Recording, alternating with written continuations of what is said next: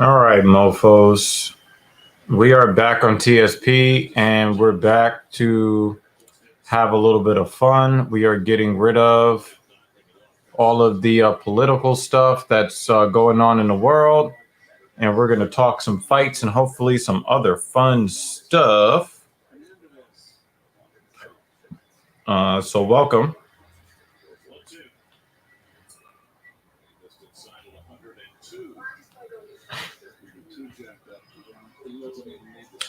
I want to welcome you guys to today's show. So we're just kind of waiting for the fights to get started. I'm listening for the New York Mets on the TV behind me to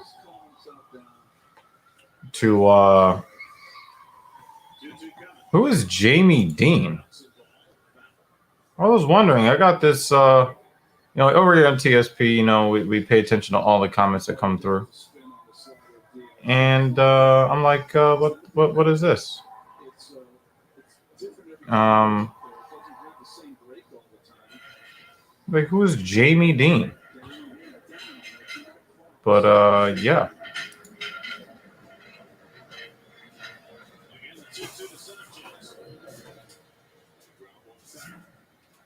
I just crashed into everything on my way in here.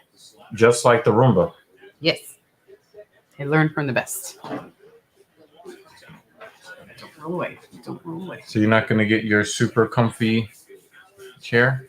This one's pretty comfy too. It's just the other one I sink into. Right. How much taller I am. Normally I'm like this. Slouch. And the New York Mets get a win today. Thank you, Pete Alonso, for your 2 home runs.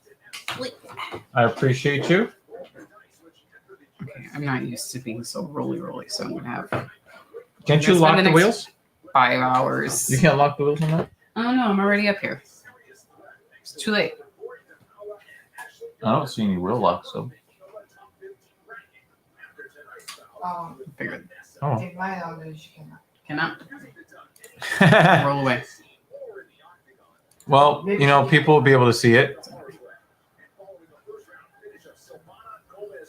Wow. This nigga right here. I don't know what to do with you. Just support Jamie. Support her. Well, when we talk about supporting women over here, we're talking about holding up some titties with our hands. That's what we do around here. Jamie is not yet on that level. Got to take some more. Got to take some more hormones. Mm-hmm. I mean, thank you for turning this into a farce already. We appreciate you for that. Because that's what we need. We need that on this stream. It's been a very stressful time for society over the last 3 or 4 days. And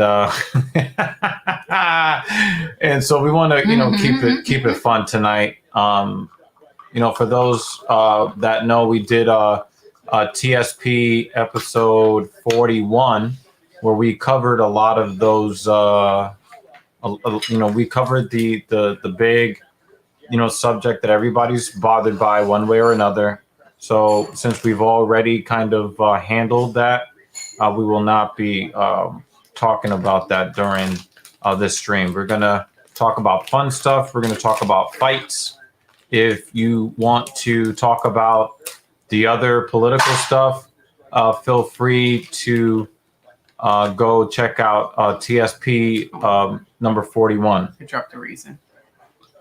Yeah, you're so sad by dropping a raisin. Yeah, right here. I know that you forgot, but you finally gave me back my. I can do it. I got it. Finally gave me back my goddamn garbage can. Can you get drop your top? We are a mess. This is how we know we're meant to be together. Yeah. Yep. Dropping all our shit. Mm-hmm.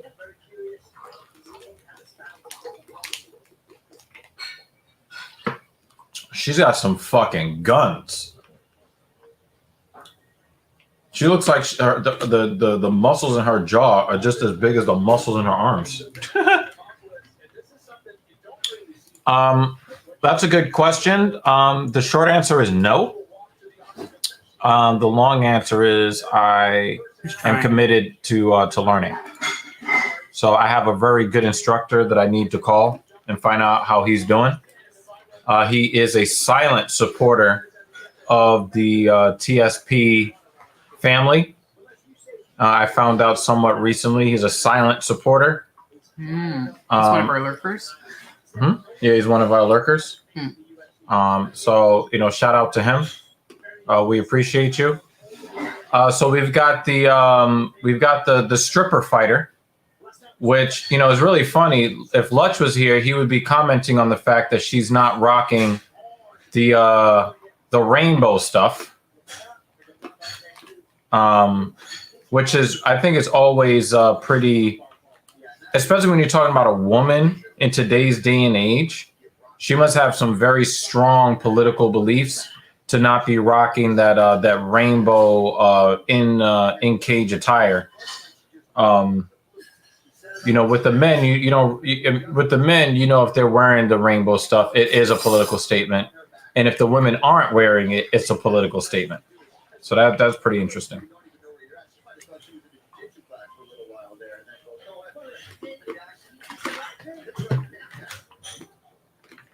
The ones who really mean mug, I wonder if they give themselves a headache by the time they reach the cage.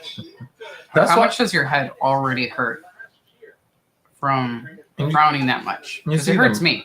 You see them like punching themselves in the face, and it's like, why are you doing that? Actually, that one I think makes more sense to me than the furrowing brow. I just know it hurts. But the thing is, like, you're already doing that weird, thing where you're taking significant strikes. But it's a physical hyping yourself up, getting the adrenaline going. That'll get me going more than me frowning.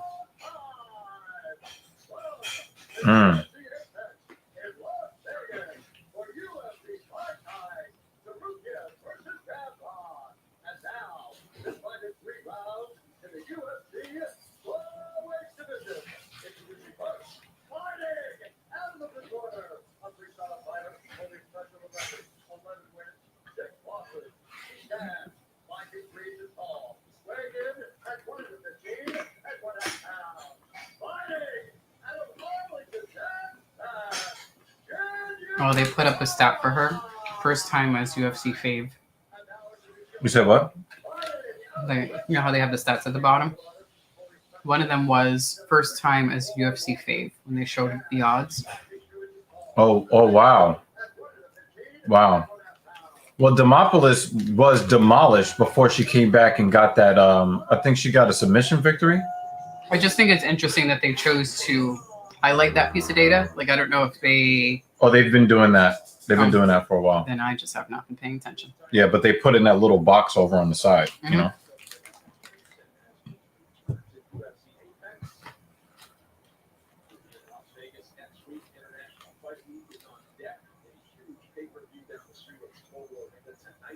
Something's wrong with that camera. Well, you hate most of their cameras anyway. So I haven't really been doing that often. Or maybe they have and my eyes are just used to it now. But the other one was very, it was kind of out of focus. Yeah, it happens sometimes. It's not allowed. Damn it. But, Jinyu Fry, she's a more experienced fighter. Demopoulos, I think she just got into the UFC. Her back flower is really pretty. I like the colors. Yeah. But you know how I feel about tattoos on light-skinned people. If it's not colored, it's a fucking waste. It's a nice pastel, almost like a watercolor painting on her back. Yeah, because sometimes you see the red, it's like deep red. I guess they think that it's going to fade. So they go super deep red with it. But yeah, it definitely, I mean, it might be an older tattoo as well. Maybe. It might have washed out a little aging bit. Well. Yeah. The tattoo on the upper back, I'm not a fan. The wings, yeah. I think they're played out. Yeah. Definitely that. At best.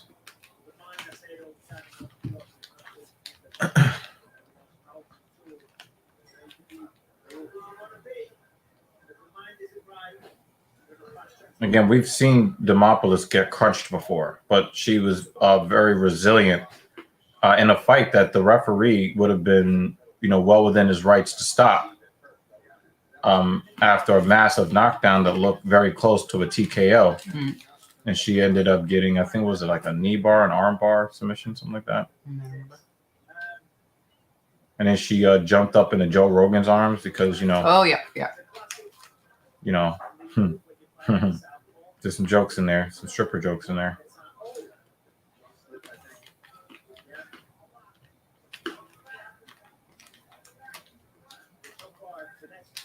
I feel like I had such a brain dump today from homework. I'm ready to go to sleep now.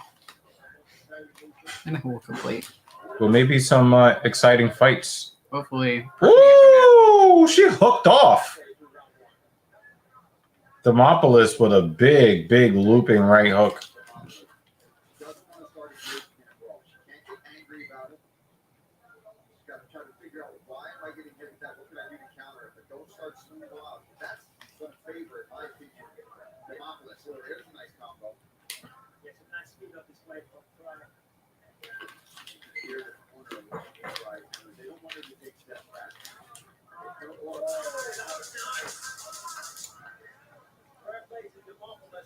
Pretty good. I was just telling Dr. Evil I'm a little on the sleepy side. I'm taking a summer course and we are halfway through working on our first project. So I'm ready for bed now.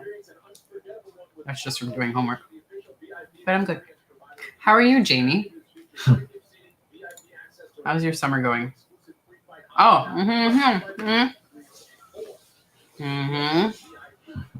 I didn't take enough sips.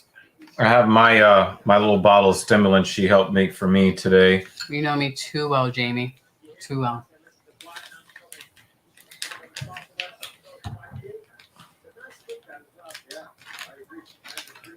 Oh, level change for Demopoulos. I like how it was plural too, Bustelos. Uh-huh. I might need more than one. Oh my God. Oh, it wasn't. It was that was the what they call it? The possessive.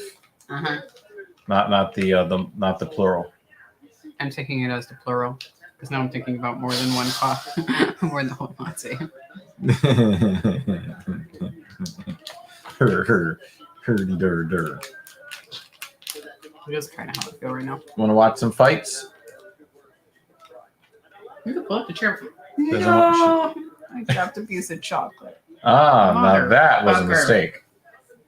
God damn it. At least we have a garbage can that we can throw it in. You want to bring up a chair? Watch with us? Why not? See people fuck each other up. Oh, nice. It was like a cross or a hook from Jinu Fry. I don't think any Koreans are fighting today, so you're okay.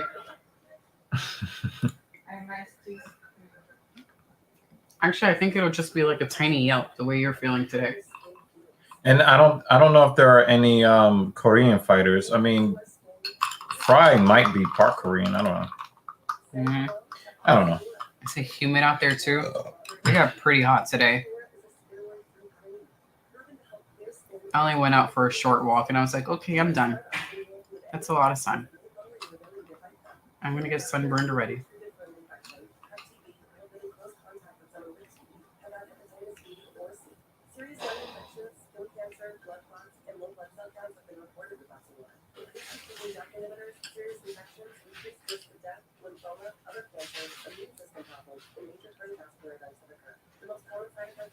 I think we only had the AC on for like 10 minutes today.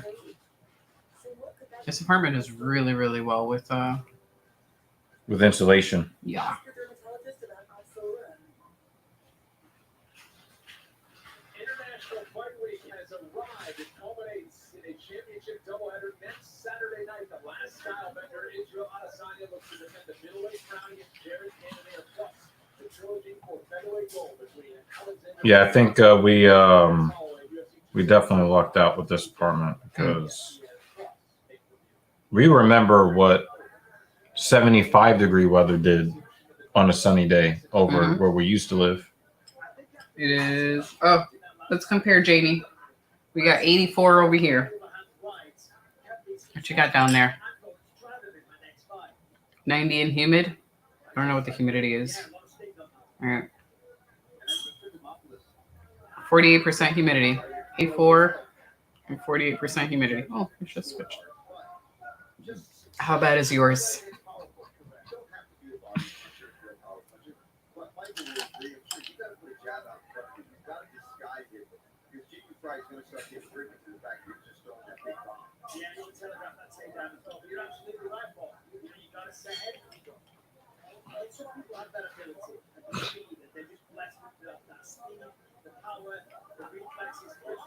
Oh.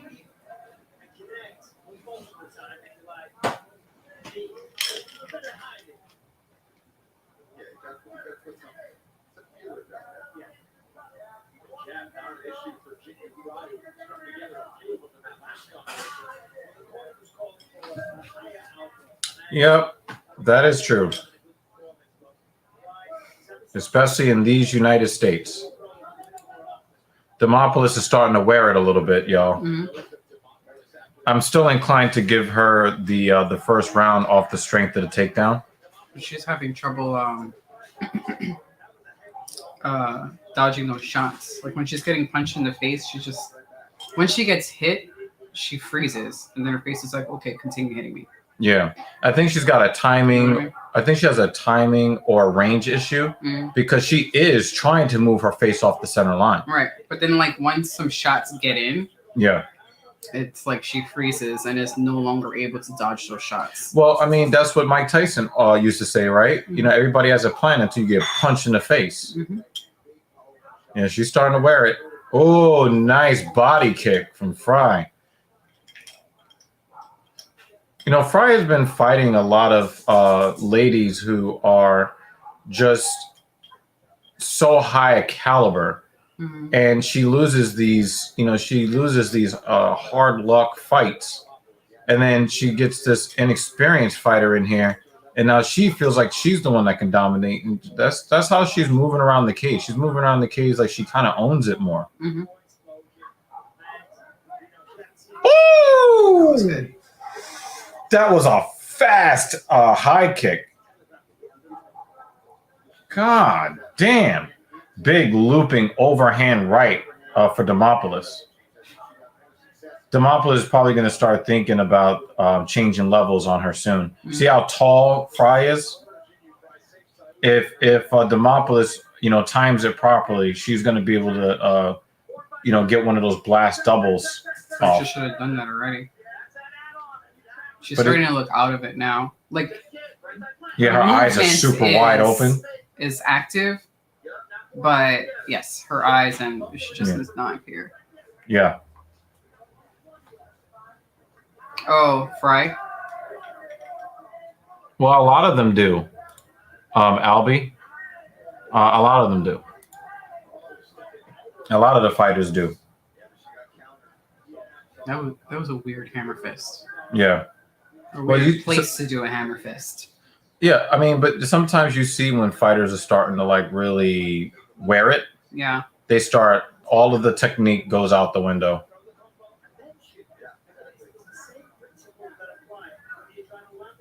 See? But now she doesn't have it. She doesn't have it yet. A minute left. But that's normally. She did this before. But that's normally what she tries to do to score points with the judges. That's normally. But the thing is, like, she shot from too far away. Mm-hmm. But also stood there and got punched for 4 minutes, and then goes, "Oh, okay, now I'm going to try to change levels." But a lot of wrestling heavy fighters try to do that. Mm.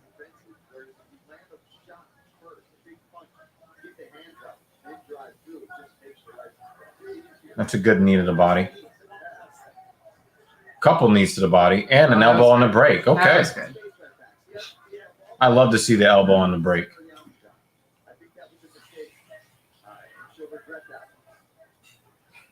Yeah, Jimmy, we agree. Somebody's disappointed.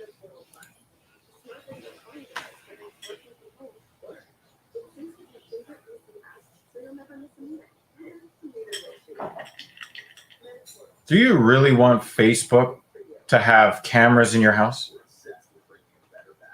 They don't already have cameras in the house? No.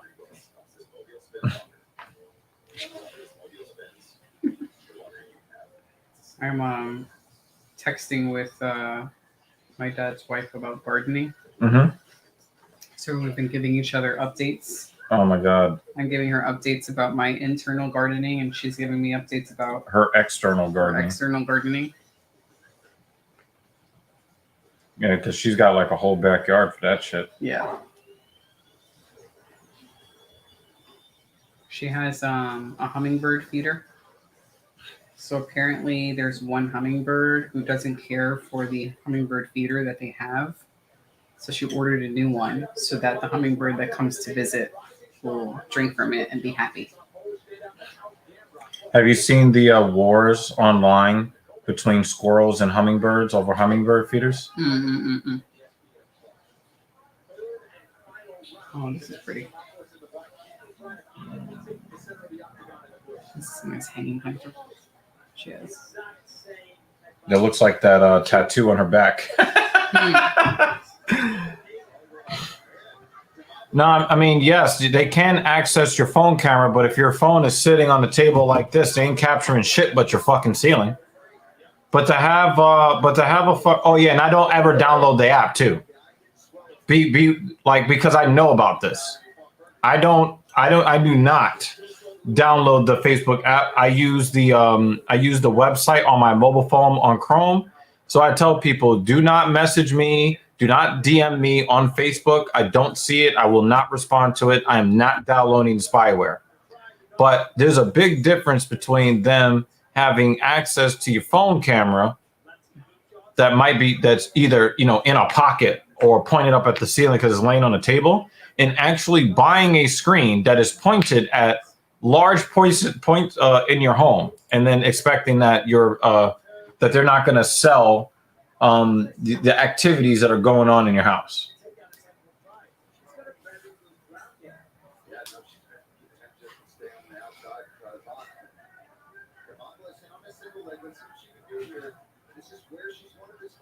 Yeah, she looks like she's trying to get that outside trip.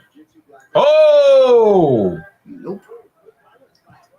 I thought she was going to get that. I thought so too. All right, now she's going for a double leg here. She's got the hands clasped. Oh, elbow to the back of the head. Oh, now she's finally got the underhook. If you want to get out of that, you got to get the underhook.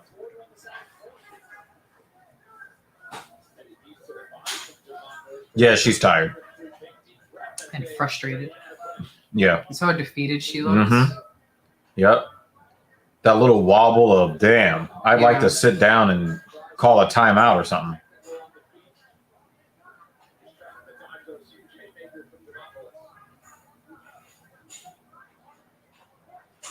She's not going to pull out the miracle submission on this one. I just don't think that she has the energy.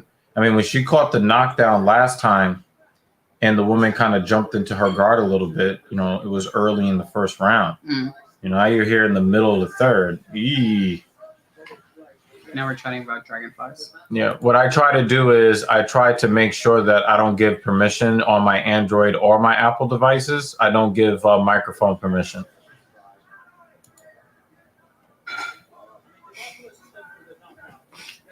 I love the last sentence. Advertisers won't pay top dollar just to see your pooping face. Or they might, so they can sell you some pooping stuff. Yeah, toilet paper, Pepto-Bismol, I don't know, Gas X. Wow. Yo, she's desperate right now. At least she's not giving up, But this looks like she's waving the white flag, though. Mm-hmm.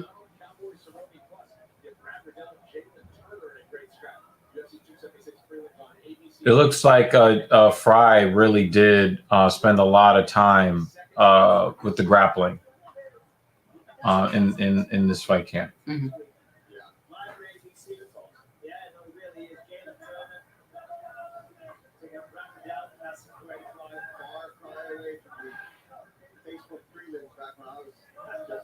I'm just thinking, like, with I'm trying to think, Demopoulos, like, hey, I was a stripper. I'm like, with that body, I don't understand. Like, she's not ugly, but she doesn't have the throw singles at body, Is she on pole?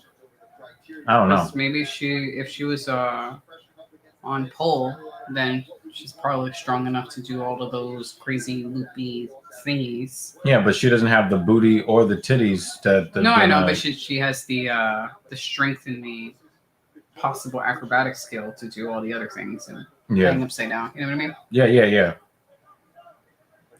But she does have a barrel shape, and I don't know if that's going to attract, the type of guys that spend money at strip clubs. Or maybe depending on where she is, in comparison to her colleagues,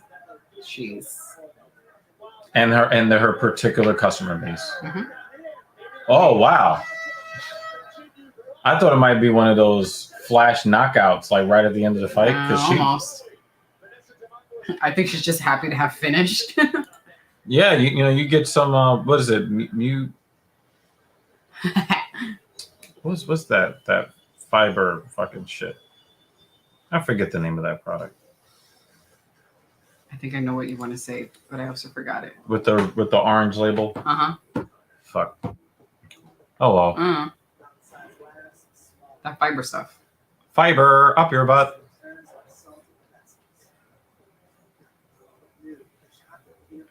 Aww. Chocolate peanut butter pretzel Haagen-Dazs. I think I don't know. This is so cute. She set up a little fountain. And it has lights on his eyeballs. To attract all the flies. So pretty.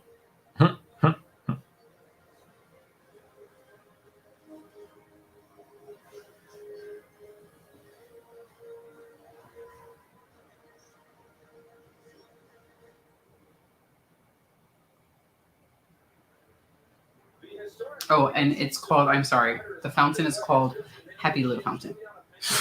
Specifically. I'm sorry. Like, the more I see, like, how innocent the personality is, ...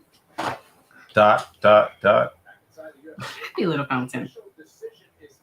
I got it 30-27. What do you think? Yeah.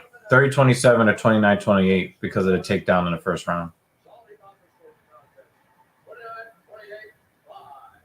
This is a split decision?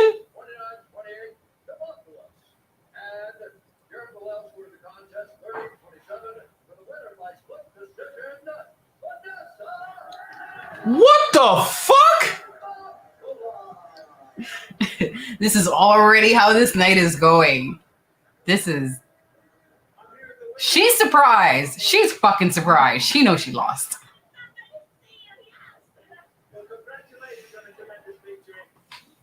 So all fights going forward need to all be knockouts. Nothing can go to the judges today. Nothing. That's...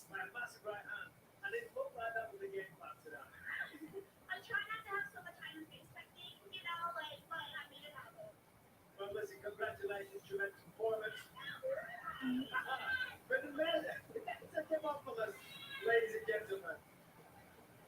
All right, well, that is officially her move. So now, next time you're in there, Felder, They need to get her in the cage with a one of the female employees. So they could just back up and let her fall on the floor? Nah, she just wouldn't try that. Yeah, that was I mean, I know the term robbery is overused. But that just didn't make any sense. Yeah, Demopoulos was beat the fuck up. No sense at all. Like, if you want to do one bullshit, okay, we're going to give her one of the rounds and make an argument for it. I don't think there's an argument for it, but whatever. But to give her all of them, that It doesn't make any sense. No, Or when you're getting punched in the face, it means you're winning. That's the theme of tonight. When you get punched in the face, it means you're winning. I think I am gonna get another Bustelo. This is just dumb. I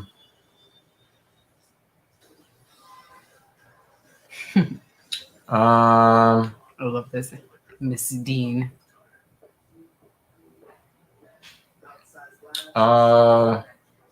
It's so dumb you can't form a sentence. I know.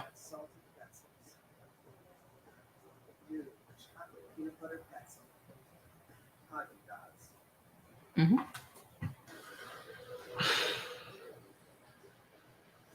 It's gonna be a great night. My last fight was versus Joe Alvarez. It was tough fight for me. Everybody thought after that had very difficult fight, but Great night. me and my coaches really had a game plan to put him down and try to cut him. And I took him down, I cut him, and I just beat him. I beat him easy by KO.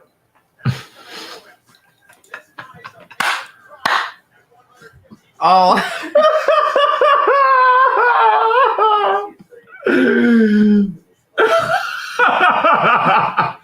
That's hilarious. He did not forget. He's like, and the conversation continues. Oh man. Yes. I thank you for the correction, Jamie. I mean, yeah. I just. Can we go back to this because I can't. I want you guys to know that we do have a Patreon for TSP. We have not advertised it, but if you want to continue to have this conversation, then we'll have a TSP after dark. Yeah. In fact, that's probably what we're gonna call it. Talking shit after dark. Mm-hmm. And Bruce will be first in line. I don't know. We might have to have that at like the $20 a month level.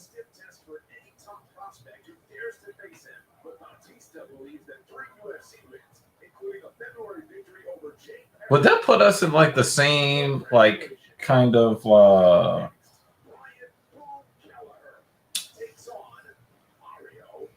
we be in the same realm as like the OnlyFans couples? We wouldn't be exposing anything physically. It No. would just be. But we'd be getting paid It's just, to. telling us stuff that I probably. Or maybe it's something I have to only talk to my girlfriends about, when we're having ladies' night happy hour after a couple of sangrias. Or she'll reveal something that she never even told me. Like, what the fuck? Do I have to pay too? We'll have to really think about the tiers of this Patreon. Exactly. We're going to think it over. Only Patreon. But Only Patreons. Let us know if you guys are interested in that.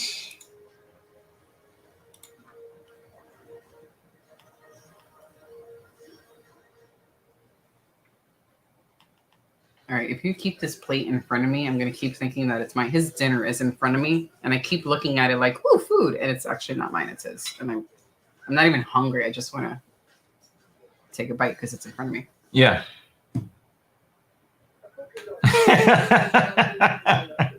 You have to understand, she's a very prim and proper lady, okay? Okay? So proper. Yeah. Where's my halo? I like talking shit after dark. I like that.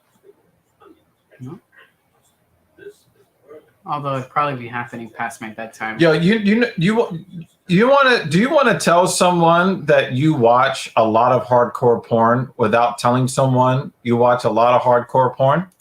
Say stuff like this.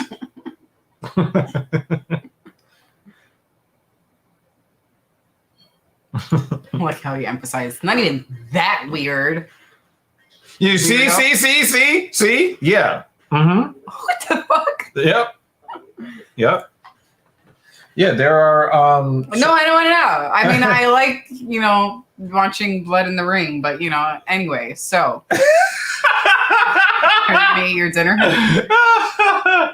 Oh my God, I can't even think straight. Oh man. Goodness gracious. Oh my God.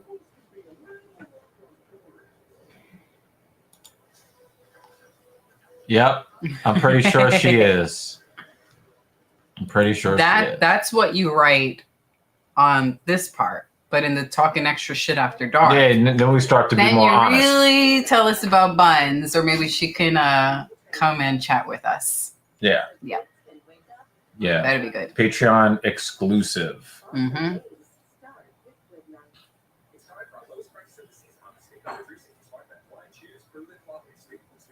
And also, if Buns is with you. Yeah.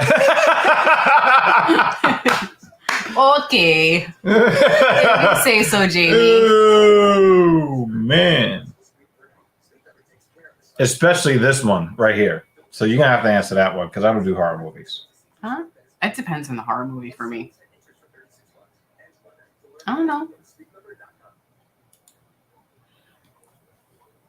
I haven't watched a horror movie in a long time. Backyard action continues at 135 pounds. Ryan Keller, 7 years older than Mario Batista out of Arizona. You can see the measurables we highlight: 3 inches in height for Batista, and that goes along with a 3-inch edge in reach for the minus 175 figure. Back inside the octagon, here's Bruce Buffer. Ladies and gentlemen. Yeah. Understood. Yeah. Understood. Yep. Yeah, we know, Jimmy. We know, Jimmy. Now this then, then he and Bruce can now have a conversation. Yeah. We'll just kind of silently look at what the fuck is gonna go on with that. Jamie and Bruce can chat about what Jamie's gonna do now.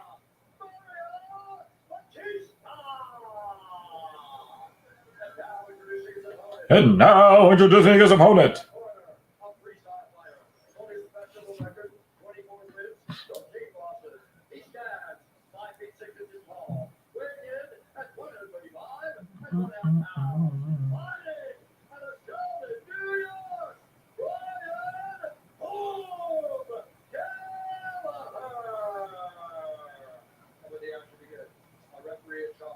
Herb Dean. Big barometer for me is always the fights versus age. This is 38 pro fight for the 35-year-old Ryan Keller. More fights than years on the planet, and he'll look to put that experience to use against Mario Batista in his 12th pro fight, albeit 6th in the UFC.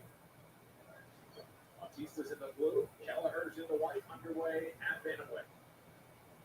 I think one of the main advantages that Batista has is speed. Straight shot from the saw a couple of jabs there. Moves very fast. Ooh. That could have been a real issue for Brian. Setting up Earthwood's Kelleher was going the wrong way into the kick. Very nice. Kelleher tries to go up the middle with his own footwork. Nice fake so far. Oh, yeah. One of the things that I appreciate with Bruce, he and I don't always agree on stuff, but that hill that he's dying on here, we'll both be dead on that hill together.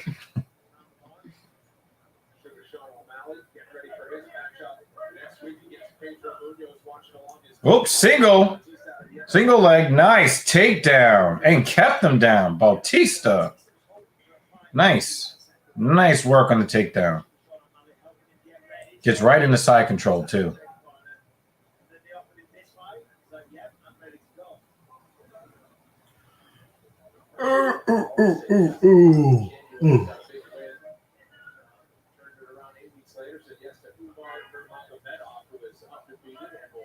And wow, he trapped them into half guard.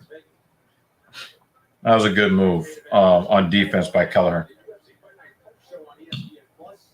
It's weird to see Bautista instantly get into side control and do absolutely nothing with it. That's kind of strange. And Kelleher just kind of climbs up the side of the cage to get up. That's very strange to be that dominant in taking him down and then the failure to do anything with the take, and then he gets another takedown. Is he going for the head and arm?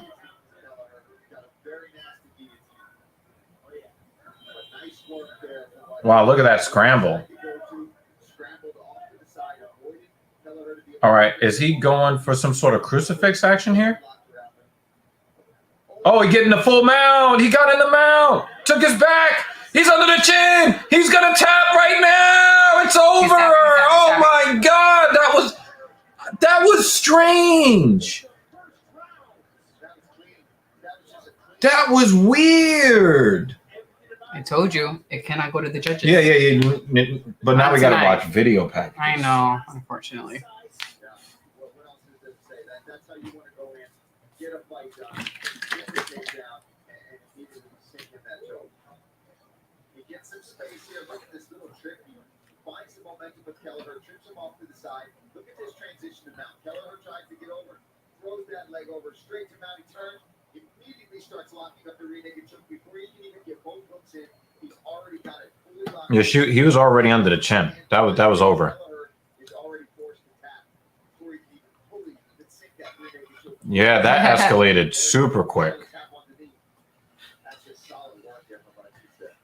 Corner from the MMA lab, enjoying the work of Mario Batista, who notches his first round finish. We'll make it official and hear from him coming up.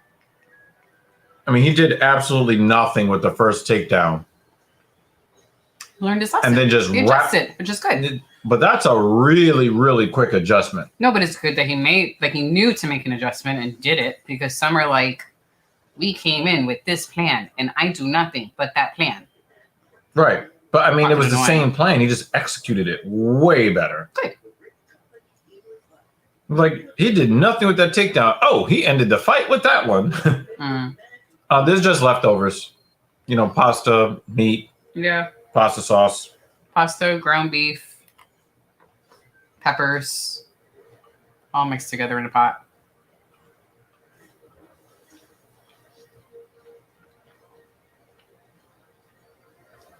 We figured I'd eat this before considering ordering out.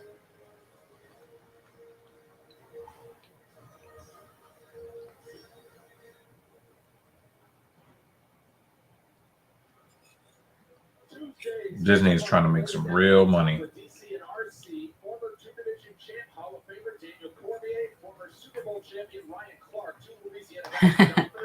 Barbarian.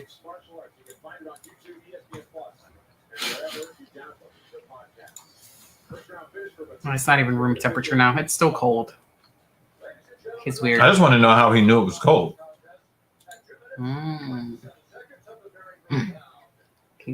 Kelleher is probably in danger of getting cut from the UFC. The UFC has been cutting a lot of fighters.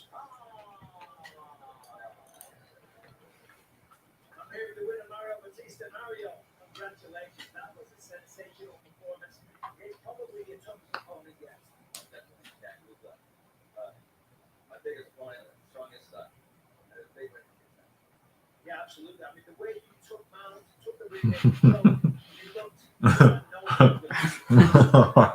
that's what he does. And then the jar will stay here all night. All night. Doesn't go back in the fridge.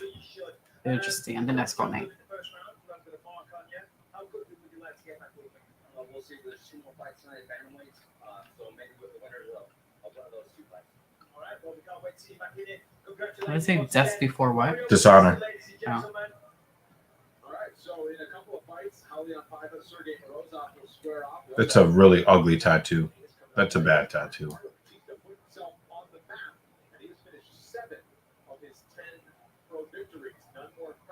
He looks so Mexican. He doesn't look like he should know how to speak English. That was pretty fucked up, man. That's pretty fucked up. Finish eating your dinner with your cold sauce. Oh man. You're a terrible human being. I love you anyway. I'm like, shit, did I just say that out loud? We get reported.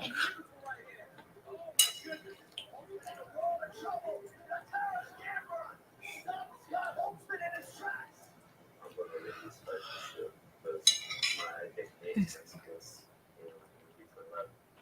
fighter, but so smart.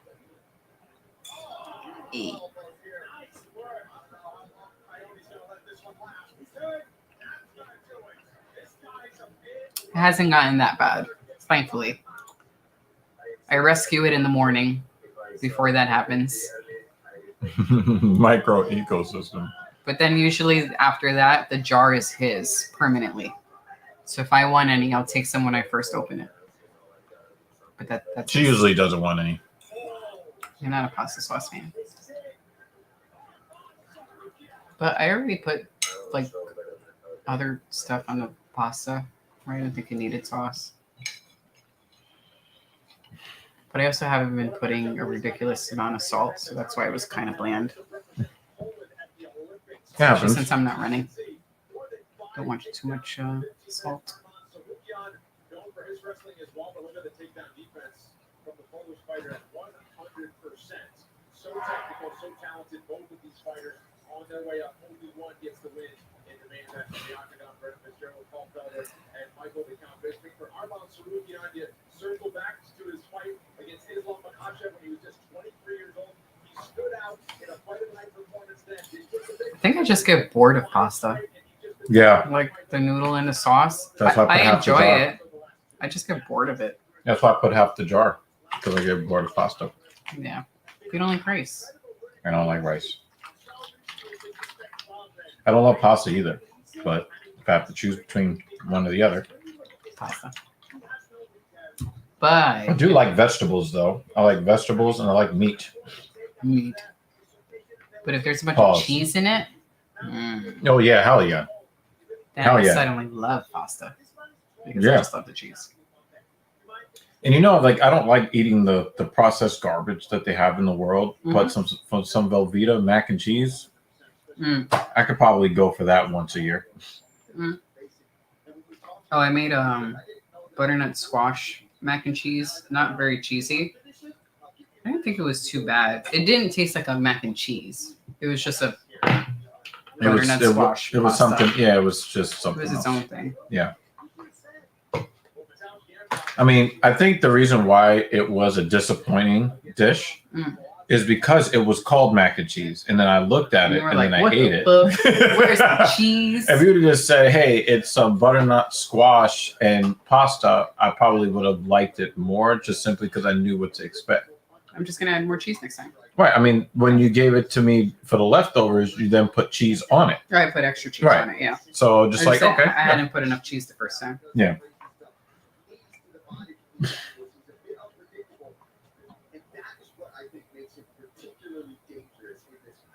Well, you have to balance that need to not go to these three judges tonight and not having to sit here with video packages. Told you I'm already ready for bed. Yeah. And then you get these guys that, in between the fights, they'll be like, oh my God, let's talk about politics. No, I don't want to. You can't make me. Yeah, it's kind of what it was. I mean, it didn't taste bad. It just wasn't cheesy enough to be called a mac and He cheese. said Mac and more Mac. what it was. That's so true. That's so what it was. true. More cheese next time. More cheese. Or I'll just buy some Velveeta for you. Yeah, like I said, I The wouldn't healthy with the mind. not so healthy. I wouldn't mind having that once a year. It was also nice because it made it heavier, the mac and cheese, like a hidden vegetable.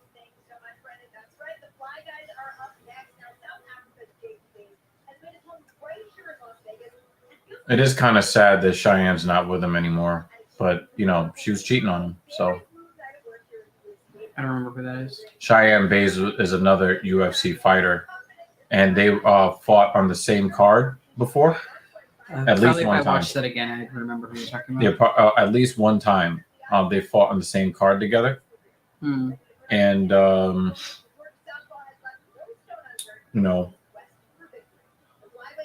they don't do that anymore.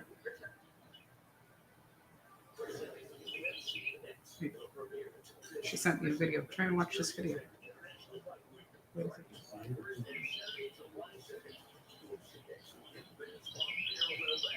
Mm-hmm.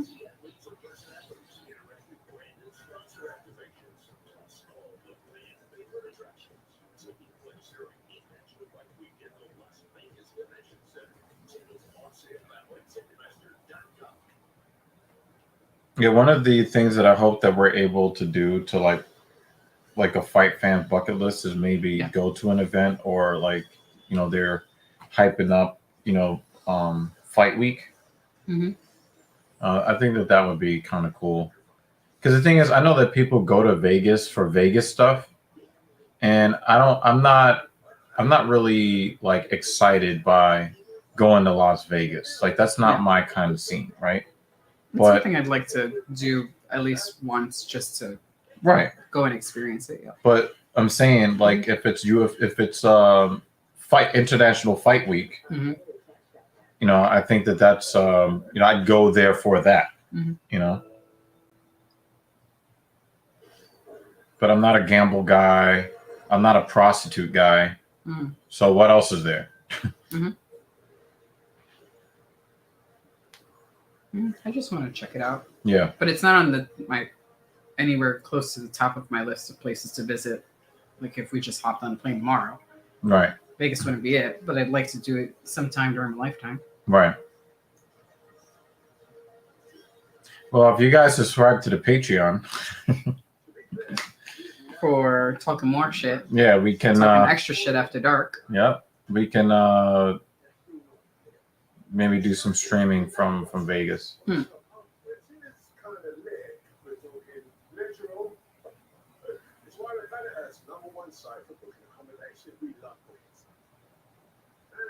Audio seems off.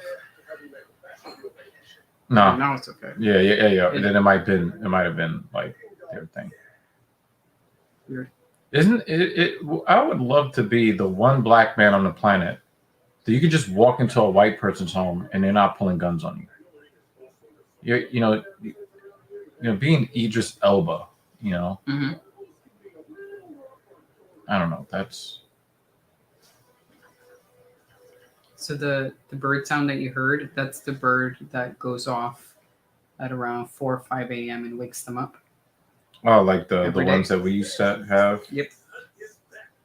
That would start their call at like 11:45 p.m. Mm-hmm. I think I just got PTSD. Yeah. But it's funny, they said that because that's around the time that Pan used to wake them up. So they were like, this bird must have been sent by Pan. Pan, their cat. Oh. Pan used to wake them up like super early in the morning for breakfast. So they don't have Pan anymore. So this random bird comes out of nowhere and starts singing at around 5 a.m. And they're like, Pan must have sent it. Like, you fuckers, I'm not there anymore, but you're still waking up at 5 a.m. for me. I'm not a fan of Jack Conte on account of the Sargon of Akkad situation. I prefer subscribe star if given a preference. I don't know what the fuck you're talking about.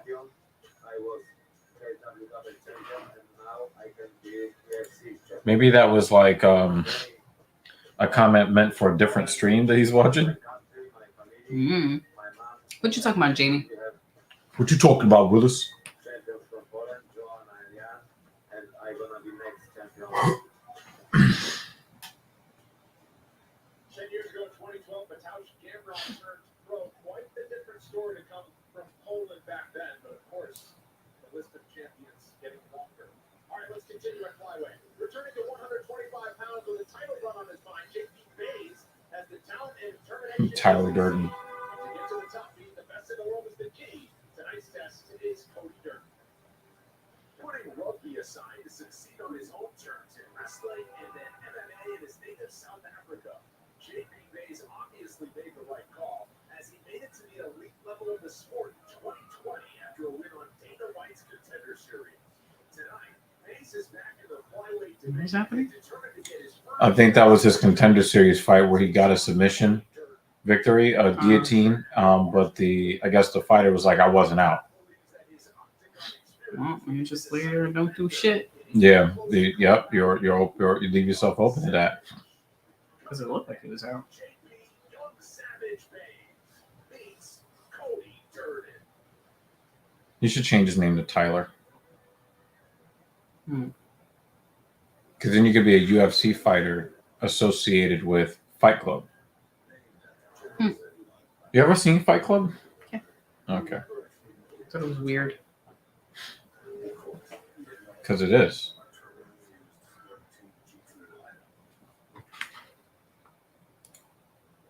Conte is the creator of Patreon. He banned a person off the platform for saying naughty words off-site. In essence, Patreon can kick you if they think you're a bad person. Oh, okay. Oh. Well, I hear that there's also a service called locals.com. I know that their lead attorney uses it. And, he's been kind of a lot of different creators are starting to go in that direction. I think it's a flat subscription fee of like $10 a month. Mm.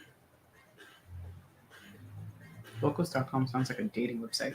Yeah. Or Backpage, Mm-hmm. you can find some NSA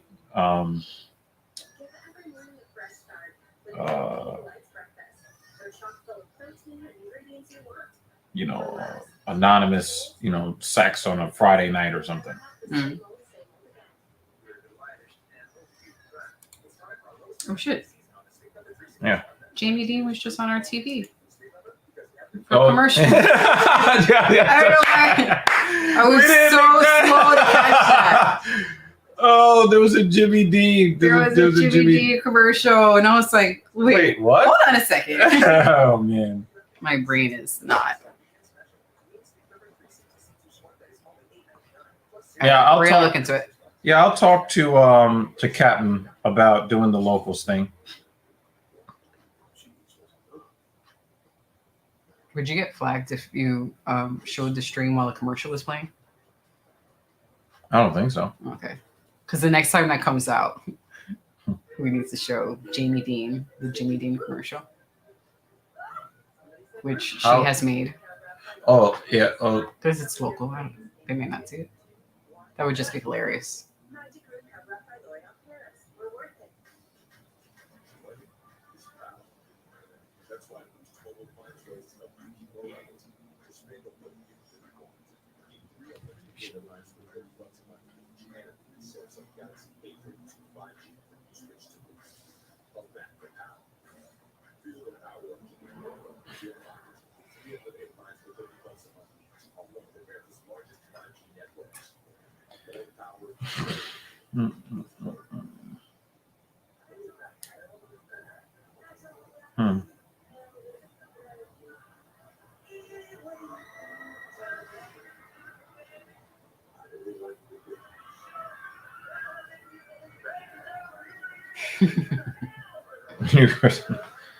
Hey, yo, pause. Only Buns can confirm that.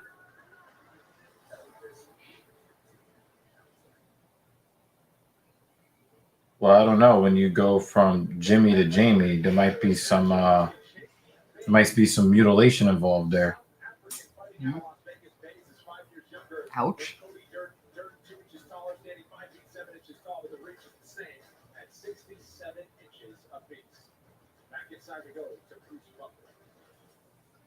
Ladies and gentlemen, this fight is 3 pounds in the UFC flyweight division. Introducing first, fighting out of the blue corner, a striker, holding professional record, 12 wins, 4 losses, 1 draw. He stands 5 feet 7 inches tall, weighing in at 126 pounds. Fighting out of Gamrot, Georgia. Cody looks like the uncle that wants to fight everyone all the time at every party, but then he always gets fucked up.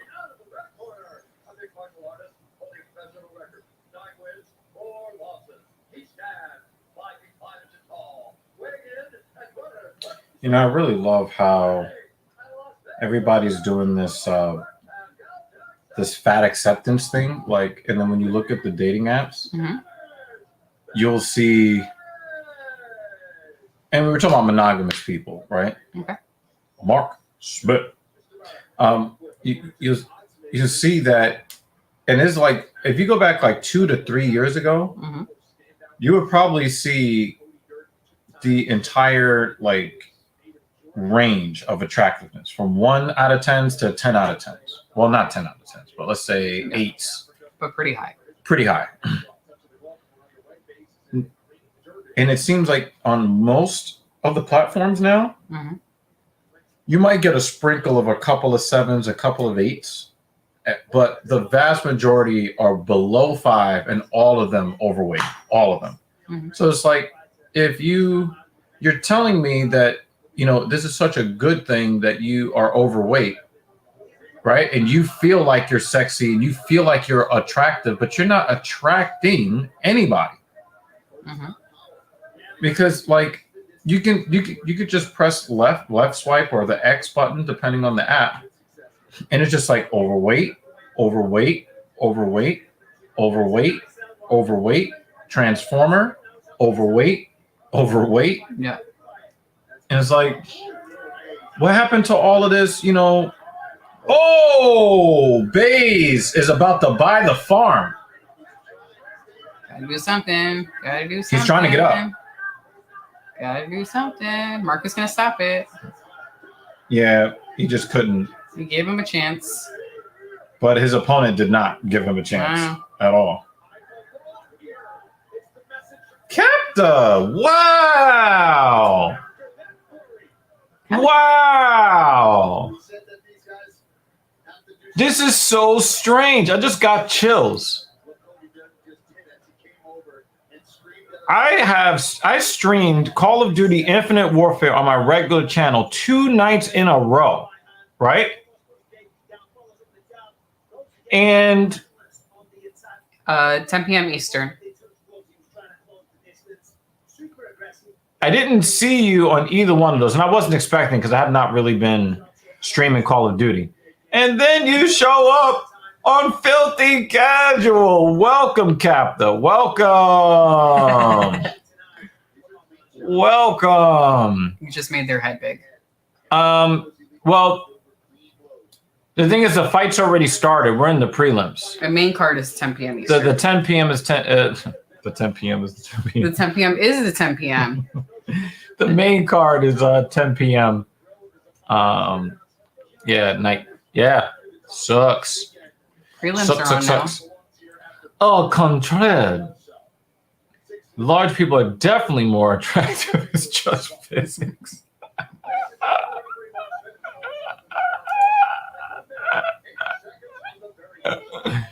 JP Bays is going to get cut. Corrected. Well, we're talking about heavy objects, okay? That have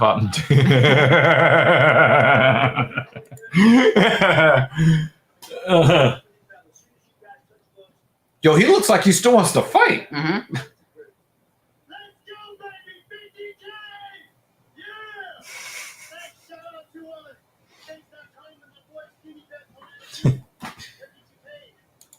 He what was his R2D2?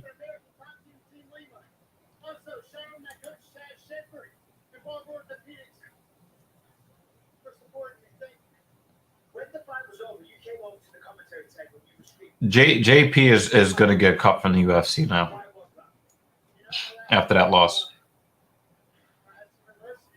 I think he knew why he didn't fold it in. He knew he was fighting for his job. Damn. Yeah, JP is done.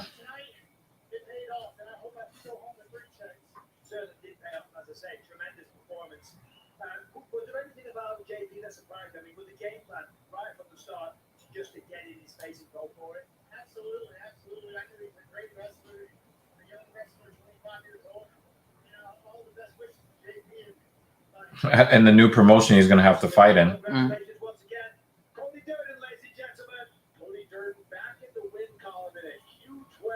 And you already know a wrestler is about to lose when they start reaching for a takedown when there's no takedown there available. Yeah.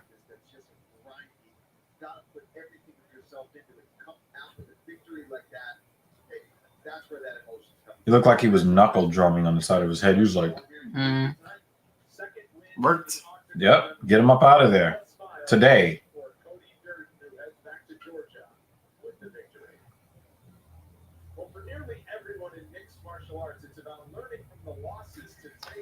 Well, sit here for about 10 more minutes till the next one. Another first round finish. No! I mean, hey, good for him though, right? Good for him. Because these judges are straight trash.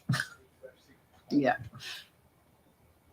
I'm sure everyone is talking backstage. Finish it. Finish it. Finish him.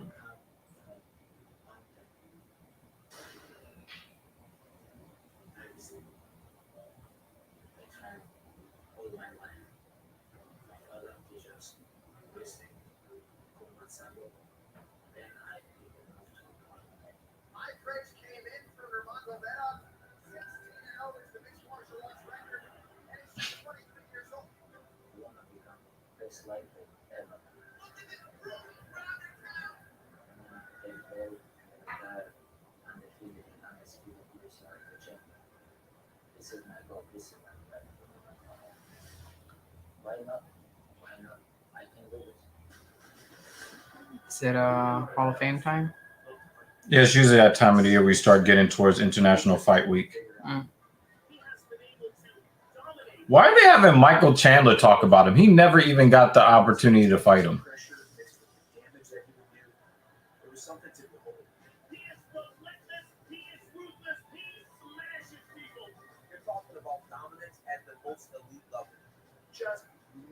The dude lost 2 rounds in his career.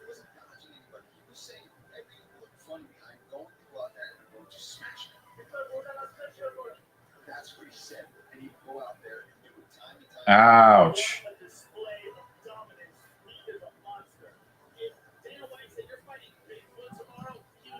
That's what's wrong with being a one-trick pony. Your opponent will do everything to stay off the mat. Yeah, and the thing is, like, if you already got him down on one knee, and the only thing you have to do is continue to drum on the side of the ear, just keep doing it. It's like that.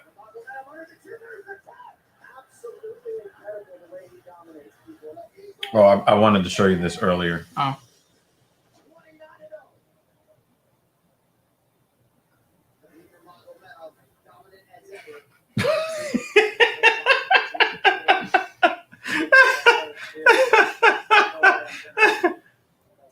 Where'd you go there then? She wasn't expecting that to be. Just barely shaking too. Well, why do you think she's mad? Because she don't shake at all. Just barely a shimmy. It's a very innocent shimmy. But she doesn't even. No, I know. I'm just saying. Go to bed. Like, she goes to bed with like 4 layers of clothing on. Like barely anything jiggling. Yep. Salty. Shout out to GG Reloaded.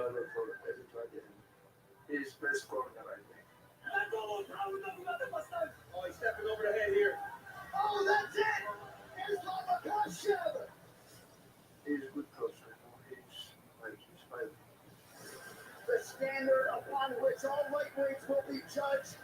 When we discuss years from now, the greatest fighters to ever grace the octagon, Khabib Nurmagomedov's name will be one of the first that is brought up. He left an incredible legacy. One of the best who ever done it, maybe the best who ever done it. It was a perfect career. Having an entire country on his back, fighting for the honor of his family. He is a legend. Khabib is the greatest of all time. I want to ask you guys, what time is it? This man was truly special, and no one will ever do it like him again. If there's ever a guy that deserves to be in the Hall of Fame, it is the Eagle of Dagestan, Khabib Nurmagomedov.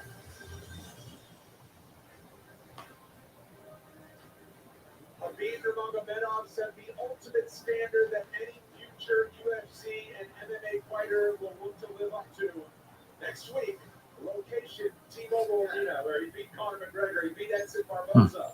It is where he will go into the UFC Hall of Fame, along with his teammate and the double champion Daniel Cormier. Come Swan Johnson and Duho Choi, their slaughter knocker goes into the fight weight.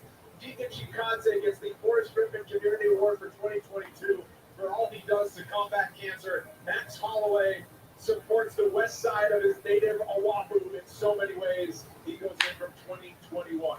Here's what's coming up on International Fight Week, just a taste of all. Did they have the ceremony last year? They're combining last year and this year? Yeah, because remember, you had all that weird, Yeah. So, and I think their International Fight Week, they were in Dubai or some shit, right? Maybe. I know stuff happened last year, but it's still transitioning into doing more in-person stuff. Yeah.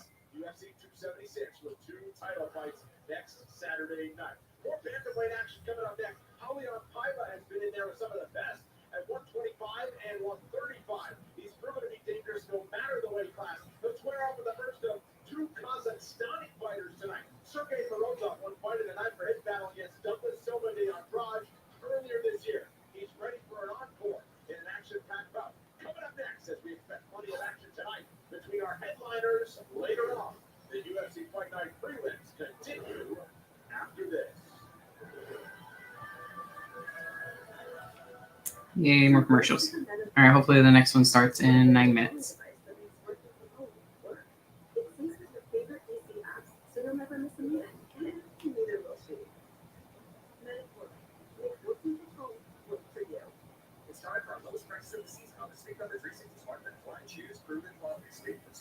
Because every green thumb, 5K, and an all-day dance party starts the night before. The Sleep Number 360 smart bed senses your movements and automatically adjusts. They'll keep you both comfortable all night. And help you get almost 30 minutes more restful sleep per night. Waiting for the next one.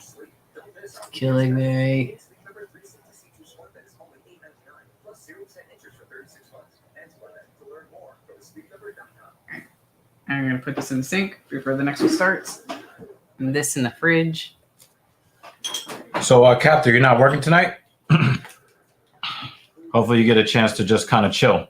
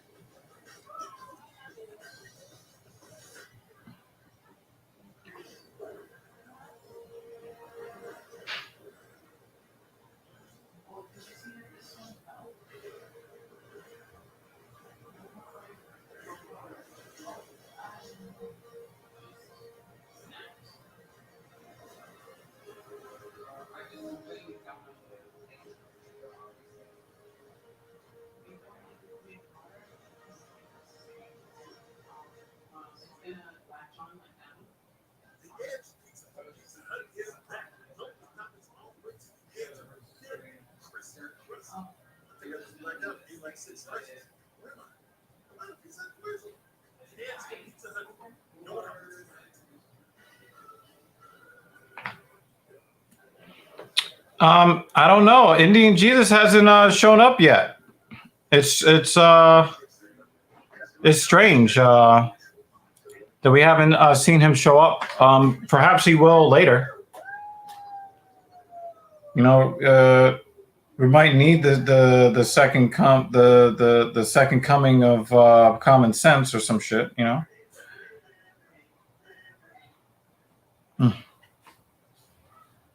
I'm gonna take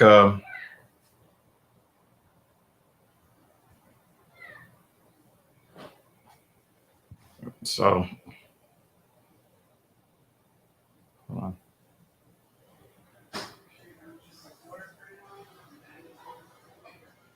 Welcome back inside the UFC Apex. Fighters at the highest level leave no stone unturned in their pursuit of the ultimate prize.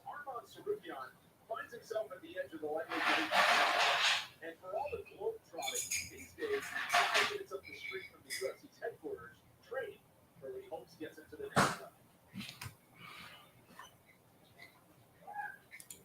Well, maybe he's going to be here a little bit later. you know, if he had to work or something. But yeah, normally, you know, this is where he is when we do. He had to do the show on his own platform last week because we went to a party last week. Yeah, he held down the fort. We held down the fort. Very thankful. I spent the entire time at the party that I was at watching the stream. So, you know, got to show him some love. Mm. We started working great, you know, we started clicking with the team. And then obviously the situation with Gamrot came out where they're both. Oh my God, another video package. Let's see, what time is it? We got 5 minutes. I'm going to play Empires and Puzzles. Hi. I mean, you can watch fights too if you want.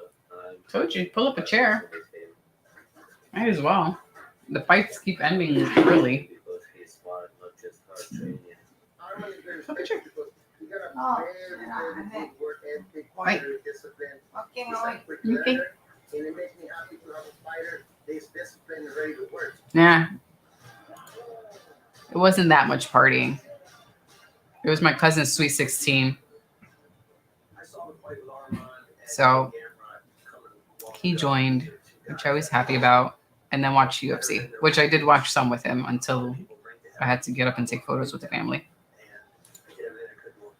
Sometimes you got to do family things. Family things. Yep. It's doing good.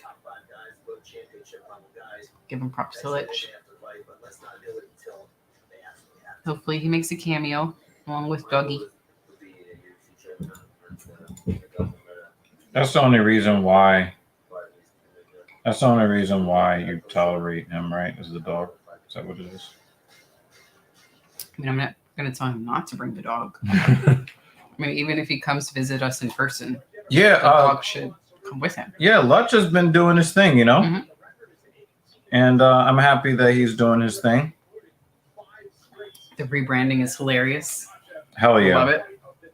But you know, I think that, you know, he's capitalizing off of what he should be capitalizing off of. You know, like, Is he still going to be doing his book stuff, or it's just not a mix of? yeah, Gihad. I just got a text from Lutch. He's not feeling so well, but he might pop in for a second or two. Mm. I just got that from him just now. So Not exactly. That would have been 15.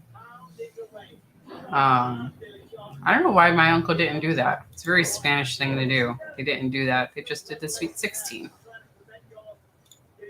But it wasn't all flashy and grand the way they normally are. My cousin is a weirdo like me and the rest of her cousins, and we were very proud of her for that. So she had on a black dress with Converses, black eyeliner, and black nail polish. yeah, she kind of looks scary. And to me. I was like, your family. This is family. No, it was That a made me happy. 16, not a 15. As I was saying, it's a very Spanish thing to do, but Yeah. my uncle didn't do that. Right. Are they running around on plastic? All right. Gihad. He asked about this man right here. Yo, what's good? Yeah, I guess he's a little bit under the weather today. Yeah, man, I fucking ate something before, and it is not treating me well. You got the Rona? No, I said I ate I ate something earlier that's not treating me well at all. Oh, yeah, that was me about a week ago. I had a steak dinner with Louis Rossman, and it didn't agree with me, and so yeah. Jihad, where you at? Yeah. I haven't been watching. What's been good so far? Well, we started off the night with a shitty decision, and then Super shitty decision. yeah, like it was really bad, really bad judging.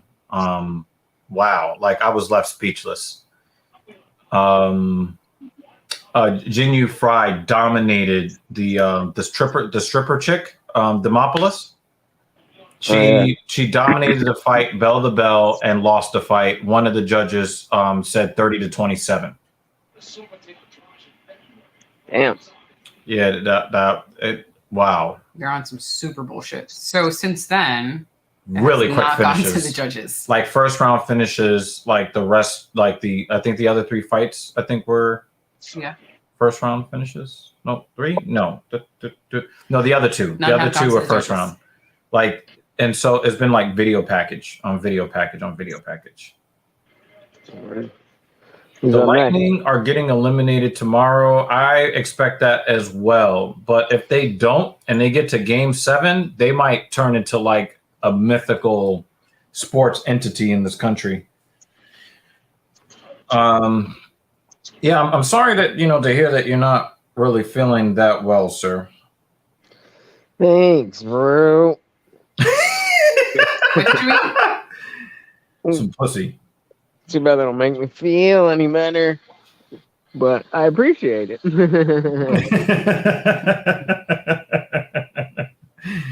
Wow, I'm such an asshole. Wouldn't that be nice if thoughts and prayers actually just work? Isn't that the American way? Like when somebody's struggling, that's supposed to be like the end all be all, just thoughts and prayers. We have to put his logo behind us. Sure that we're supporting. I mean, the only way that we really need to show that we support him is by engaging in common sense conversation, right? There you go. There you go. But have we? You missed out on a pretty intense discussion we had on TSP 41 today. We didn't really have a choice because Captain Paul was going to go like ultra omega savage with the politics stuff, and I was just like, well, we're forced to talk on it, even though we don't want to talk on it, because if we don't, then other people's opinions will then be marked as our opinions. Now, we didn't want that to happen, so it was like, fuck, we have to talk about this now. So, are you talking about the Roe v. Wade shit? Yeah, and I do not want to talk about that shit. I do not want to talk about it, but I think that you would appreciate the conversation. We're not. Yeah, I did 6.5 hours on that shit yesterday. Yeah, that's insane. Yeah, I know that shit gets your dick hard. Not for me. Not for me. No, thank you. I just think it's good, like, philosophically. It's just you don't get many things that play out like that, And I mean, obviously it's a serious thing, but I'm just saying, like, I'm not gonna get pregnant. Right, and I think that's a reason why a lot of people, don't want to hear the male perspective, as important as the male perspective is. So, check it out when you get the chance to, to recover from your culinary injuries. And I'm pretty sure you'll have some takes on it. So, but yeah, we, me and Mrs. Evil, we prefer to not talk about it. But if we have to, you have to give it its proper respect as a very sensitive and difficult topic. So, you can check it out. Yeah, man. And like you said, if whatever it is, if you have an opinion on something, and especially if it affects you, then you got to say something. Otherwise, other people's opinions are gonna wait out. Mm-hmm. All right, what we got here? We got Bruce Buffer. I remember Rowan being good. Oh shit! Why are you going at his neck, Bruce? God damn! That's why I left that one out. I was like, they'll look at it, they'll see it. Damn! Is it AIDS, bro? Bruce has been extra. Oh shit! That's foul. That's foul. Why you He gotta says put the man when it's it's okay, down? Lutch. I heard they could basically cure AIDS nowadays as long as you take your medicine on time, like Magic Johnson. It's all good. Word up, word up. Damn. Would you rather have AIDS or herpes? I would rather have neither. Oh I yeah. felt physical pain just at that question. Yeah, fuck out of here. Oh, goodness gracious. So Jimmy Dean is now Jamie Dean. Yeah, he did that in the middle of my stream yesterday, and it pissed me off because, like, what the fuck? What the fuck is Jamie Dean? All right, here we go. We got Let me Paiva, make sure Raleigh I'm live. Paiva, and I think it was Sergey Yeah. Morozov. Yeah, I'm 10 Both of seconds these guys fought rather recently, I think. I remember Paiva being good. I definitely remember seeing Morozov. I remember seeing him fight. but I don't Paiva got remember. smacked up by what's his name, Sugar Sean O'Malley. Remember? Oh, right. Oh, So look at that right hook from Ooh, Paiva. nice. Yeah. He's like, listen, Morozov was like, listen, I don't even want to watch any more video packages. So let me slow this down. That's good for O'Malley. Everybody who looks good, who he beat, well, he's still trying to fucking fight out his entry contract. Yeah. Yeah.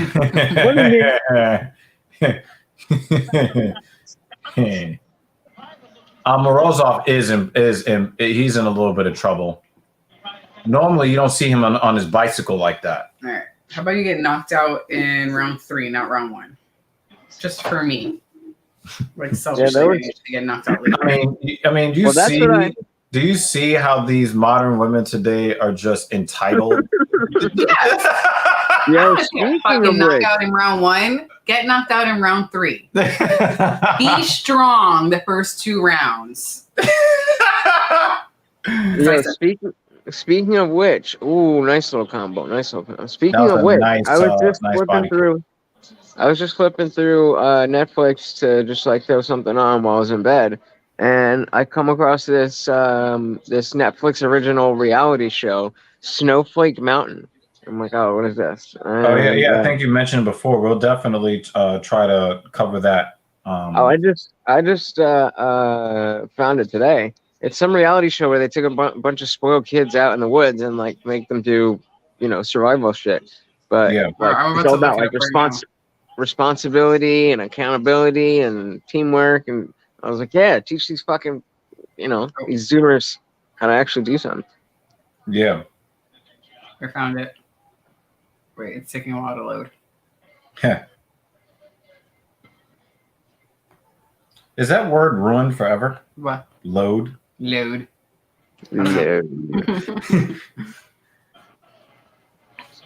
Yo, Bruce, right, you're late. I said this earlier. We just debated this. Because Bruce had other things on his mind. That's why. Yeah, he definitely did. He had other things on his mind. Yeah. Lutch, just check out episode 41. And check out the comments, which is basically Bruce. Oh, Jesus. Yeah, exactly. Yeah, the Indian Jesus.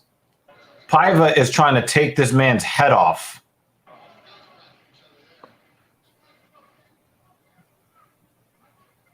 Ooh. But take his head off in round 3. I think that's what straight left. That's why O'Malley was able to piece him up. He's a little bit sloppy. Like he's got power, Paiva, but he's sloppy. But he also looks very accurate. He looks very accurate, even with him putting so much.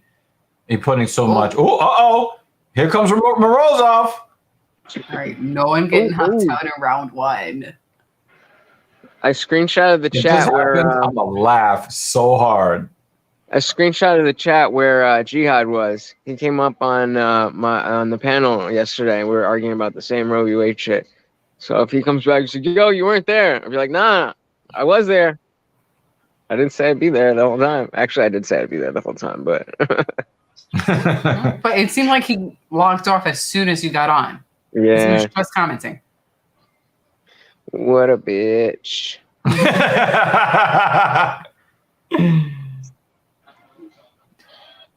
20 seconds. Do not get knocked out. Have you heard of the channel MMA ELO, like ELO? No, I have not. Because it was a bunch of it was 7, that 6, dude. 5, Mhm. 4, 3, 2, 1. Hey, we make it into the second round. You were saying it's a channel of what? Yeah, it was that dude and some of his subscribers that were watching my shit yesterday, and he's like, "Oh, I don't really make videos anymore, but I don't know. I guess they're a crew that go around." But I got my first direct PayPal for a show. Oh, I've that is gotten nice. I've gotten donations before, but I got just for, hey, good show. Yeah, that's And then- fucking awesome. I mean, you know, Bruce wanted to talk about some things that she's made it very clear is Patreon only. And people are like, yeah, if you get on locals, do the locals.com thing, and I'm like, so I got to talk to Captain Paul. We're going to do, it's either going to be talking shit after dark or Yeah, that's what we're going to call it. Talking extra shit after dark. Is I that what Jamie Dean said? was thinking about doing something like that at locals, or I definitely need some kind of something, but yeah. But I think that, we're doing it the right way first, where we're focusing on the content and focusing on the monetization some other time, Yeah. I was on TikTok and I got shadow banned in like a week. But so I made a new one, and because there's just so many eyes over there. So Yeah. And it's really easy to make content. So I just like every is there a time limit? 10 minutes. 10 minutes. I thought it was like 60 seconds. Yeah.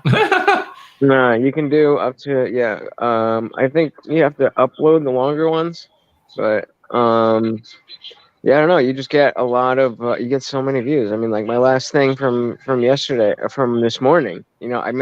I saw a TikTok of this chick that was in the I guess the Air Force, and it was like some music. She was like dan, dan, dan. She goes in, she's in her plane, and the plane's like doing barrel rolls and shit. And so I just cut in a couple of things of me being like, why is this random TikTok better than the military commercials that we have? Oh, Marzov got that. Yeah. You saw how Paiva was way too upright in close. Yeah, he needs to tighten up his game. He's got good power, but he's a little bit sloppy. Yeah, I don't know if he's going to get up from here. I don't think he's going to be able to get up from here. And like, you can get away with a lot on TikTok too. Like, you see some random shit where people just take other TikToks and then just put them in like a picture-in-picture of them, like a oh, interesting, just like with that face the whole time, and then that's their TikTok, and you get tens of thousands of views. It's crazy. Yeah. And so I just slapped the Indian Jesus sticker and the YouTube sticker on it, and does the sticker have a link attached to it? If they click it goes to YouTube? No. So I have I have my link as part of my bio, but Jesse was saying, he was like, don't promote people getting off the app. They have algorithms for that. So I actually have a video editing app on my phone, and I edit it all together. Like, I'll screen record the TikTok, and then I'll record my, whatever I'm saying, and then I'll put it all together with the Indian Jesus thing and the YouTube thing in the app, and then I'll upload that to TikTok. You ain't gonna fuck with me. Bruce, Oh, sorry, let's go ahead. What is his name? I don't know. I don't know anybody who died from it. I know people who were close to dying from it, and I know people who have had family die from it. Ditto. I thought I want. No for me. I feel like I run in circles of a higher percentage of people who wouldn't be jabbed, but I feel like I know more people who didn't get the jab and also didn't get Rona than I know people who got the jab and didn't get Rona. I feel like everybody I know who got it got both. Yeah, I never even got it. Oh. So I suspect that, like, I can't believe that I haven't gotten it yet, and I believe that I probably got it at some point and just. Or your body just said, "Fuck out of here." Because I got all 3 jabs, and I was one of the fortunate ones where the jabs didn't bother me. Yo, I got sick. I got sick from at least 2 out of the 3. Yeah, I got sick from the second and the third one. Well, that's it. See, that was part of my reasoning too. It's like, all right, well, if the Rona's potentially going to be mild, and he snapped on that net. I didn't think he was going to keep that, but damn. But I was like, yo, if I'm going to potentially, even if I get it, the Rona, and it could potentially not be that bad. So why purposely make myself sick multiple times so that I don't get sick? Mm-hmm. I think for me, because I had asthma in the past, and I had heard stories of people who are relatively healthy today, and that their past illnesses or issues came up. Yeah, pre-existing issues came up pretty bad. I didn't want to. That's what I feared. Was I finally got rid of my asthma? Haven't used a pump in years because I used that shit like for a long time, and I didn't want that to pop up. And that actually kind of made me angry. So I was like, I finally got myself healthy. I can run without using a pump. This fucking Rona is not going to set me backwards. Yeah. That was my thought process. Yeah. So I was like, fuck me. I'm definitely down. Like, my whole thing is to do whatever you think is right for you. Yeah. No, that was my. That's what I was thinking for me. And then I my was family issues. Yep. I was talking on a stream about how, like, early on, me and my dad were hanging out. Like, when everything closed down, me and my dad were hanging out, and my brother and my sister were taking it super seriously. Like, they wouldn't come to the house and and all that stuff. And we were kind of, not like laughing at them, but just like, oh, they're taking it. So they're, listening to the media. And then as soon as everyone started talking about the variant, my dad completely flipped. And like, I was at early on, my opinion was, well, I'm just going to go about my life until not having the shot becomes more of an inconvenience. And then I'll just get it. But then it was so shady. Everything was so shady around it that I was just like, I honestly just I don't know what's going on here. I know what the numbers say, but I just don't feel comfortable. And then I definitely got more defensive as time went on, but like, and I understand that, but it's not without reason, and it is what it is.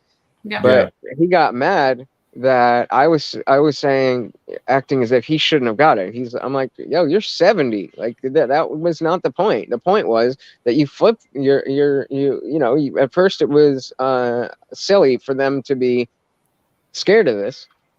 And then all of a sudden, because the news told you to be, you completely flipped around. Well, I think that, anybody who, and I think that this is something that you've talked about in the past. You need to be able to adjust your position if there is new information that renders the old information moot.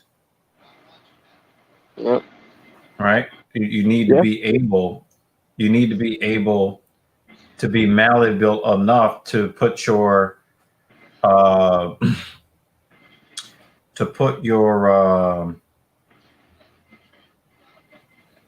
your pride away, and recognize that if you get new information, there's no shame in adjusting your position on the topic. Well, that's how I mean, the perfect example of that is, for me, is the whole gun debate. I didn't know anything, and I thought I did. And I think we talked about the Dunning-Kruger effect when we were talking Yeah. about this last. Yeah, we're trying to avoid the political talk in today's stream, but I definitely am hearing where you're coming from. But continue. No, I was just saying, I was agreeing with you on, or if you come across new information, like that's why my whole thing, I have it tattooed on me. Believe nothing except that anything is possible. So Yeah. everything that you know should be subject to change, for if it's appropriate. Mm-hmm. Yeah. Yeah. Is that my shirt? Thank you. I'm such a child. I need a bib. Well, I mean, you are proud of your, in-unit washer and dryer. I am. But I should be able to eat without getting shit on my shirt. Nate? Oh well. No, How That's one of the about good. no Bruce? I didn't even put that up there for a reason. I don't No. want to have that person's name associated with No. the podcast. I mean, Yeah. if that was a situation, I would be very, very happy to get a gun license because I'm blowing his head off. Mm. And that would be the end of that fight. And I would take great joy in popping that top. Well, I would imagine that you wouldn't try actually fighting him. Yeah, right. That's what I'm like. I mean, why even mention that piece of shit's name on? Like, fuck that guy. He's a piece of shit. Well, at least they listened to me in this fight. Yeah. Yeah. So it's time for the knockout. But then you're gonna need a finish because these judges are straight trash. Trash.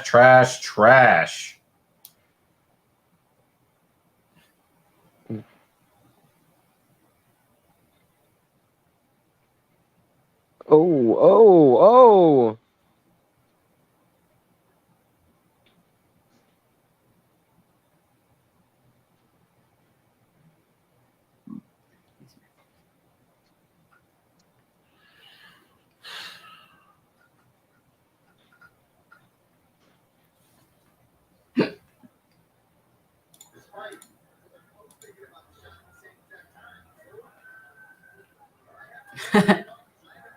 It's on me there.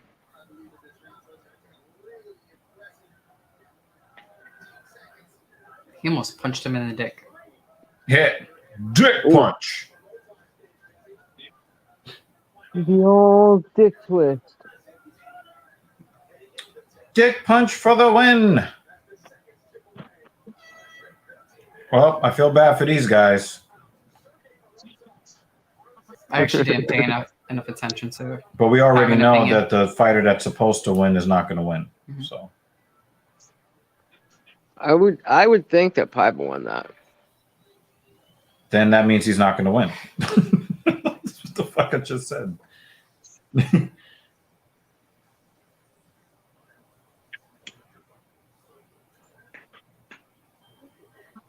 Coheed and Cambria released an album yesterday. Oh, word? How is it? I am refusing to listen to it until I can get into the car and really, really settle in and enjoy it. Because, I was saying this to Mrs. Evil. I'll listen to it tomorrow.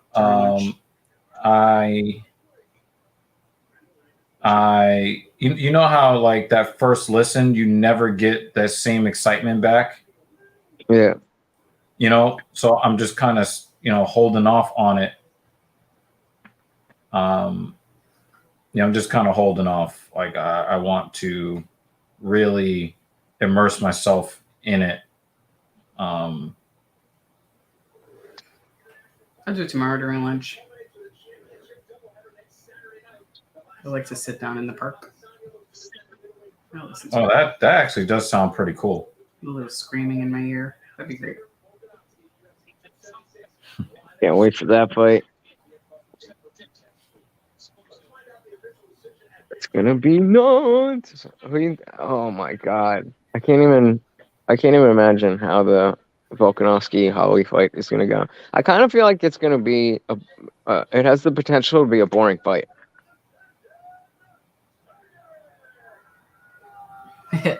I Wow. lost. Told you. Yo, he wants to walk. He wanted to walk right out of the cage. Like, I'm getting the fuck out of here. Yeah, Bruce. We don't. When it comes to that piece of shit, we don't. There are no jokes. That dude almost killed a woman with his bare fucking hands. He should have never gotten a UFC contract. His name shouldn't even come up in anybody's mind for anything. I take that really seriously. Like I'm pretty liberal about a lot of different topics. Like, people can say whatever they want, talk about whoever they want. There are a couple of entities where I'm just like, nah, I'm not with it. I'm not with it. And that's one of those entities. I don't play. Nah, nope. So I get that. Got that, Bruce. I get that.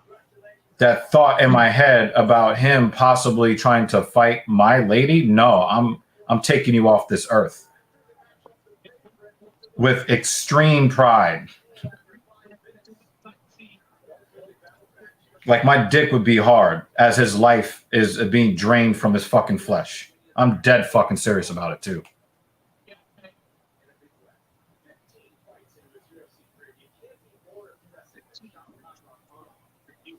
Or at least we're not going to have a lot of. Well, the fact that he admitted to doing it, I think that kind of satisfies that.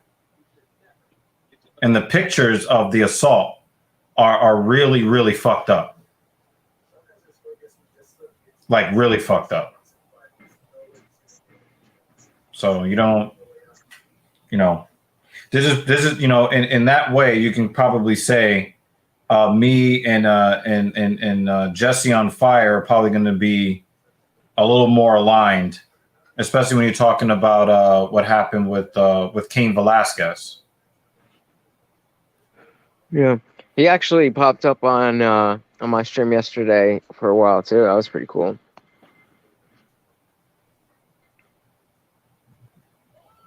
Yeah, I love Bruce. I hate that other motherfucker. It was funny. When Jesse was on, he was like, I'm going to tell a story or something, like acting, making it seem like he was about to say something, like go on a tangent or something. So I gave him the full screen, and he starts going. He's like, "Oh wait, where'd you go?" I'm like, Because like I'm super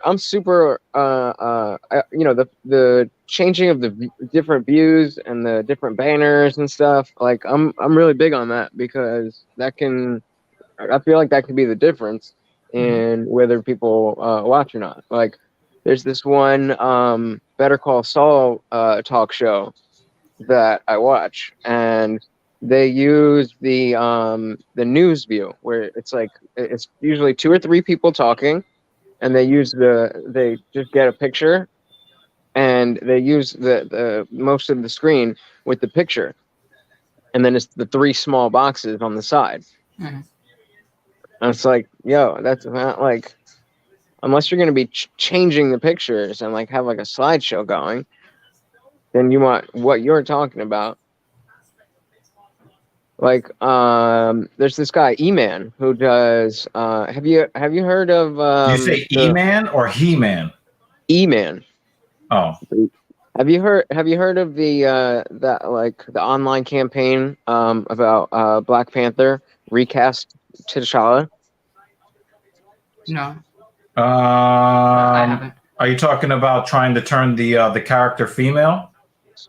No. So basically, long story short is that Marvel is supposedly going to kill off T'Challa because Chadwick Boseman passed. But even Boseman's family and everything, and among a lot of other reasons, his family wants the character to continue. And E-Man just talks about how, like, for Black people, T'Challa is an important character, and not just because he's Black, but because he's so integral to a lot of what goes on in the MCU and stuff. And Right. you know, Remember when they introduced the character? They introduced the character during the era of the Black Panther Party. Right. And so, you know, it's like you're using the trauma of Chadwick Boseman dying for, you know, for storylines in your fake fantasy world. It's like you just you should recast the character. And he makes a point that it's kind of odd that, you know, nobody talks about, you know, the legacy of like a Sean Connery or whatever with James Bond. And you know, it's a you know, an opportunity for a black actor, and then, you know, that can continue. They have, I think, what are you maybe talking about them going with Shuri, the girl who? Yeah, so that was one of the things. But let me ask you this, right? I remember boycotting The Dark Knight because when Heath Ledger passed away, they ramped up the media and the word is lost on me. The advertisements, right? They really tried to advertise Heath Ledger's death in selling the movie because he died before the movie had released, but after production. And I didn't feel comfortable with watching that movie at the time. I watched it like on streaming like 10 years later or something, right? But I had a real problem because it really felt like they were trying to profit off of Heath Ledger's death. So I have to ask you, do you see any correlation in those two types? Because, I mean, you know, Sean Connery didn't die when he wasn't James Bond anymore. They just chose a different actor, right? But do you see any correlation or any threads that are similar? Not really, because I feel like, you know, they with The Dark Knight, they already had the movie made, so like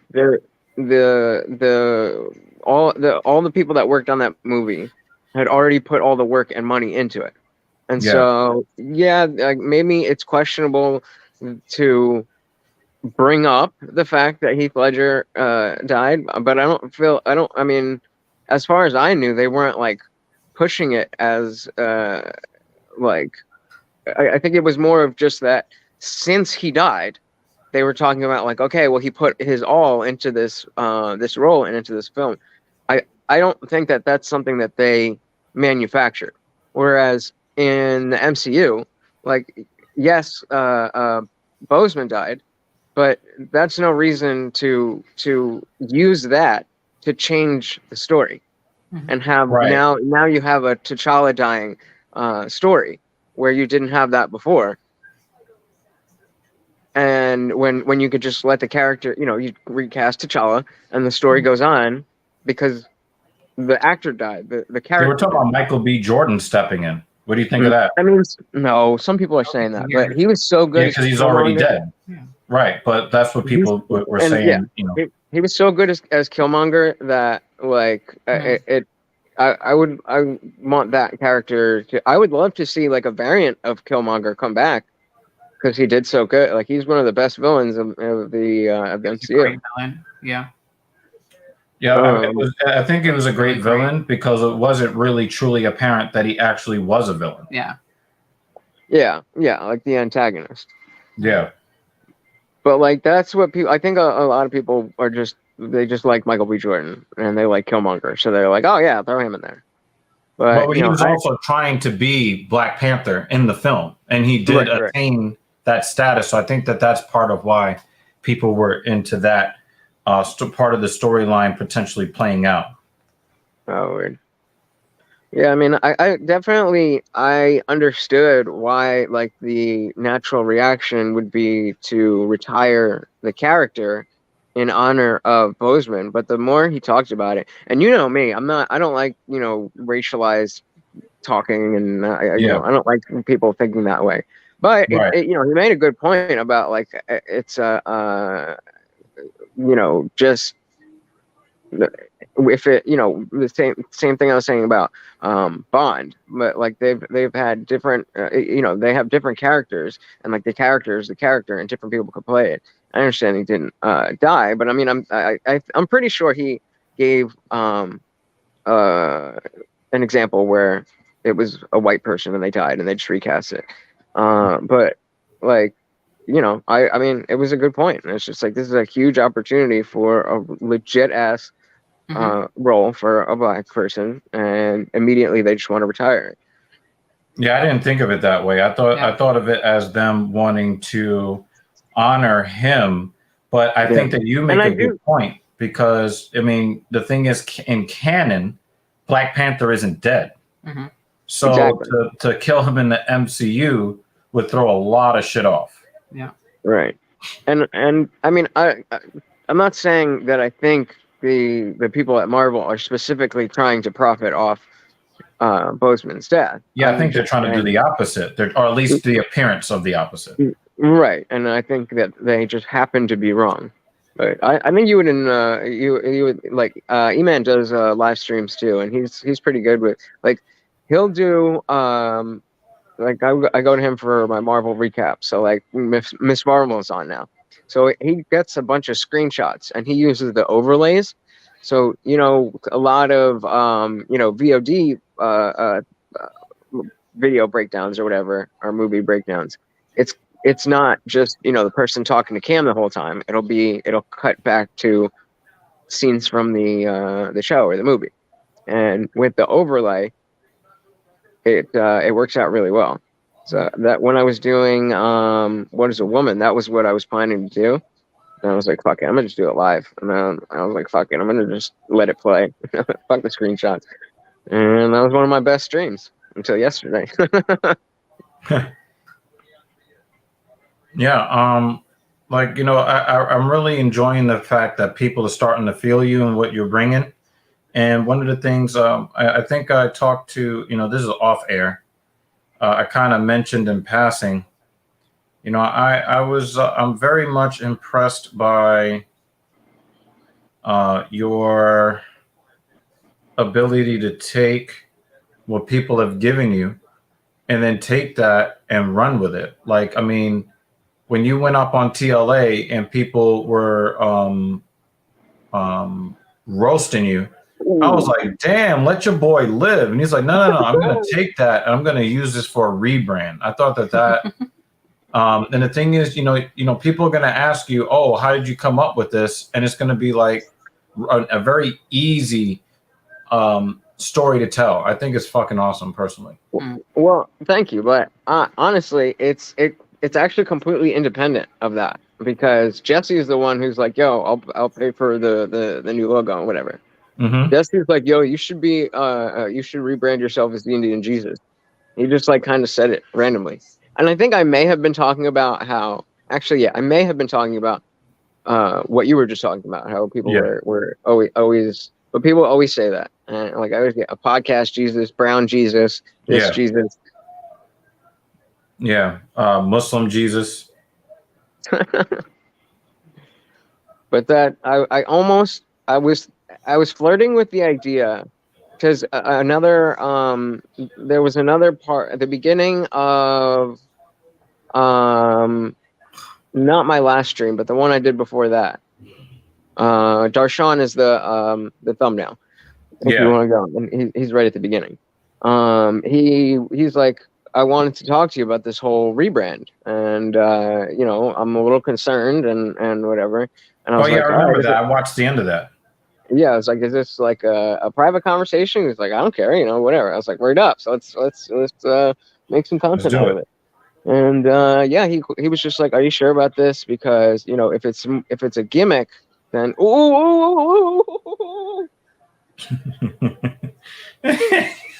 He's fine. Jesus. Yo, do you that sound you just made, yo? Is he trying for this knee bar? Whoa. Or heel hook? Tyone, get the fuck out of the way. There you go.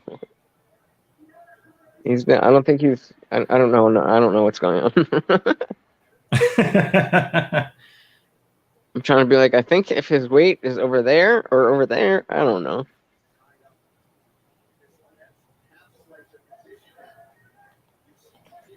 But yeah, Dushan was like, he really wants this knee bar.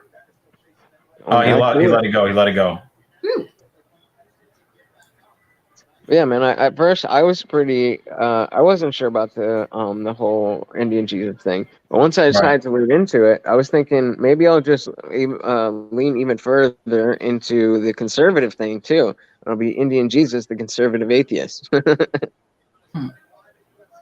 But I was like, maybe that's a little too far. That's a little bit too much. Also, you're not, just like what you say about me all the time. You're not really like the most conservative guy. I'm pretty well. I'm not to get into the whole thing, but I'm really excited about what the Libertarian Party is doing. Like a lot of people for so long have been talking about how that was a nice little knee. A lot of people would talk about how they are small L libertarian because the Libertarian Party is so crazy. And now that Angela McArdle is the chair and the Mises Caucus took over, it's like a lot of fresh blood and people I really respect, like Dave Smith, the comedian Dave Smith. Well, okay. He's with like the Legion of Skanks, Gas Digital Network. I heard somebody mention Legion of Skanks on Facebook earlier today. Yeah, they're because pretty, one of the guys on the show said that he's going to go to a Coheed show, and of course, any Coheed fans are like, somebody said Coheed. You know how that is. He's looking at running for actual president, and I would pay all the money in the world to get him in a debate with whoever is the candidate for the Democrats and Republicans. I've started using the term uniparty because I don't want people to think I'm that conservative guy. It's all bad. I think that we should be looking at each issue, and that's how it used to be. We should be looking at each issue and trying to work through each issue instead of playing for teams. But that's just my opinion. Yeah, 100%. And I feel like it used to be like that more, but it's slowly gotten more and more tribal. Yeah, and I think it's to everybody's detriment. You know what I mean? Bruce makes a very good point. Wouldn't the Indian Jesus just be Vishnu? Vishnu is the Hindu Jesus, basically. I guess so. That's a good fucking point. I guess so. And like my I don't know. But for most people would not get that. So I don't think my grandparents were Hindu, but my great grandparents and like before that, they were all Hindu. Apparently, I had somebody in my family who was like some. I don't know how the fuck it works, but they were up there in the caste system deal or whatever. Come from Hindu royalty. So your next icon will have a crown on it. Yeah. A little dot. Is that even Hindu? I don't know. I'm just shaking my head. We're all politically incorrect. Yep. Bruce said, "You're a Vishnu to me moving forward, bro." Whatever you say, Vishnu. Hey, man, as long as you're watching, you can call me whatever you want. Hey, yo. You don't want to save that one for Indian Jesus After Dark? Yeah, for real. For real. No, you know what I'm saying? You tell these women you're into that Kama Sutra shit. Jamie Dean is. But not Jimmy Dean, only Jamie is. I don't know. That shit's getting a little weird. We lost him.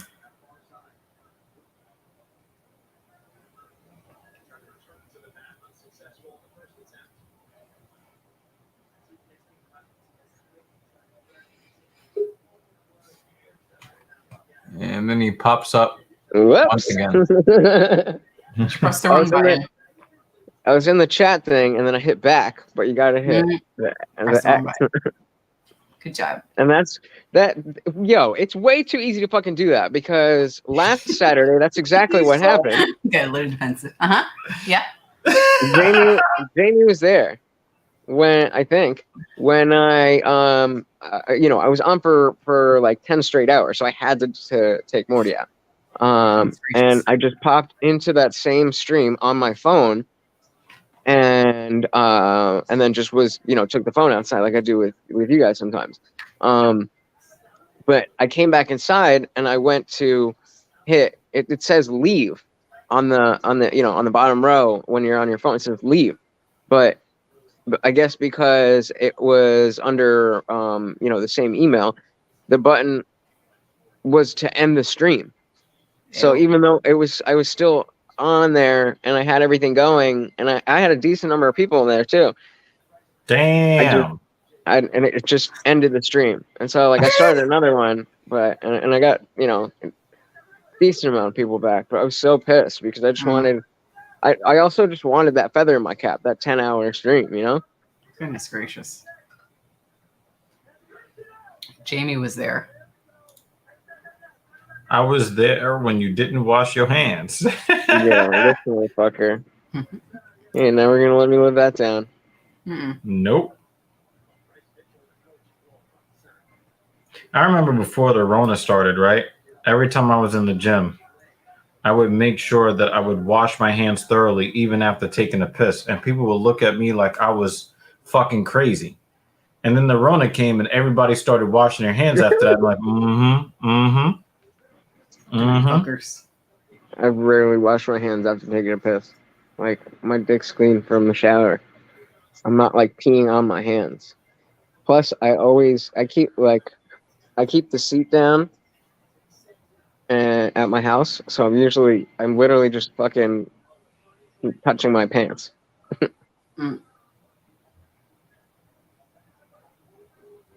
Whatever works for you. This is not working for this guy. Do we think they're gonna say Brown lost? So I was just gonna say, because he's spending a lot of time in interesting positions. Like technically he's on bottom right now, but it's clear that he's in control. Well, not anymore, but for that, he was there for a while. So that was my thing, was the ABCs, and I still sing the ABCs in my head. It's just this is life now. I just sing the ABCs in my head. I'm more of a hand sanitizer guy anyway. I don't really wash I don't wash my hands outside of the shower that much. Like maybe in the morning when I'm like washing my face and shit. And then, but whenever I touch my lizard, no, whenever I handle my, that's not even bad. That doesn't even sound any better. Whenever I handle my bearded dragon.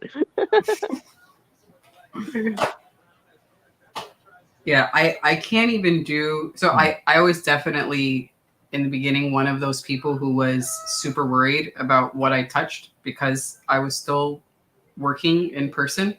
So I'm like, I'm touching everything because I'm still physically at work, and then I'm going to go home and kill my family. So I wash my hands way too often. But I can't do the hand sanitizer because like it would just be red and gross.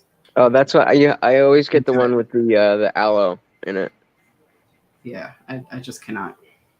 But that's another reason why, my view of all of that shit was kind of skewed. Is because I was working at Petco at the time. And so I was deemed an essential employee. So everybody was fine with me when I was fucking standing out there when y'all were all afraid and locked in your homes.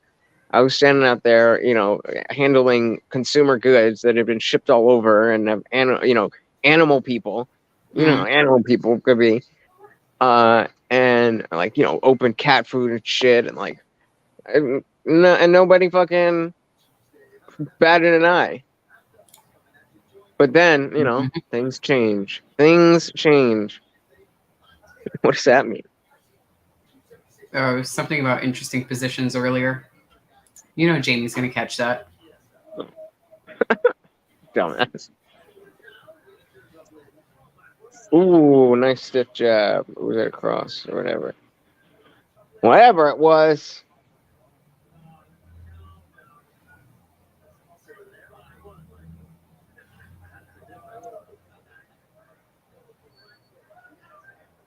I'm hungry. Ooh. Oh, I already ate pasta. swinging leather.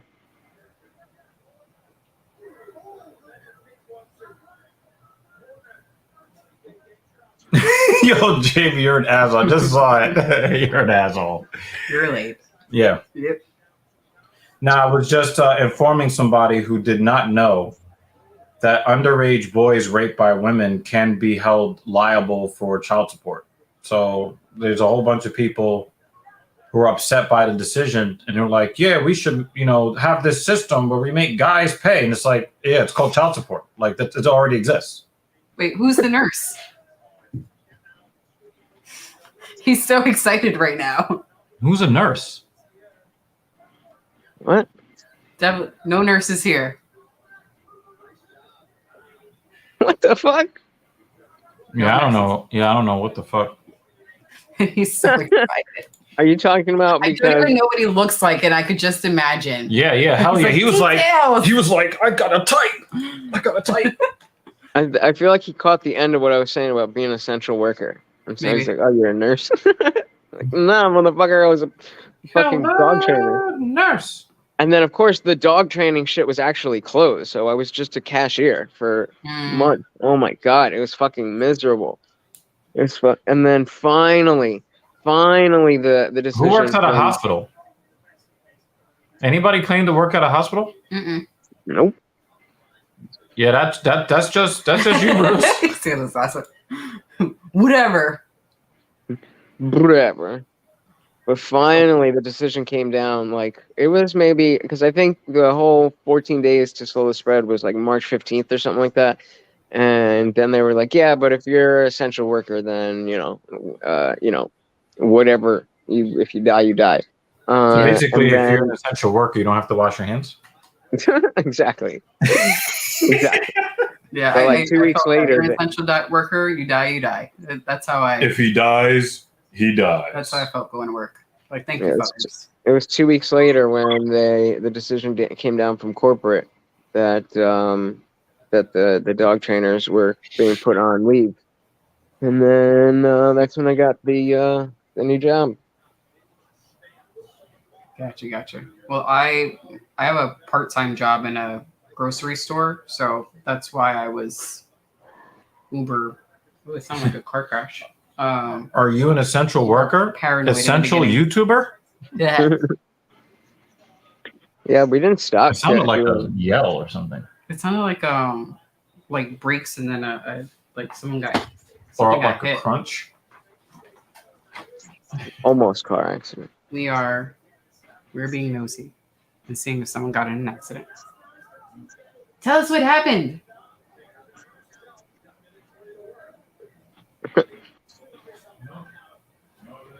Oh. I was hearing things. Maybe it was around the corner. Dang it. Wow, you're morbid as fuck. Hopefully they're okay, is what I meant to say. Oh my God. The fuck? I mean, I just wanted them to be okay, and if they, golly. So anyway, this fight is almost done. I mean, dude, there's not enough blood for you right there? No, actually, it's not. What is this weird ass fucking body pretzel thing they got going on? It's been the whole fight. I can't even with you sometimes, man. You know what? I want to talk about Buffalo style seasoned almonds. Those are okay. Oh, word. Gonna have one. Believe in yourself. We'll make it if you believe. Going to the last minute.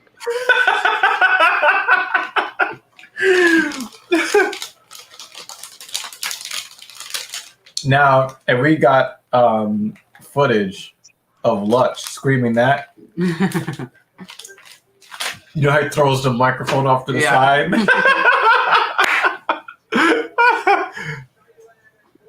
Bruce, who are you talking to? Me or him? I think he's talking to whoever will listen or read. You know.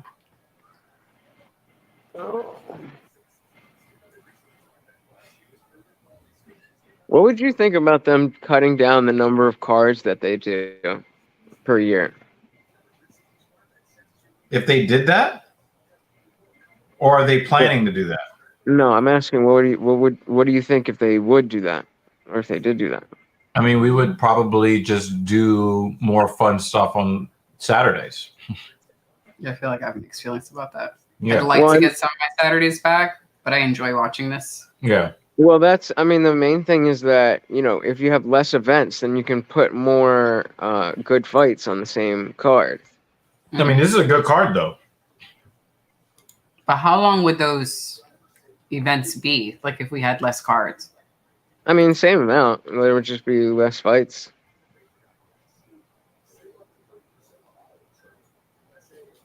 Obviously, they don't want to do that, but in terms of, I don't know. It's been thrown around. I've heard people talking about it as just a business strategy. Mm-hmm. So I feel like if they did. Okay, sorry. They what? No, I was gonna say I feel like if they had less cards, then the cards that they keep, it would be longer. Or if they kept it the same number of fights per what if day they or shorten per the fight? events, What if they then shorten the fight cards? people would have to wait longer, I think, before. What if they just shorten the fight cards? Or, I mean, not shorten the fight cards, but just pack more into it.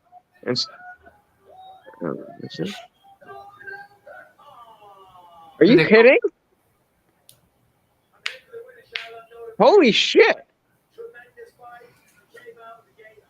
This dude was in trouble of being submitted the entire time.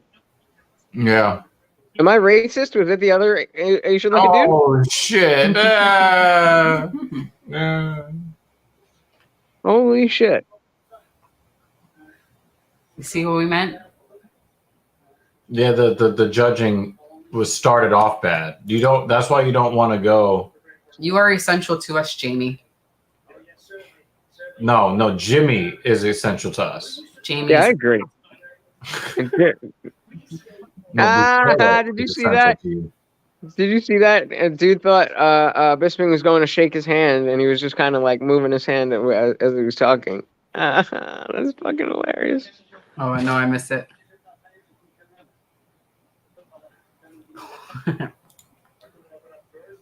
You are, Jamie. Especially breakfast.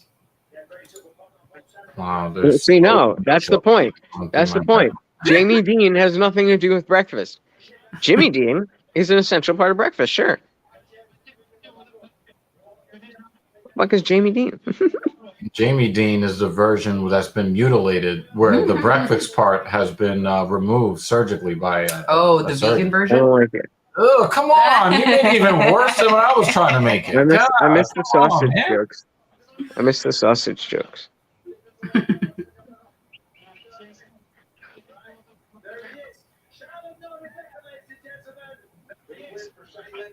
I moved my bed over further in my room.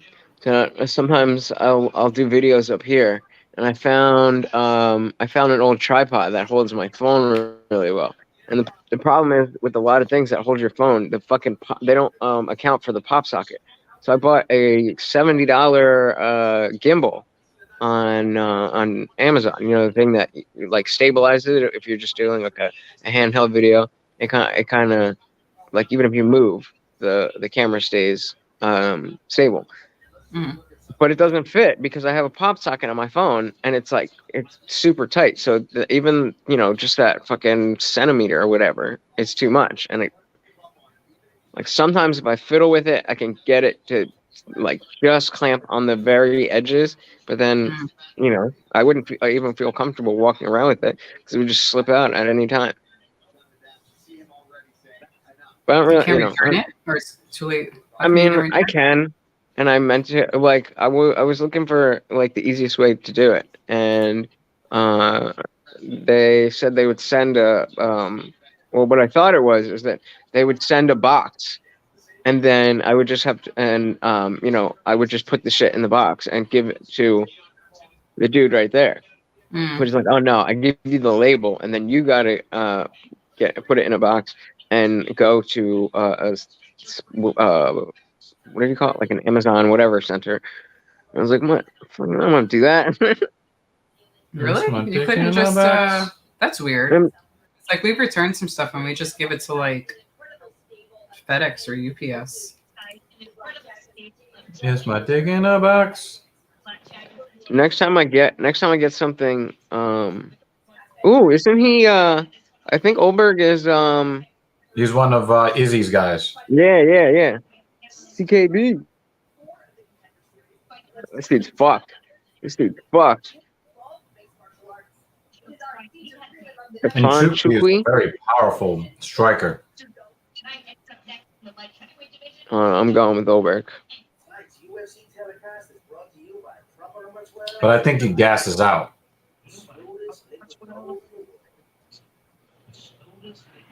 The other thing I could theoretically do if I wanted to use the gimbal is I have my old phone and I could take the pop socket off of that and then just use that as my camera. I wouldn't, I mean, it doesn't have like cell phone data, so I would need to be on. Actually, I could just use this phone as the hotspot. Wow. Boom. That'd be so maybe I could do that. If I never ever needed to do. There's that Minds event where, you know, like Tim Pool and a bunch of people are talking, and they had a pay-per-view thing. I'm hoping they release like the panels. But either way, I was gonna do kind of like a watch companion with that. I was like, I feel like not very many people are gonna be watching this, so I'm hoping that they release the tapes so that I could release the tapes. The tapes, release the VHSs. No, I'm hoping they release the videos. I mean, I'll be happy to pay for them, but I just hope they release them so I could like make videos out of them. His hand slipped off his hip. Oh, You're supposed to be posing. Not so tough. Oh, he's ready. You said what? Oh, he's ready.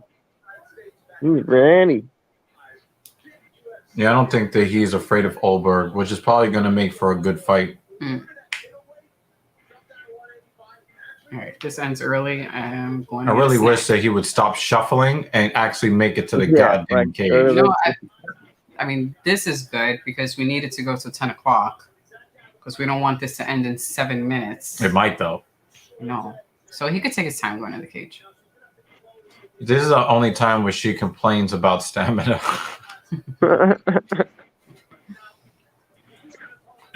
That was so fucking funny. I was when Jesse was on my stream yesterday. You know, he was talking. There was actually a girl who she's like, I want to share something with you guys that I've never told anyone. And she was like, the first time I had sex. What? No. So the first time I had sex, it was, you know, I was, you know, however old, and it was with my boyfriend. We used the condom, but the condom broke, and she got pregnant, and she got, you know, the procedure. And she's like, I never told anyone that before. And I was like, oh, wow, that's actually, you know, I hadn't thought about a situation, you know, I think we were talking about exceptions, you know, and there's the usual exceptions. Yeah. You know, the SA, the interfamilial, whatever. Yeah, the first time I smashed a girl, the condom broke. Yeah, he was, and I mean, I've never had that. I've only had that happen once. And I was anyway, the conversation got to, because he talks about how he has like 4 or 5 hour fuck sessions with his wife. Like, dude, what? 5 hours? Fuck that. Yeah, you know, I think you'll like the discussion that myself and Paul and Mrs. Evil here. I think you'll like the discussion that we have. Like I said, I'm trying to avoid the subjects. I just want to have like it just be like fun. like a fun, watch party type of deal. I don't really want to talk politics, but I do think that you'll like how we approached it. Damien Dean says, "Cocaine is a hell of a drug." Oh, why are you coming at this man for no reason? 5 minutes to 5 hours? Absolutely, I'm closer to 5 minutes.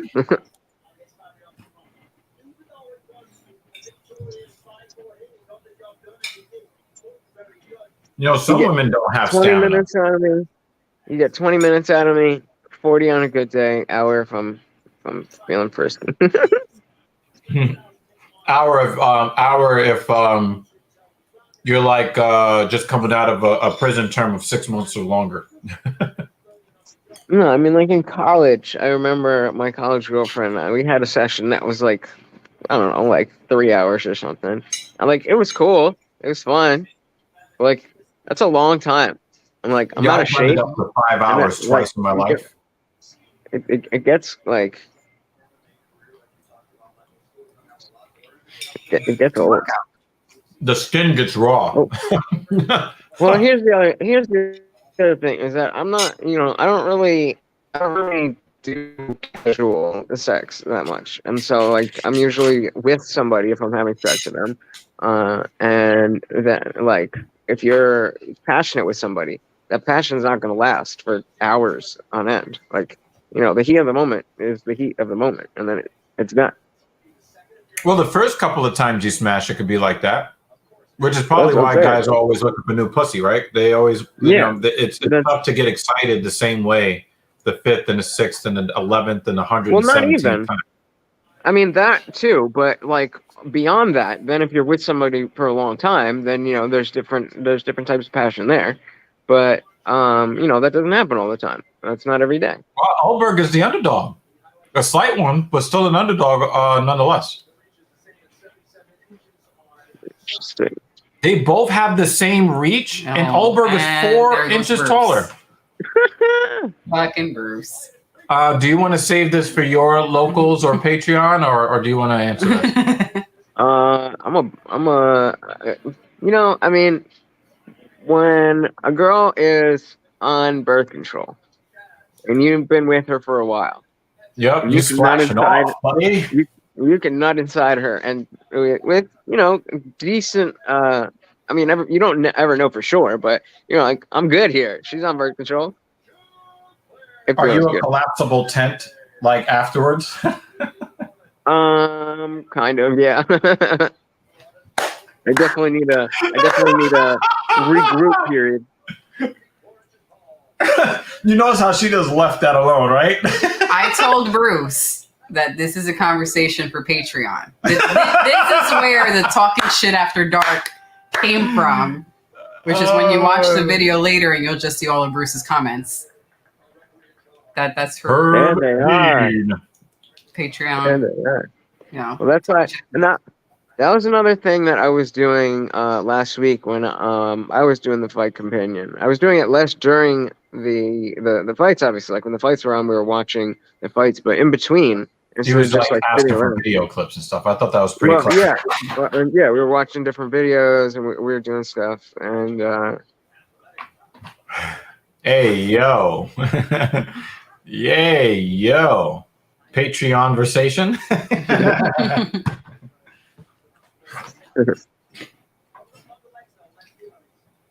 Wow. I mean, I'm definitely nice from Olberg. I'm definitely not on team mouth, but like if you don't have to pull out, like what are we talking about? I wish Captain Paul was here right now. Nutting inside is the pinnacle.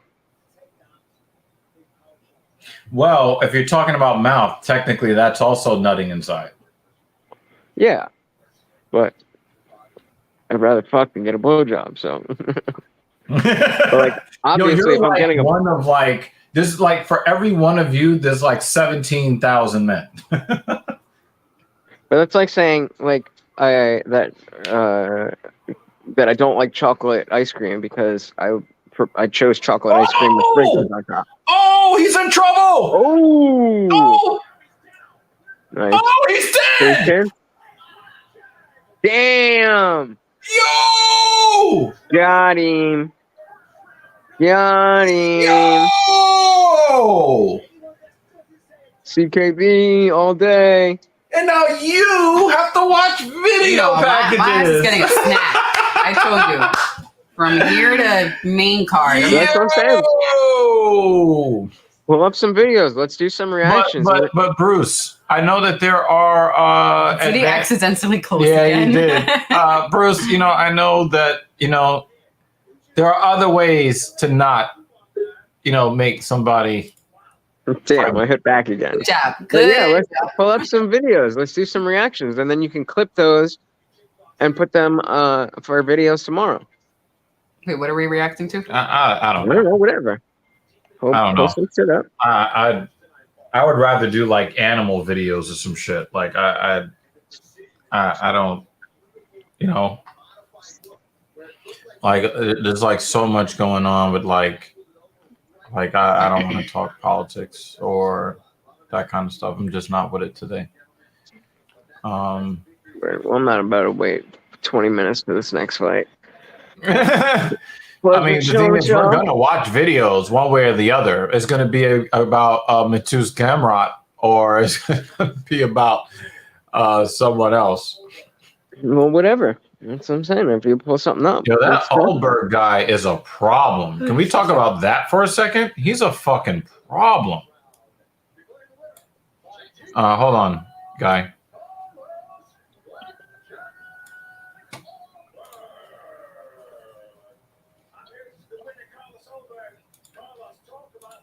See what he's got to say.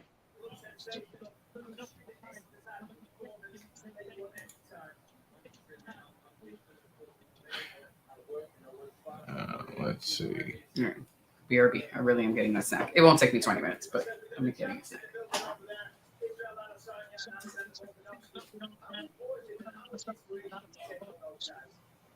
Hey, let's do a reaction to my guy Lewis Rothman right quick. Because he put out a 2-minute video. Oh, is Mr. Clinton in it? Dang it, nah. Mr. Clinton is not in it. No, but I think that this is a good video. You wanna mute the other one real quick? Yeah, hold on. I'm trying to get this to go back to 0. So that it doesn't.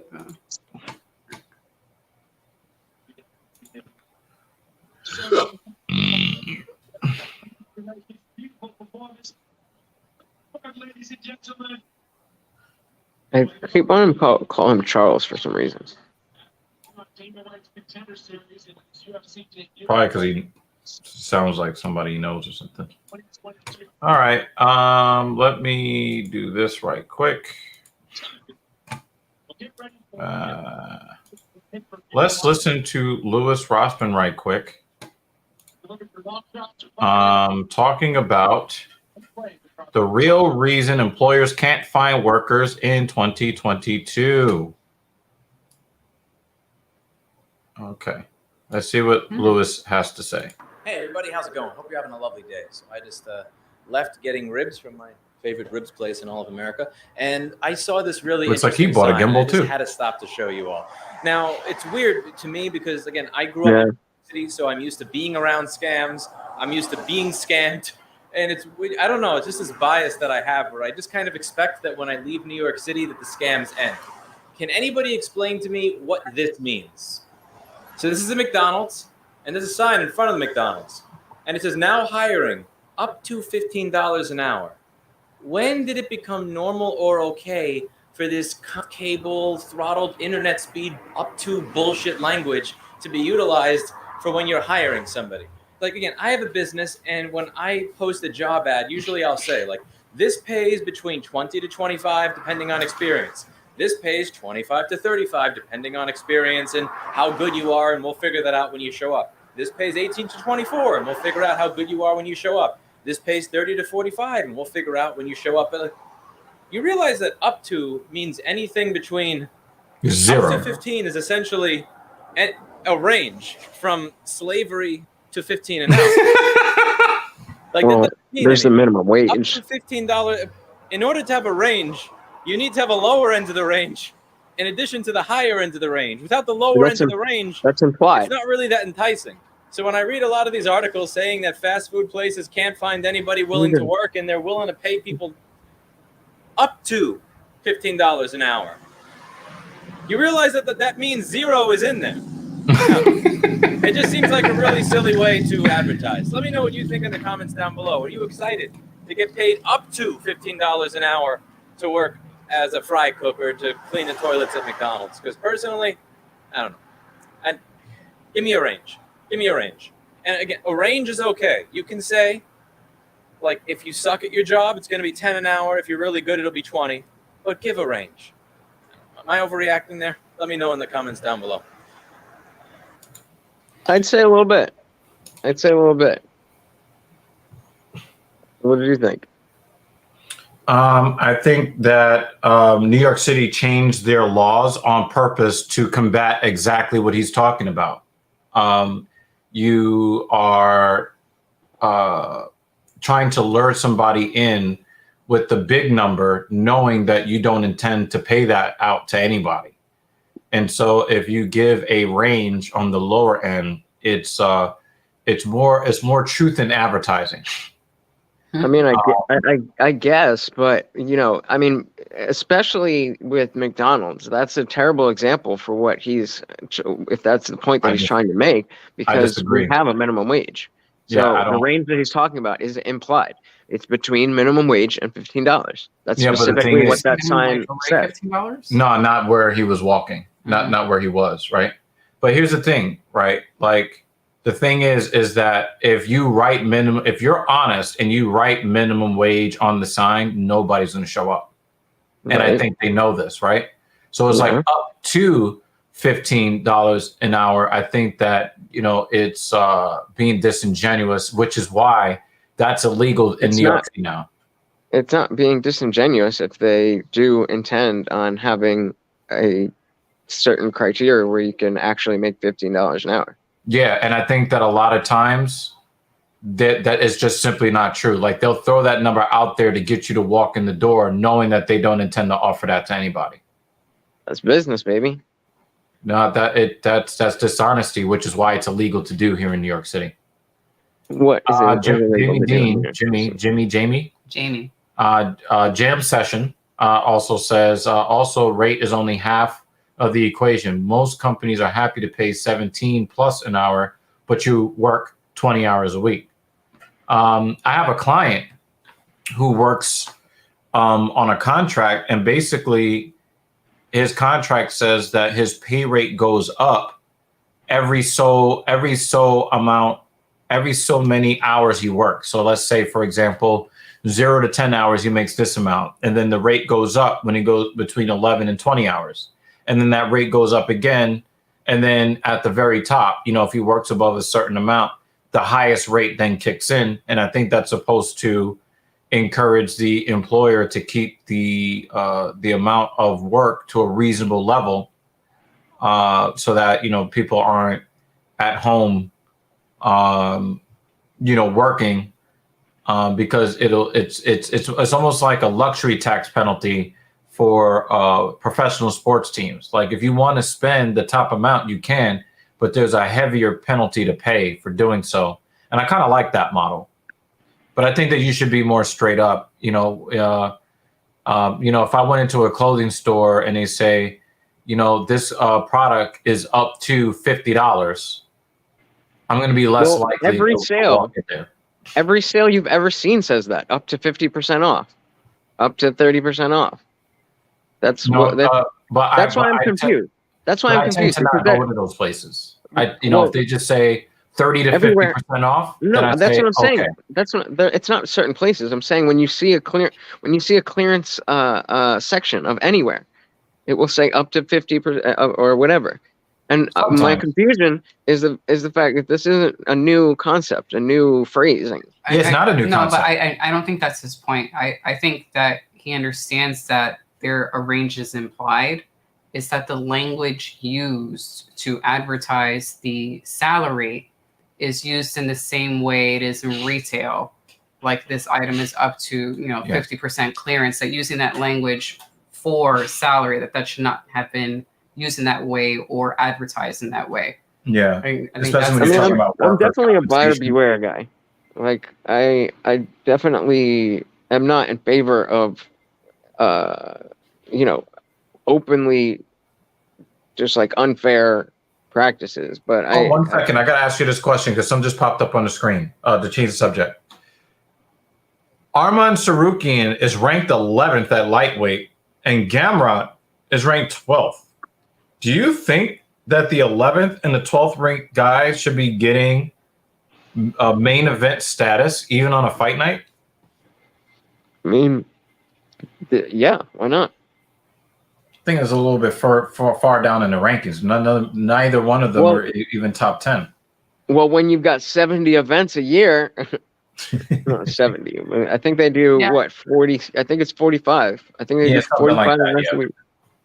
Top 10 are already probably booked. Grab that snake. Yeah, I'm just not used to seeing both fighters ranked that low, and then they get Also remember, it's just at the Apex. It's not like they sold a whole bunch of tickets for this either. Yeah, but this is the 57th Apex fight. So even under those circumstances, you don't really see the 11th and 12th guy in the main event. Well, that's my point, though. You're not gonna headline a thing with an event with your 11th and 12th guys when you're trying to sell tickets at a stadium. No, I understand that. I understand that, but I'm saying that even with the previous 56 events, you didn't see two guys not outside the top 10. Even when the Apex was completely empty. Well, they're also are they featherweights? No, these guys are lightweights. Lightweight. So then, yeah, you have to remember how much backlog there is at the top of their division and how deep the division actually is. I understand that, but I'm just saying this is out of the ordinary. There's a big difference between the number 12 lightweight and the number 12 light heavyweight.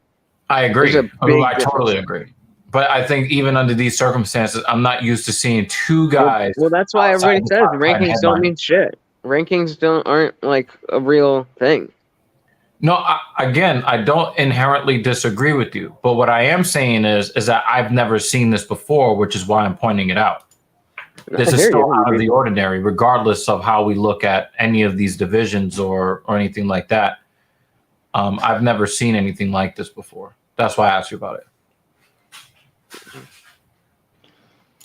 Maybe, but it doesn't seem out of place. No, but what I'm saying is it is out of place because I don't recall seeing this before. Where sometimes you might find an unranked guy, but the guy but one of the guys who is in the headliner is in the top 10 of some division somewhere. Right. So right, I'm about to try to pass out. Yo, dude. Make sure you're getting plenty of liquids and fluids with electrolytes, because when you get sick like that from food, you can lose a lot of sodium, magnesium, potassium. Yeah, got my Gatorade right here. Is that what? Said I got my Gatorade right here. Yes, sir. Make sure you got something like that because it helps with the recovery and it keeps you out of the hospital. Definitely. But thanks for coming by. Hopefully we don't get too many more decisions because these judges are they're smoking some kind of dick. Jamie Dean says, "Thanks for coming, Lutch. Make sure to whack it before bed."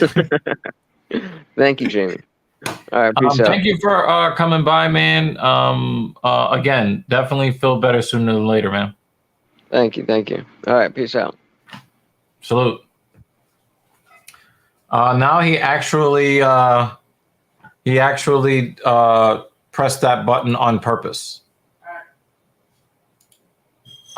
So yeah. What was that? I thought you were saying the Spanish word. Okay. The lady that doesn't want to be seen on camera. She's angling for some attention right now. Yeah, see? Yeah, I know that look. Because we are low on snacks, I'm going to pull out a snack type I've never pulled out on stream before. Hopefully this is not a disaster.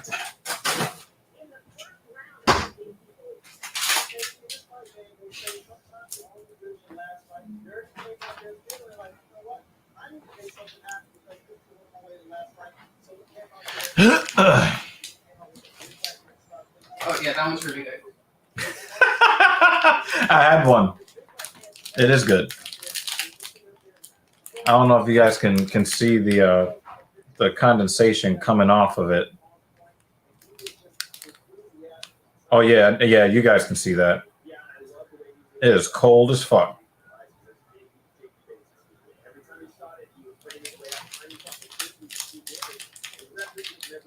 Attention from whom? The second lady, the one that doesn't want to be seen on camera. She wanted to get my attention.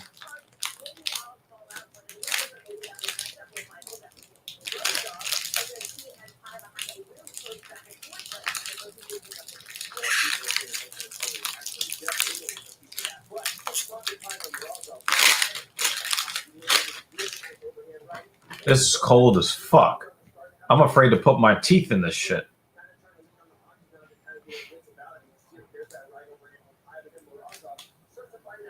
Yeah, I could see it in the camera. Let me see something in the settings. Oh, I can't change the definition of the stream.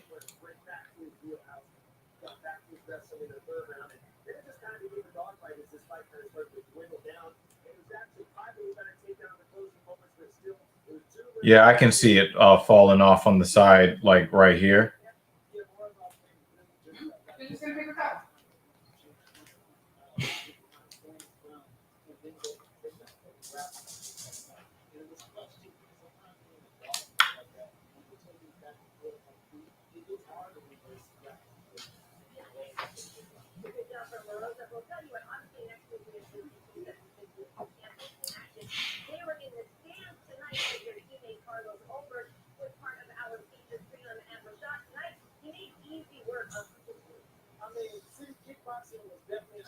No, I was talking about the condensation.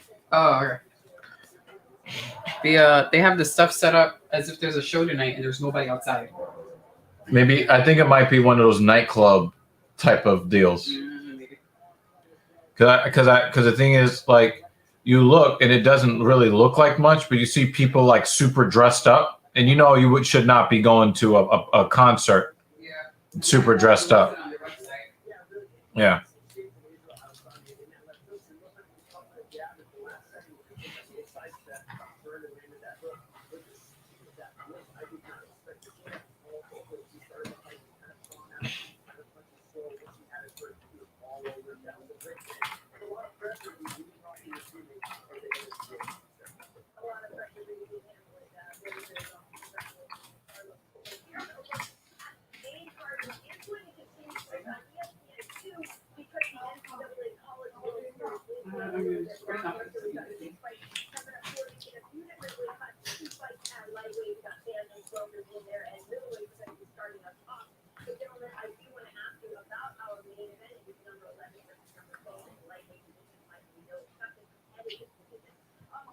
It's summertime, baby.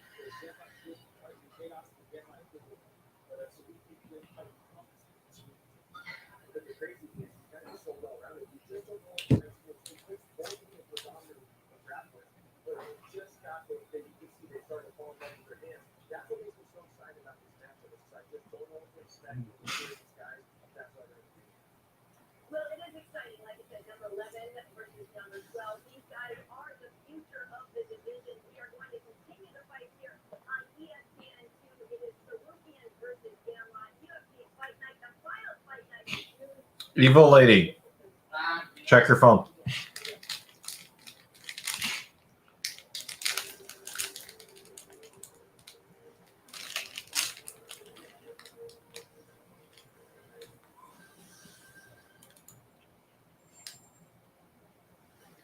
Desperate to let go, runs as deep as tomorrow's champions. But he was the entire package with all materials.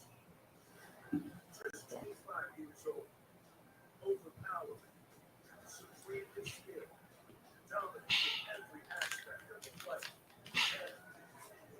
Battle, he turns into destruction itself. He made a grilled cheese sandwich. Tonight, from the fight oasis of Las Vegas, Nevada, the future comes crashing home. And the evolution is from home. A gate-crashing new breed of fighter whose reputation isn't to stand and train, but to All right, quick snack break. We've been sitting here for a few hours now. Gotta survive for Almost 3. 2 or 3 more hours. Hopefully it's closer to 2.5.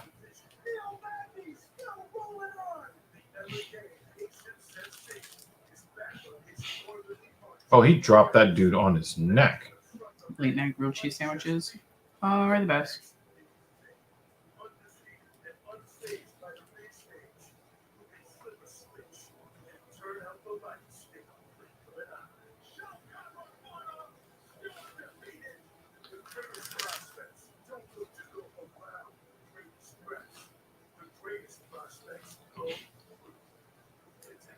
It's a matchup between two of the lightweight division's deadliest, most promising up-and-comers.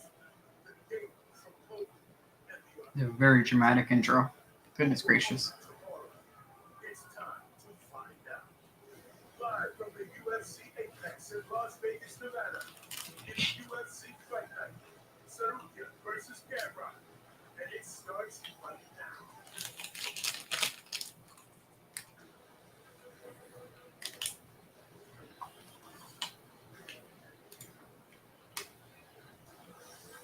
Mm-hmm. It's another fight night in Accurate. Las Vegas. International Fight Week is around the corner. Action really heats up in the octagon this summer, and that includes what we had in store this evening. As some of the world's best will clash on the How do you like that one? proving ground in combat. It's good, right? Live inside the UFC Apex, you are watching UFC Fight Yes, I know. Night. Tsarukyan versus Gamrot on ESPN. UFC Fight Night is presented by Modelo. Closed captioning is available for time telecast. You can also watch the broadcast in Spanish on ESPN 10 Vortex. And with that, a very good evening, fight fans. Happy to have you with us as we are back home to the UFC Apex to round out the month of June.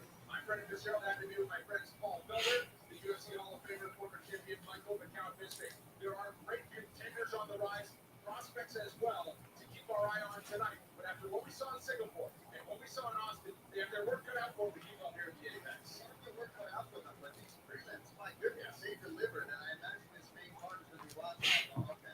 Just wants a $50,000 check. Felder stashes. I know that main event is Uber fluffy today. There's been a lot of bonuses flying around lately. It looks even more so when he's cut the beard. Mm. Absolutely phenomenal. Of course, we've been all over the world. This is Singapore, then Texas, we're right here. Lucky Vegas, of course, next week, pay-per-view UFC 276 as well. These fighters have a chance to shine tonight. These fighter rankings are brought to you by DraftKings. Rank matchup in our headliner and in our co-main event. We will focus on the headliner at 155 pounds between 11th ranked Arman Tsarukyan on 5-fight win streak for him and the 12th ranked Polish fighter Tsarukyan. I feel like most of those other guys have fought Khabib hasn't fought in a little someone while. recently. Conor hasn't fought. No, but Connor's not gonna. RDA hasn't fought in a while. When talking about like who do you have to choose from? That's why we got 11 and 12. That's probably why they went 11 and 12 instead of like 13, 14. Mm-hmm. Mm-hmm. But it's the wrestling and the strength of Tsarukyan that really stands out. You look at hitting his opponents Go back. throwing people around. Lastly, in his last fight, we saw that vicious ground and pound, splitting his opponent up, controlling him on the ground, and eventually getting a TKO finish. He's brutal, man. And he's in shape, he's young, he's hungry, he wants to get to the top of this division. I always think about this fight is that everything you just said about Ivan applies to the town. Now, of course, we're going to start here. We're going to say that these guys are tremendous. All right. Hopefully the judges also had a snack or some coffee, some Coke, So that the something. Outcomes can be even worse. I guess. I mean, maybe next time it's just going to be unanimous bullshit instead of a split decision bullshit.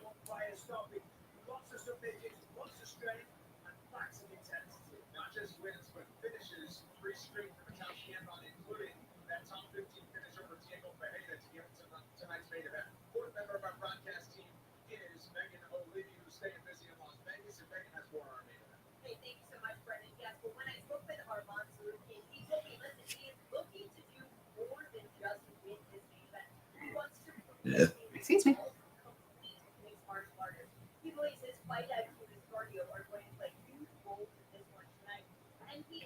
Here, hopefully the first one starts soon because this in between is killing me.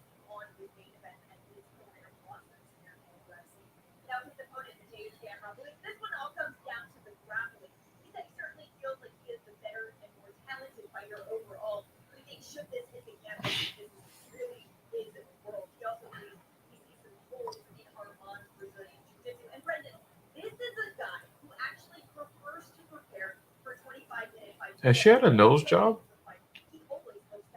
Mm-hmm. She looks like she has the nose that Michael Jackson kept trying to get. Mm. I could be wrong, but I don't think so. About the nose job, or that she has the nose that Michael Jackson's trying to get? Maybe. Well, if her nose falls off, well, that'll explain that. Hmm.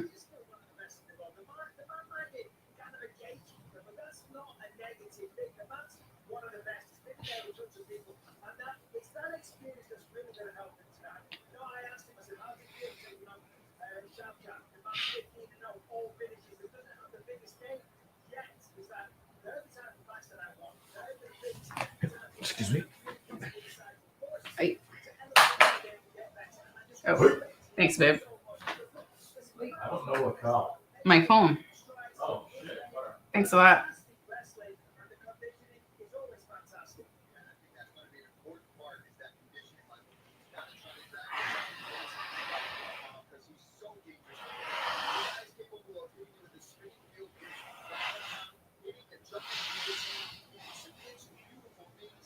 Always calm under pressure. He never seems to be flustered in there.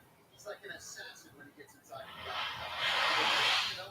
Finishes. He's proven it time and time again that he's one of the best welterweights in the world. He needs Neil Magny to prove that.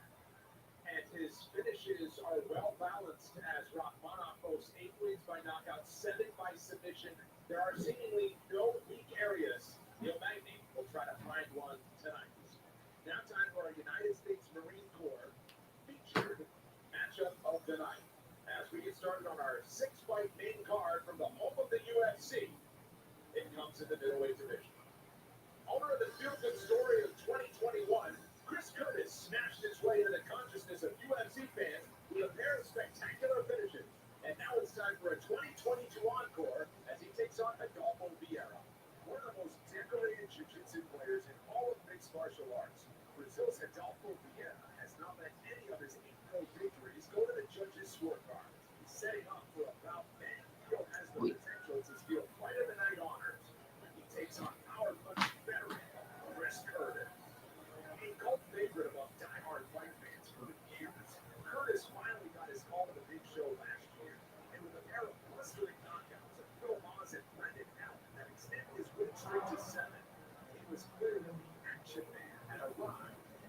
is here to stay. Tonight, he goes for another octagon win against Vieira. Coming up next, Chris Action Man Curtis face Adolfo Vieira.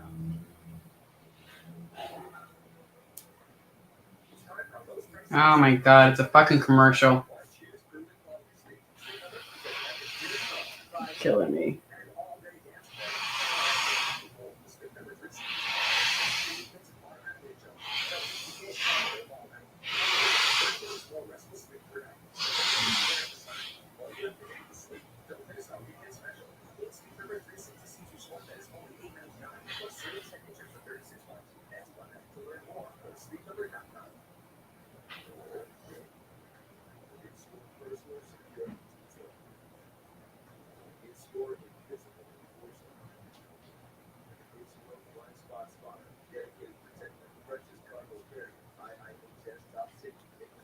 Commercial.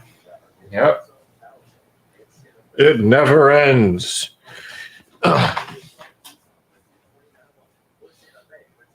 Commercials and video packages and bad decisions and fast ass knockouts. That's pretty much what's happened. Yep. We did get that one crazy submission. I could have taken a power nap in between some of these. Yeah, for real. Whoa.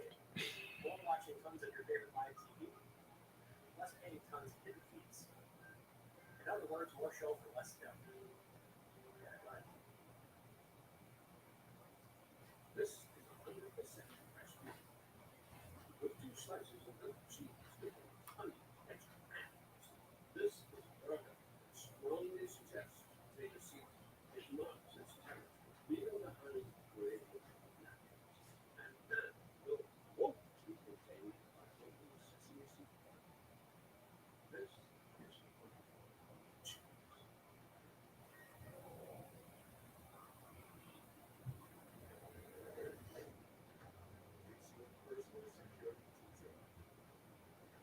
it's your invisible enforcement.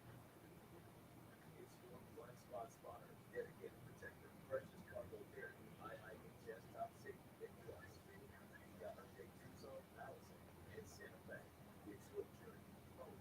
Use an all-wheel drive Tucson for $229 a month, or Santa Fe for $279 a month. With limited Victoria by the day.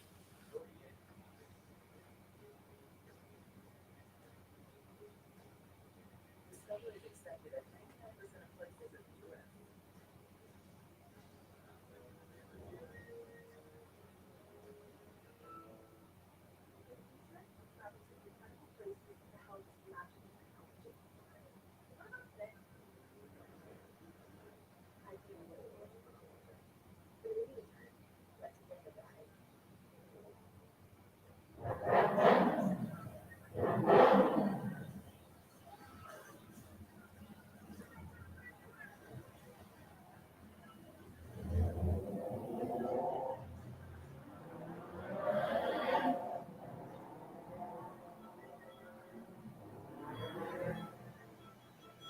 Celebrating 100 years of Central Coast at the Championships.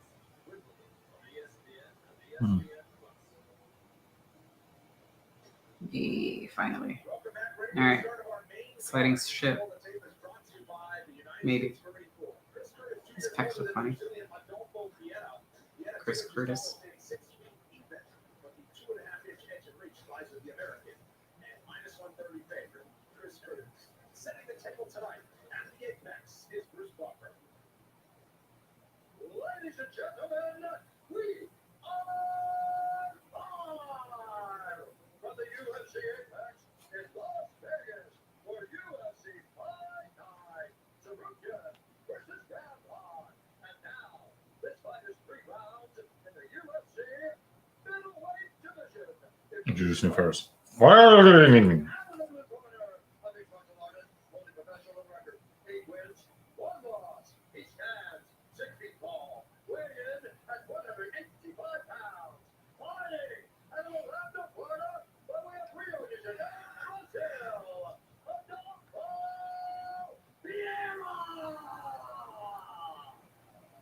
And now introducing his opponent, fighting out of the red corner.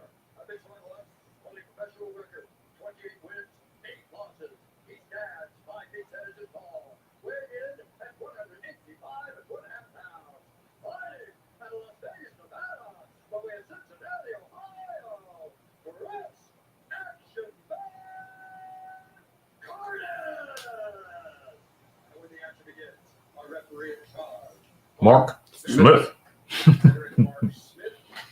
It doesn't even sound like he's saying Smith. It's like he's barking a sound. I don't know how to sit in this chair.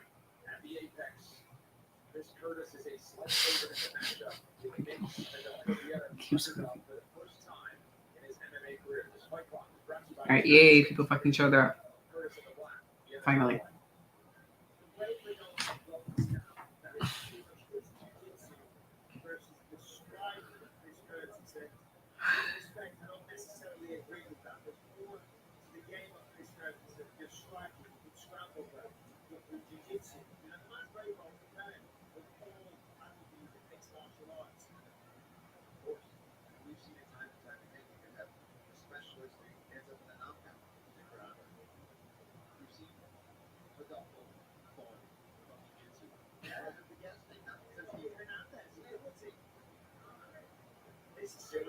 Nice. That was a nice move by Curtis. Mm-hmm. Oof. Oi, those ribs. I know you love your baby back ribs. Mm-hmm. Those are being tenderized. Look at that wizard action from Curtis.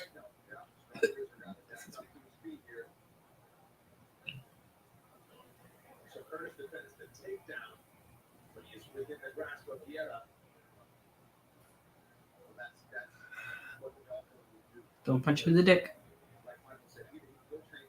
I think it's easier to not punch someone in the dick than it is to not kick somebody in the dick.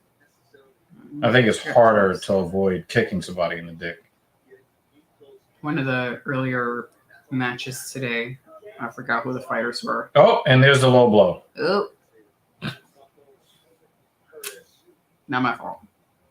But the guy was doing an uppercut, but he was so low with the uppercut. Right in the dick. That he hit him, I think, in the inner thigh. And it's like, why are you trying to, I was probably trying to go for the abdomen. But almost got him in the dick. Well, that wasn't an almost right there. Ooh.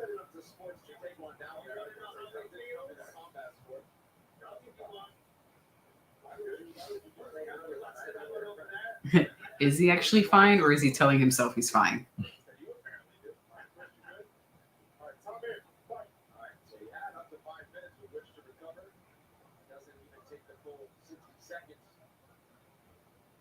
I don't like how when a player, when a fighter has been fouled, and they try to get him to start the fight, restart the fight as soon as possible. If they give you the 5 minutes, get off his fucking dick. Literally, get off his dick. But he said he was fine. No, I'm saying no. But sometimes you'll see the referee constantly in their face. Are you ready to go? Are you ready to go? Like, like, yeah, I know what you mean. And now the fighters feel like they have this pressure that they have to use the least amount of time as possible when they're the fouled a fighter, you know?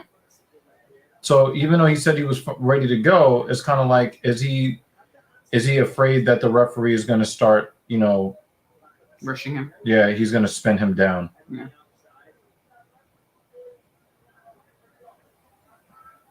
Good defense, Curtis.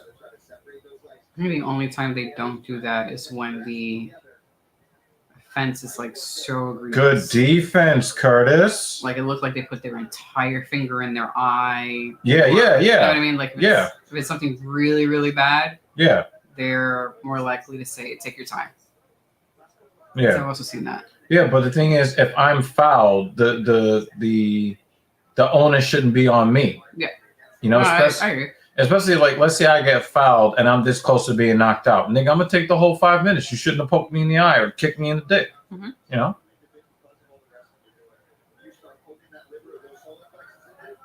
Nice body shot from Curtis.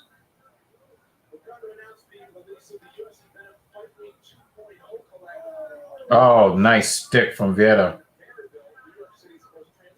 Straight right. That kind of froze Curtis for a second.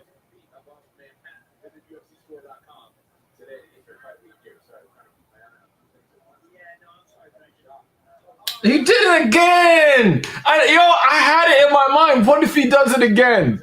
And then 3 seconds later, he does it again. Is he going to take a point this time? No. Oh, he caught with a heel.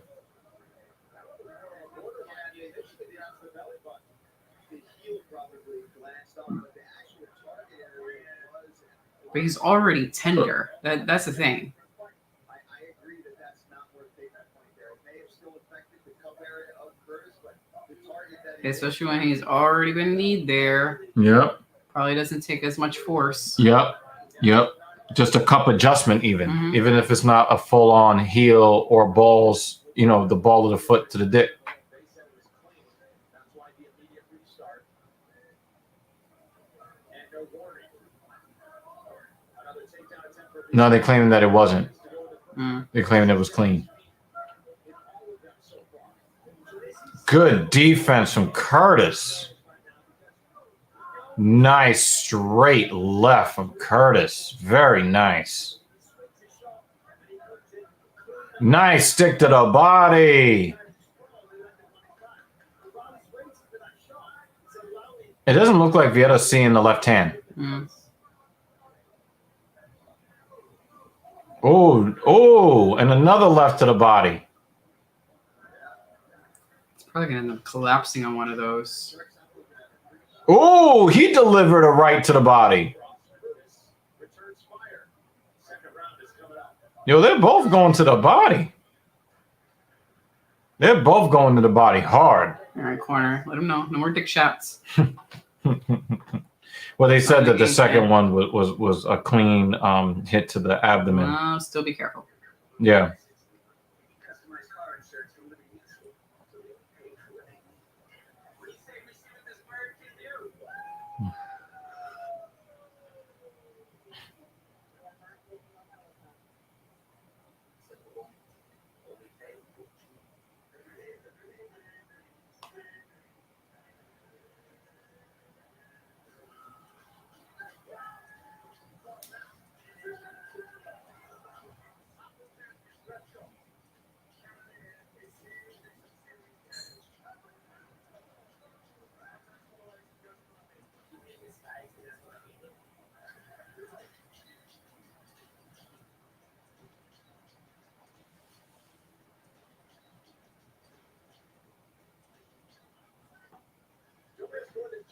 live events from around the globe on UFC Fight Pass in July. UFC 276, our international fight kick things off next weekend. 7 days around the world, the immersive combat sports experience with UFC Fight Pass.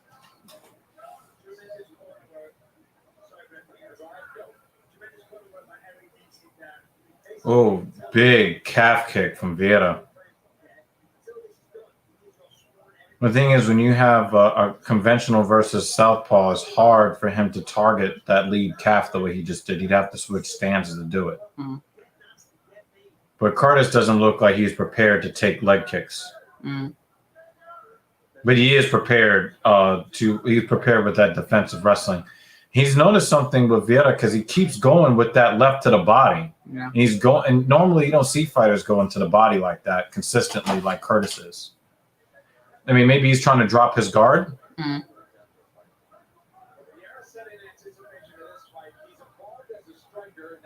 Or maybe that's his alternative to calf kicks.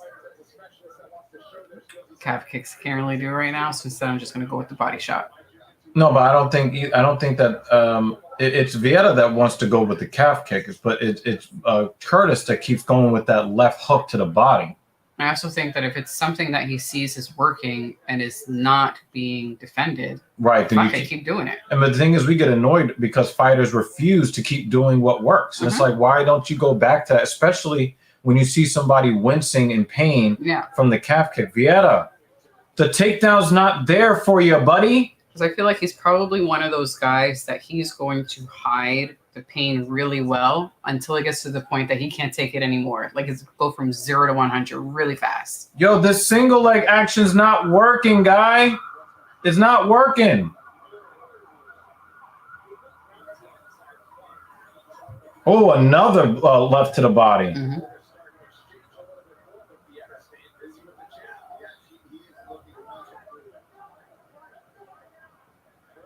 That looked like a nut shot. Mm-hmm.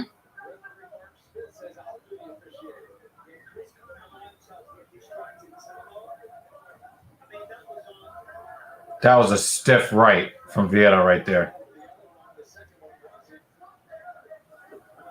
Yo, look at that wrestling defense! I love it, Curtis. I love it.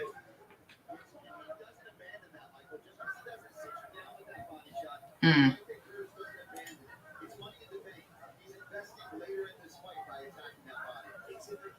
Yeah. Yep.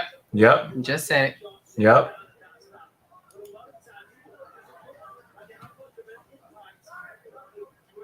Especially when you see fighters having success with the calf kick, right? They'll just stop going to it. Mm-hmm.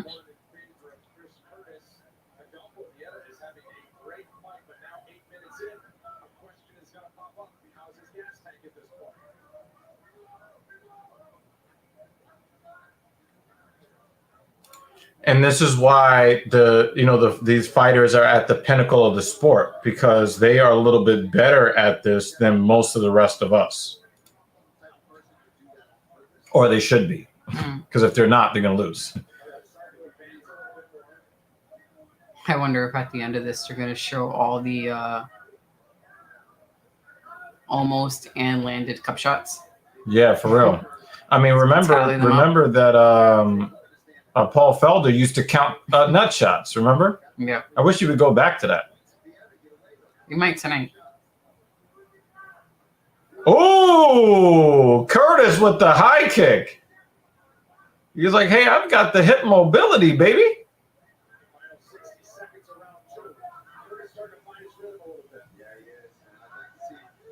I feel like Curtis is very if he's going for the left, digging. Where he's very powerful with his left. Mm-hmm. However, I think he's very stiff with his delivery of the left, where his hips stay in one place. Yeah. And the kick was nice too, but imagine how much better how much more powerful he would be if he followed through with the left hip. Like he does it a little bit. He's an arm puncher a little bit, right? But also his right leg remains so stiff. Like he needs that pivot, that motion, and he'd be so much more powerful. Like he stands on that leg as if it's already hurt. Well, that's why, like when you watch the Conor McGregor fight, right, against the boxer, he struggled because he can't generate that kind of power. Mm-hmm. And Curtis.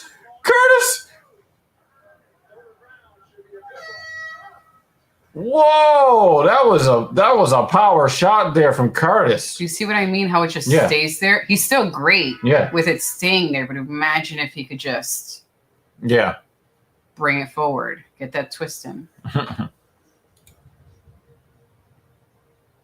Mm-hmm.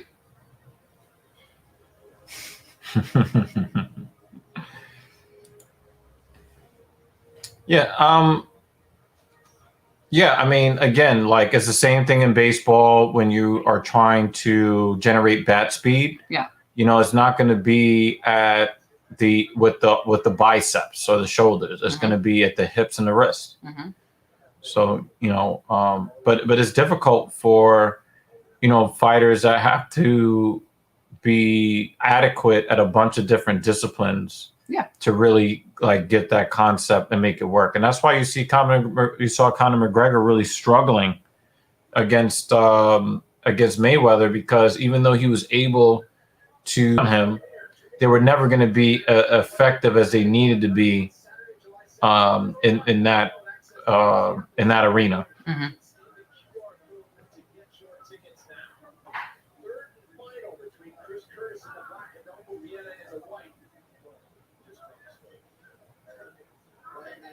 He tried to counter the calf kick there. Oh, look at that loopy. He's trying to get around the guard. Oh, the uppercut just barely misses.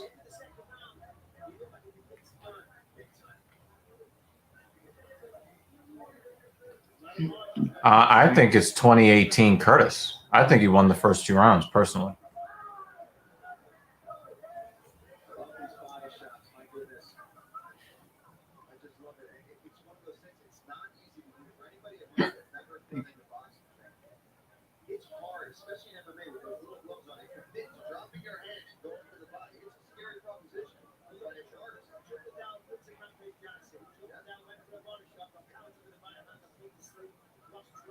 Now I want to see if Vieira is going to try to counter with a level change because he's failed every single attempt. And almost knocked himself out of the cage.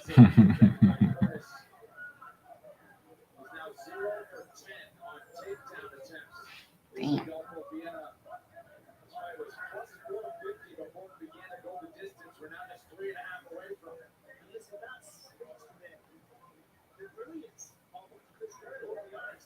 You try it again. And normally when you see them reaching for that, you know, it's they're desperate. Yeah, it's desperation because like they're gassing out or they're getting the ass whooped. In this case, it looks more like he's gassing out. But or his right side hurts because he keeps getting punched there. Yeah, I mean he's getting hit with that left constantly.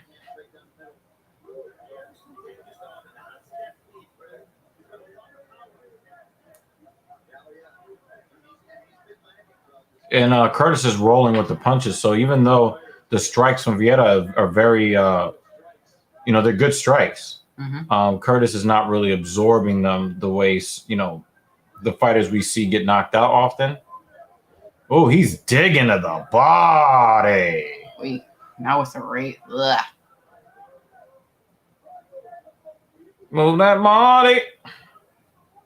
He's going to the body. Look at him! Look at him! Look at him! Look at him! He's bad. Yo, he's desperate. He's desperate for that takedown. You're not getting it, buddy. You're 0 for 12. Oh, excuse me. 0 for 14. 0 for 15. Stop.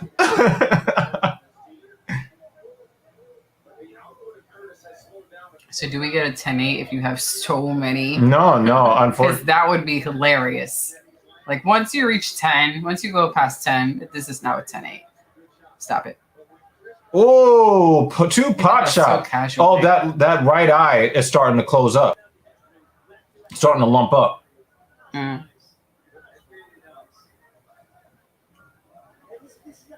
I mean, Vieira's doing the smart thing by trying to lead with the jab. Yeah, but it keeps missing that.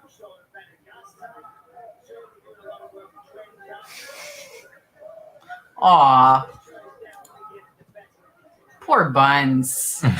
Poor Buns. After a chilly night. How could you do that to her? And 0 for 15. Don't light a match. 0 for 16. 0 for 17. Stop. It's not going to work. Those are some good shots from Vieira. Mm-hmm.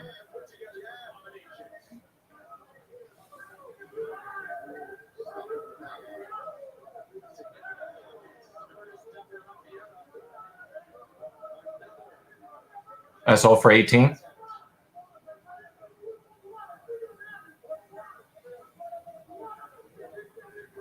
You know what's crazy? Vieira Another stick to the body. Keeps missing his first punch. And Curtis blocks it the same exact way. Oh, nice 1-2. Each time. So you could feint that you're going to do that punch like he always... 0 for 19. You're going to go for 0 for 20? Get off your back, bitch. Fight. He's done. He gave up. 0 for 20. I think, and now he's just being lazy. He's tired. Tussle. Yo, that was funny. That was fucking funny. You're like, oh, you think you're gonna like, oh, hold this. Like, this is for all the dick shots. Yeah, that was a gorilla punch. That was some gorilla punches. It was a weird fight. Yeah, it was.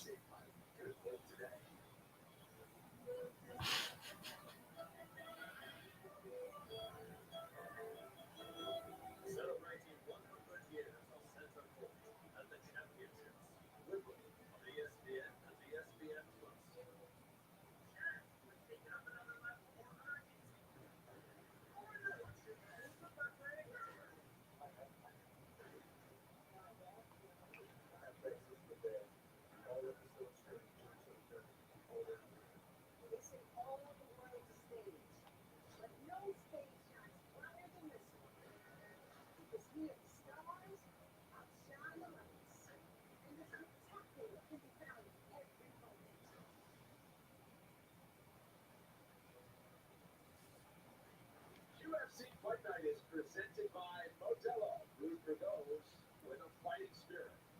And in part by proper number 12 Irish whiskey, one for all.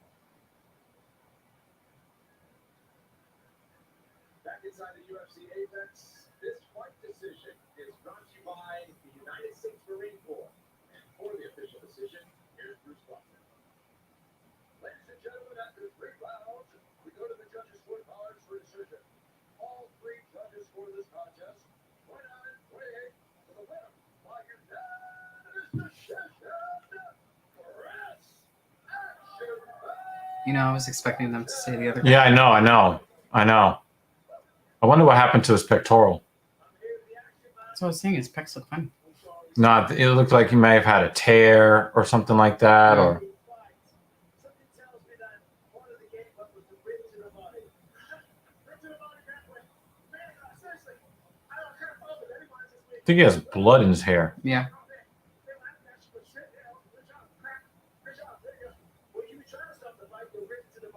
Yeah, I mean, if you're talking about a guy that gasses out, right? Mm-hmm. He gassed out. Yeah, and then you hit him to the body. Your boy was 0 for 20.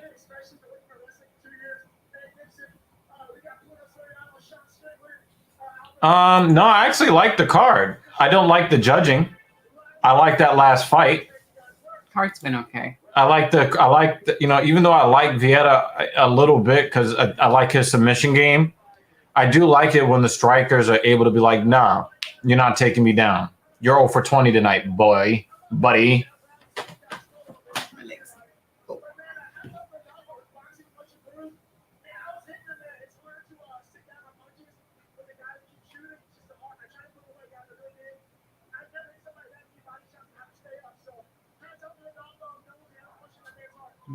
Yeah. He's right. Yeah, because he tenderized. He tenderized. Yeah. I mean, we've had some great knockouts. We have one really great submission. I thought that fight was a really hard-nosed, tough fight. But we had 2 bad judging decisions. I don't have a problem with this card at all today. You're a hater, yo. Oh my God. You're a shoo-in for player hater of the year. Obviously, Umar is not as good as Khabib. Obviously.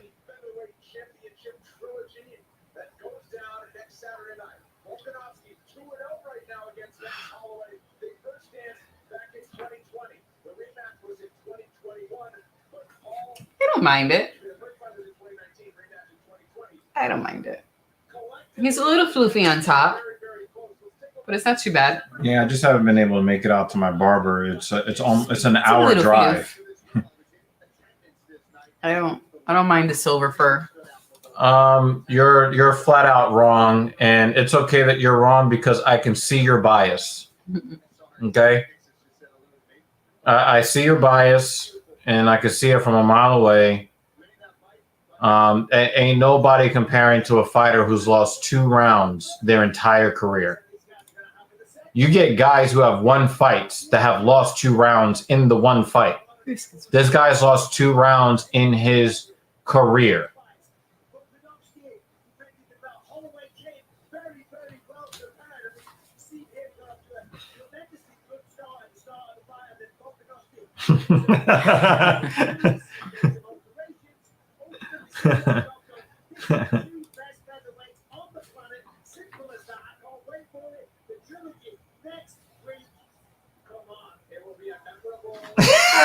What the fuck?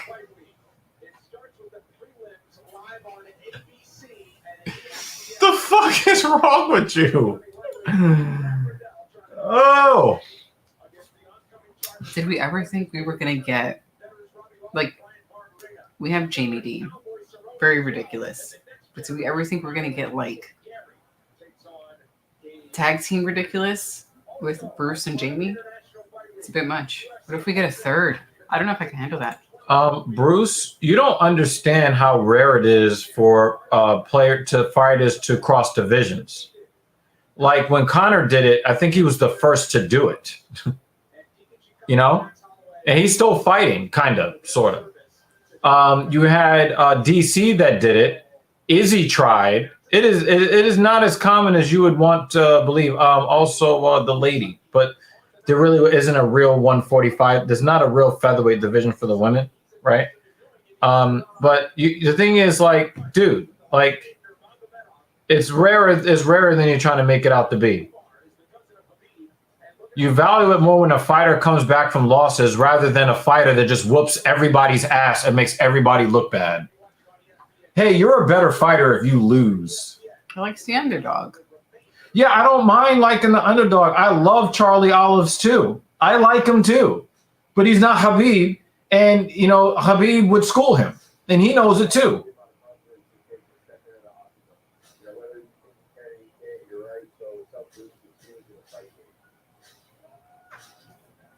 You're not going to come to me and say the guy that's got knocked out a whole bunch of times is better than the guy who barely lost 2 rounds in their entire career. Yeah, he quit after beating Justin because that was everybody. That really was everybody in the division at the time. But I do think that you might see there's the Jimmy Dean commercial again. Jimmy Dean, you're on our TV. Nah, I don't think so. I don't think so. I mean, it's not out of the realm of possibility. You know, Charlie Olives might snatch a neck. Ali's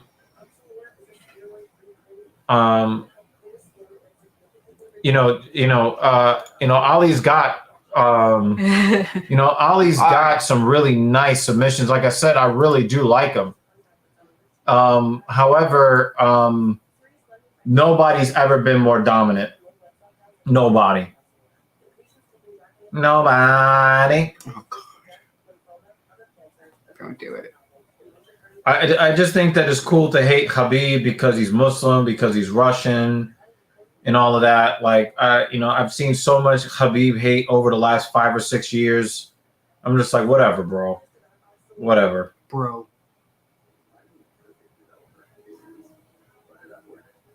The fuck was that? Science experiment.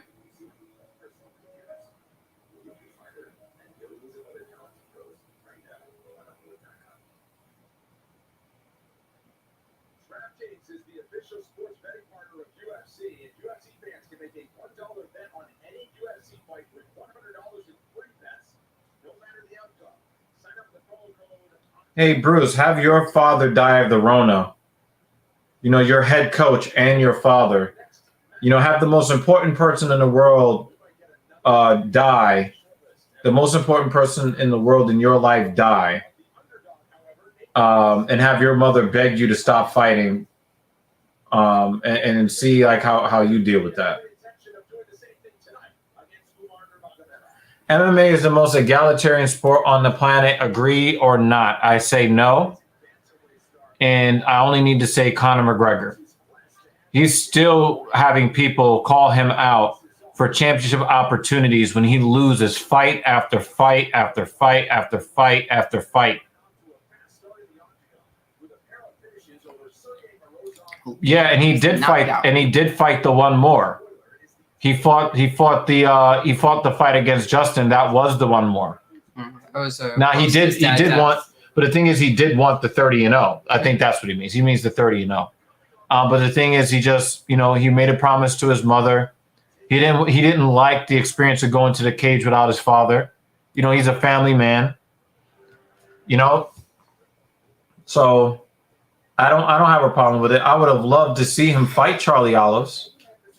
I don't think there's really anybody coming up at 155 besides him that I'd be like, oh wow, I really want to see what Khabib would have done again. I mean, but he would have never fought him. Islam Makhachev, he would have never fought him.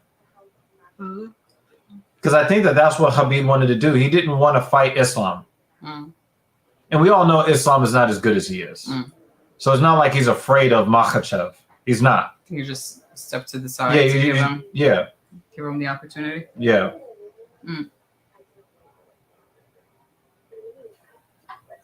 Yeah, Bruce. Not everybody's going to agree with you on that point. They're just not going to. And for me, if I was in the same position, I would be inclined to disregard that request. If I was a fighter and my mom asked me to stop fighting, but I'm making mad money fighting, I'm going to continue fighting. But that's me. But I'm never going to criticize another man for heeding his mother's concerns. I'm not going to criticize another man for that. No. And I'm certainly not going to criticize a man that's lost 2 rounds in their entire career. I'm just not going to do it. Nope.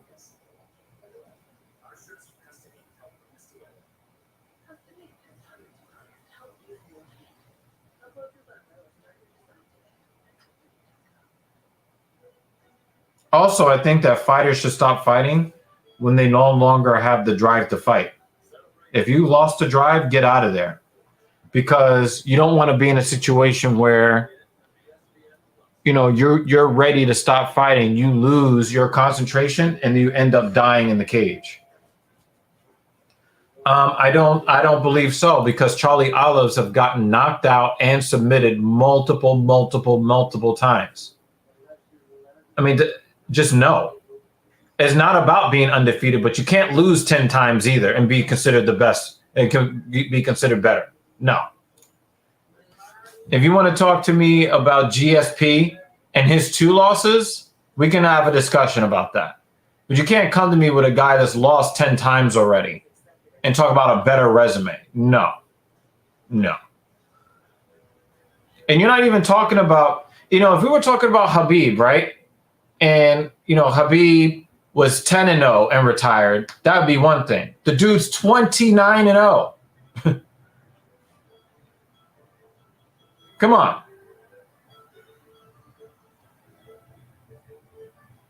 I think he might have more fights under his belt than John Jones, doesn't he?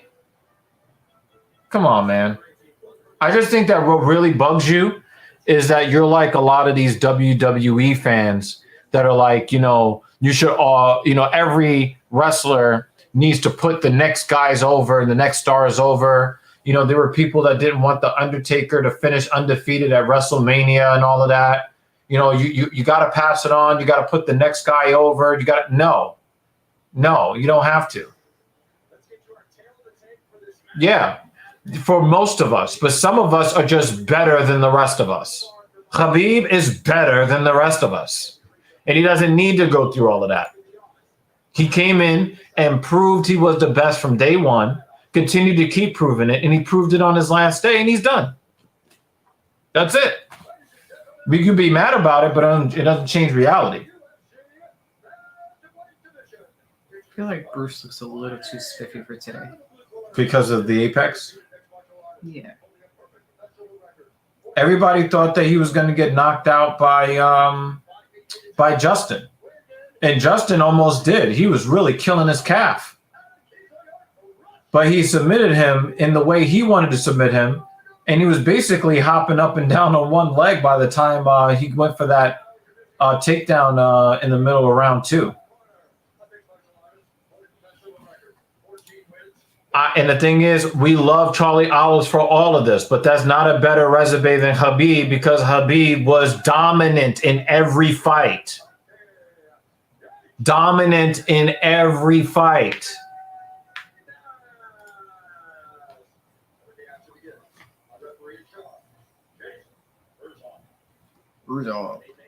I mean, that would be like me saying my resume is better than yours because I've gotten fired a bunch of times, but other people hired me too. Mm. No. Is Oliveira the best submission grappler in the history of the UFC? Absolutely. But he is not the greatest MMA fighter in UFC history. Those are 2 totally different things.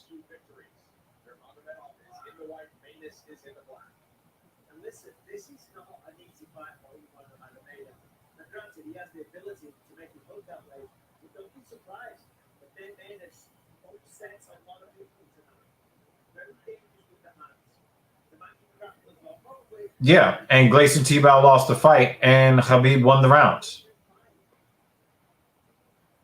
Got a couple of bouncy skinny guys. This one might be more exciting. And we're at bantamweight, so this is 135. Mm. You're not going to see like the power of like lightweights or welters, but No, but there's going to be a different energy. yeah. I mean, the thing is, like, the hate for Khabib is so great that people are rooting against Umar, and nobody even knows who Umar is. They just see the last name, and the last name is not even his last name. It was gifted to him. They're not even really related, I don't think.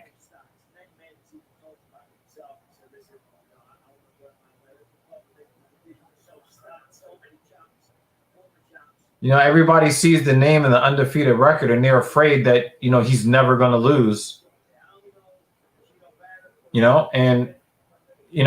That's real fear. The kind of consternation that you're expressing only happens when you're on that level of greatness, where somebody with the same last name and undefeated, like you're really, oh my God, I really hope this guy loses so bad. That's what I'm saying. Like you don't get this kind of hate unless you're on another level of greatness. And this is my point. You got people. Khabib was so great that he's got people hating on other fighters. That's crazy to me.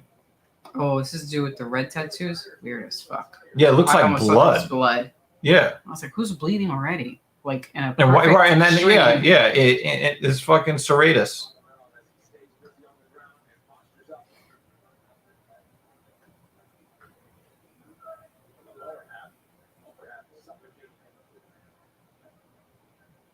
I also think that, Khabib would not get the kind of hate that he's getting if he stood on his feet and just knocked everybody out all the time. If he was just a knockout artist at 29-0, we wouldn't be hearing all of this hate. The fact that he was a wrestle-heavy, dominant fighter, made it ugly, got you up against the side of the cage, took your will from you, people didn't want to see that. And you guys didn't want to see that kind of fighting, but now we got guys that will just lay on you and not try to do anything.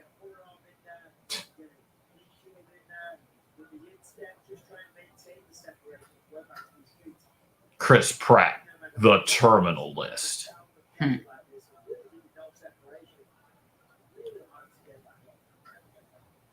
That forearm tattoo is kind of cool looking. Which one? This one? Yeah. It looks busy. Yeah. I can't make out what it is. There's a word in the middle of it, but then they have like designs around it. I think it would have been better if it was a colored tattoo, but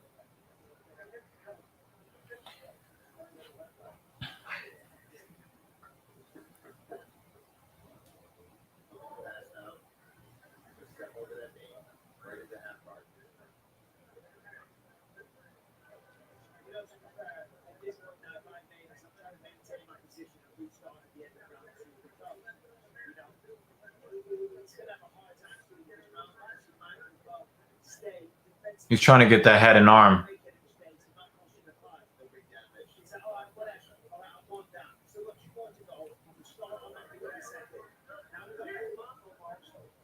He's getting close to full mount. That's 3/4 mount there. This is not a good position for Manis here.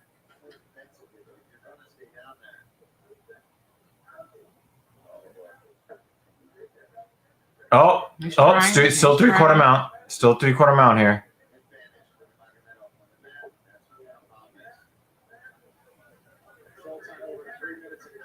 This is dominance. Mm-hmm.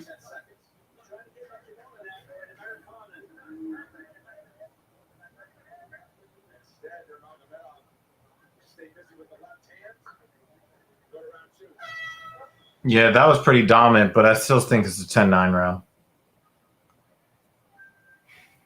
Did that look like a 10-8 to you? I don't know, because he tried. He was really trying to get out from underneath. Yeah. But didn't actually do anything. He didn't take a lot of damage either. No. It could have been 10-9.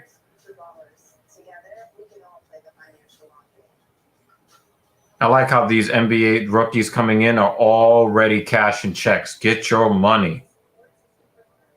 These guys just got drafted like 2 nights ago, and they're already in commercials. Get your money, gentlemen. Get your motherfucking money. Just don't be giving it to fucking Instagram thoughts.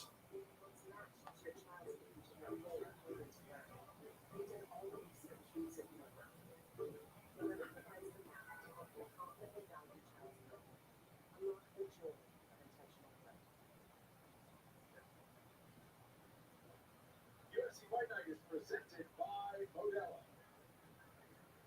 Second round coming up. 8 minutes and 3 pounds of knowledge. Yeah, that's pretty good. Yeah, that was not overwhelmed. That made me jump over. Yeah, pretty good. That's the line. Don't allow yourself to get frustrated and angry. That's going to work against you. Yeah, he's in the man of made up. He's looked at, he's like, yeah. You don't want to find yourself. He has a snappy kick. I mean, if Umar can become a better striker than Khabib and have that kind of physical strength, if he can get that same kind of physical strength and will, he could be a problem at bantamweight. He could be. But Khabib, he did a lot of cutting from like 185 to 190 pound body weight down to 155. And so he was just physically stronger than everybody in his division, and he just bum rushed them. Mm. So if Umar here is living similarly, where maybe he walks around at maybe 160 to 170 pounds and cutting down to bantamweight, and he's just, stronger and just imposes the will, it's possible that but it would be nicer if he was nicer with the hands. Mm-hmm. But then again, Khabib was so great with his wrestling. You don't get to be that great and develop, world-class striking skills too. So, it's just a little bit too much to assume.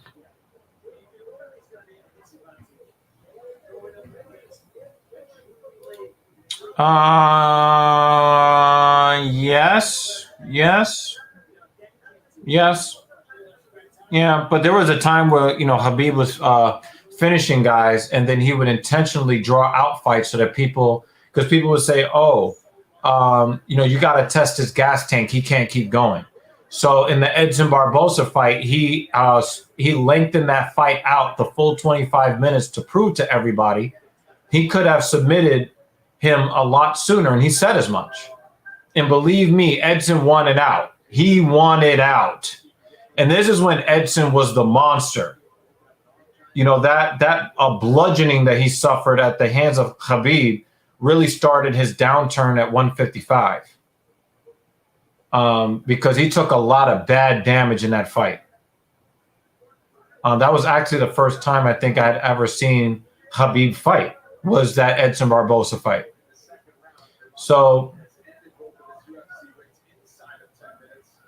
if Umar ends up being anywhere near close to the dominance in wrestling as Khabib with better striking, look the fuck out. It's going to be a fucking problem.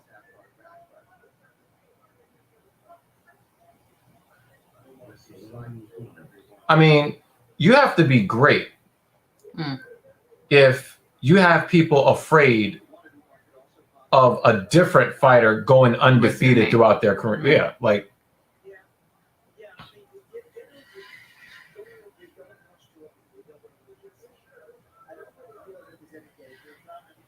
And you see, Umar is very dominant in the middle of the cage. Khabib wanted to get you up against the side of the cage and pin you there. Now he's got full side control, and it looks like Manes is kind of recognized that there is a danger of being caught in a crucifix here, and he's trying to roll that over. North, south. Oh, take his back. Oh, look at that scramble action.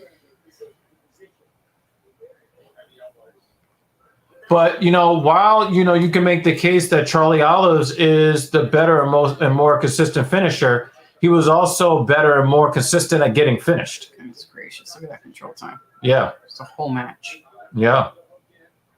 And the thing is, you can make the case that this is a 10-8 because Manis has got zero offense.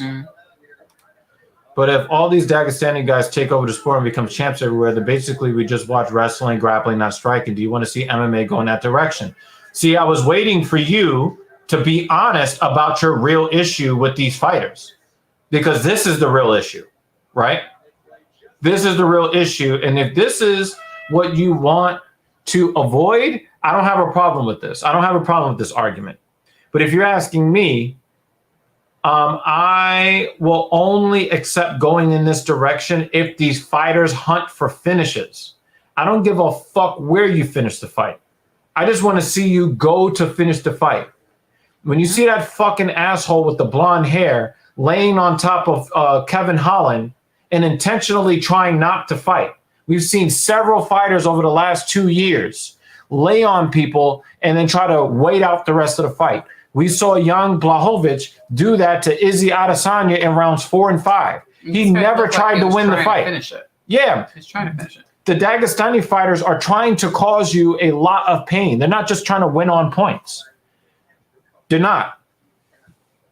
So I'll accept it. Do I want to see more striking on the feet? Do I want to see, guys like Wonderboy Thompson, get their just due? Absolutely. But I will accept a Dagestani takeover if these guys are going to hunt for finishes. Mm-hmm.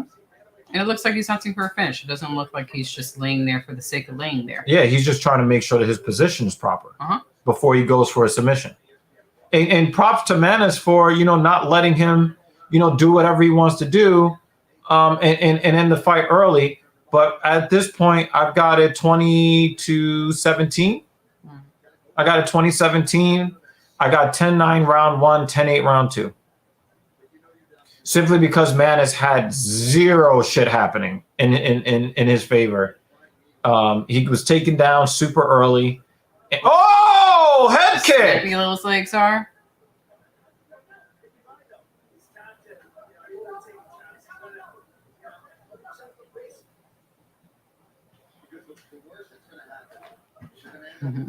Yes. So do this. Yes. This chin out, right? Yes. Yeah. Yes. Me. The answer is me. I also can't stand that guy. I want him to get knocked in the chin every single time I see him. Yep. Just get him right there. Yep. Every time. Yep. He's a corny dude and a corny fighter. Yeah, the answer is me, Bruce. Me. No, we're still going to get on you, Bruce. We're still going to get on you because you are hating on somebody for being great. And I'm hating on somebody for being a piece of shit. We're not the same. But Brinson wants to get punched in the chin. He's asking people to punch him in the chin. Hey, I'm glad that Cannonier gave him what he wanted. Thank you, Jared Cannonier. Wait. Woo! Imagine you're a Manis, right? And you don't know what's coming. You don't know if a takedown is coming. Look how tall he is right now. Look how tall he's standing. This guy doesn't know. This is a pick your poison situation. And look, Nurm is not. He wasn't really selling out for the takedown. He stood with him for half of this round. Look at that.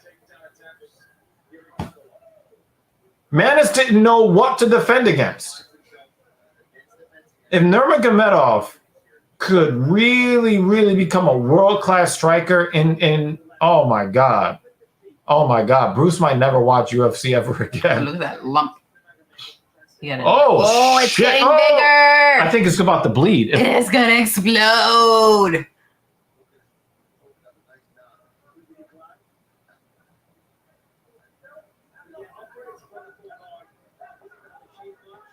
He's waiting for it to just go. Yeah, Manis is just trying to survive at this point. Also, when he got taken down, it looked like he just accepted. Yeah. Well, he tried to fight it. Well, when the trip came, he went down and he stayed down. Yeah, and he was just like, all right, I'm here. I'm finishing it here. No, he's trying. Well, he's trying now, but I mean initially. Yeah. Now this is looking like some Habib shit right here. Vishnu is sick. So I'm surprised he stuck around as long as he did. Yeah. He said he's only going to be around for like a couple of fights. Yeah, but he's not feeling that well. So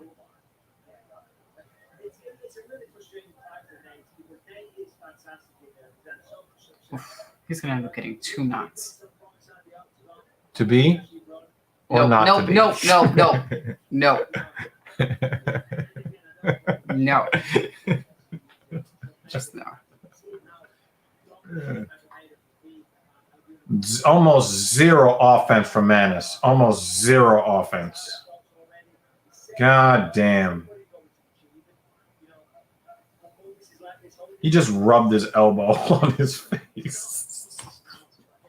I just don't want him to rub it on the knot because then it's just no, actually, that's what you want. That is.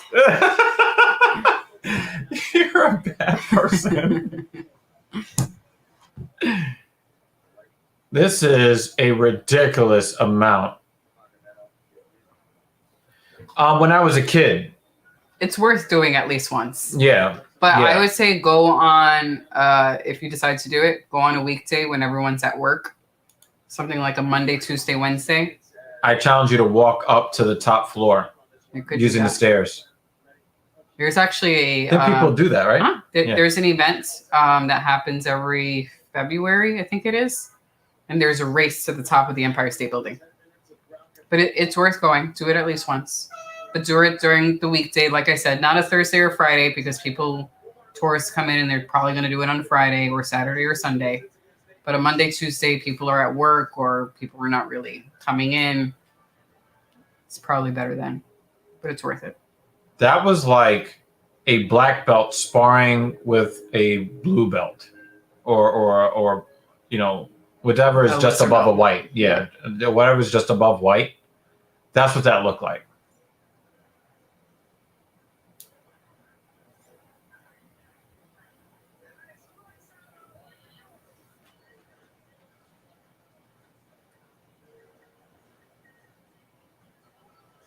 I remember when I was in high school, I did some volunteer work in the Empire State Building. I forgot what the fuck we were doing. I think we were like folding T-shirts and putting them in a box, for some event. Very, very light work. And then since we were helping out, we got a free pass. So we got to skip all the lines and go up to the top of the Empire State Building. Wow. It's like everyone is waiting at the elevator and we just like flashed a pass and we got to skip all the lines and go up. That was a lot of fun. So that's my memory of going to the top of the Empire State Building, saying, "See ya, fuckers," and skipping everybody. I remember that they had an exhibit for the Guinness World Records in there when I was a kid. We went there. They got a pencil. I was really big into pencils when I was a kid.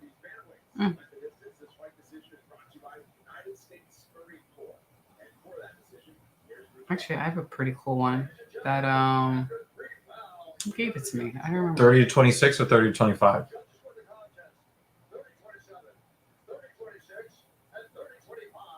Oh! Damn! Why are you picking up your hand? Put your fucking hand down. Oh man, come on. That must have been a joke, right? That had to have been a joke. Probably. Or it could have just been a reflex. Reflex, maybe. Yeah. Nah, but put your fucking hand down. Oh, there goes Habib. Yo, Bruce is mad salty right now. Bruce probably got up and left. He's like, I'm out of here for the next 5 minutes.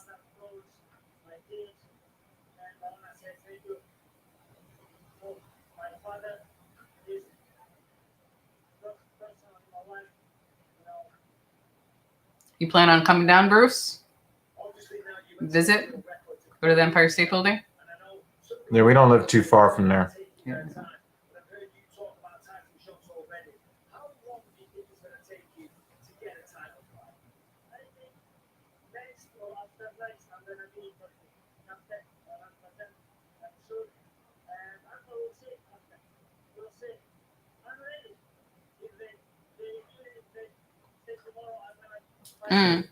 Good, good. Do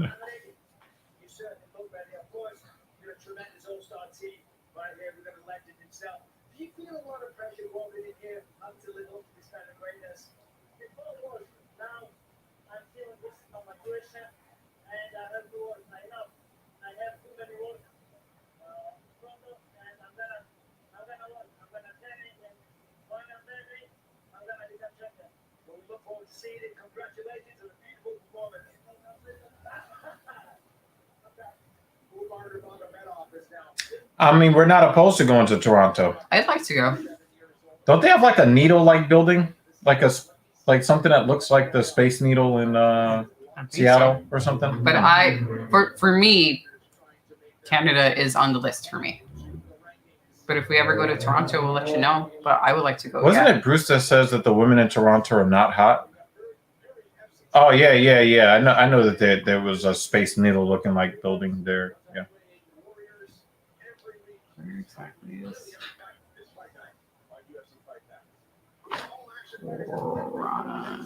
Toronto? Hold on. Go on to Google Maps. Google Maps. Oh, Toronto's right there. Yeah. It's not that far away. No, not that far away. I think actually one of the reasons why I was looking at Toronto, either Toronto or I don't remember, maybe Montreal. No, I think it was Toronto because I do Spartan races, and I think they're Canadian Spartan races in Toronto. So I was thinking about doing that. Yeah, I don't remember what the fuck you said.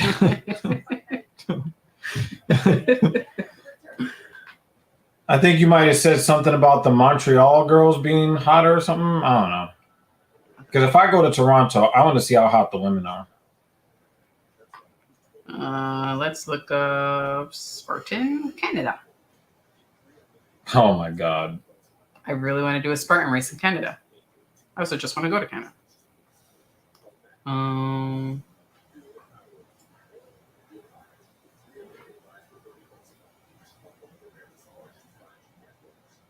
It says, yeah, Quebec women are hotter than Ontario women, generally speaking. Oh, yeah, so that did come from you. All right. There is one in Ontario, and there is one in Kelowna. Where is Kelowna?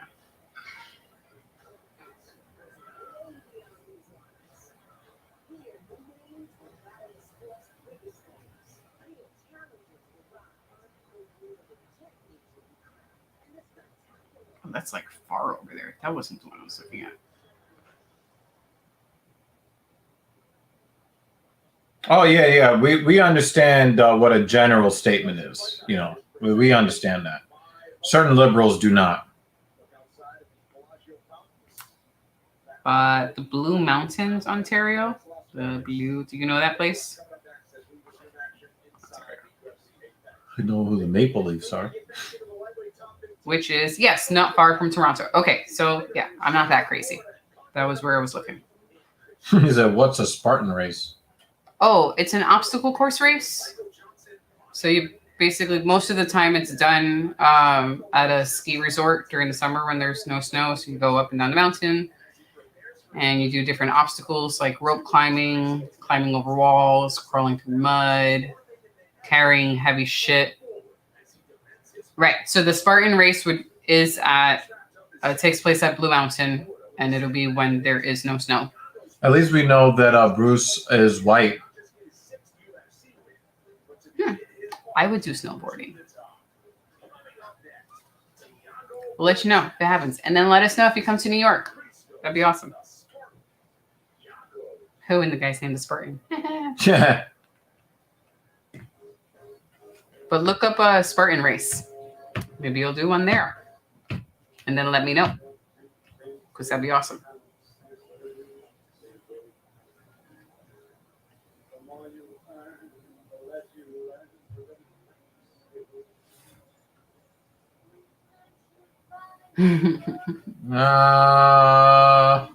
Yes, I am racist.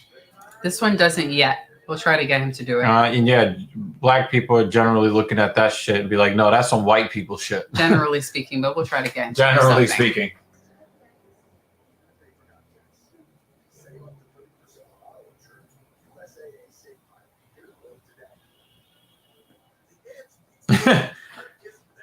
It is. I mean, you know, you might want to take that 23andMe. You know what I'm saying? Oh shit.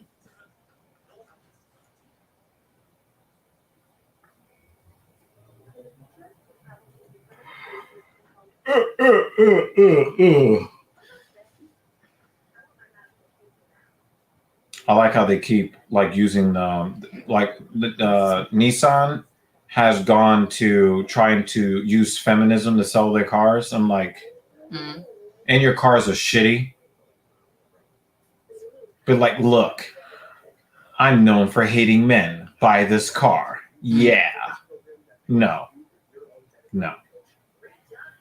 But we already know the Nissan cars are the single mom car choice. All right. How many fights we got left? 2, I think. Yay. 2, maybe 3.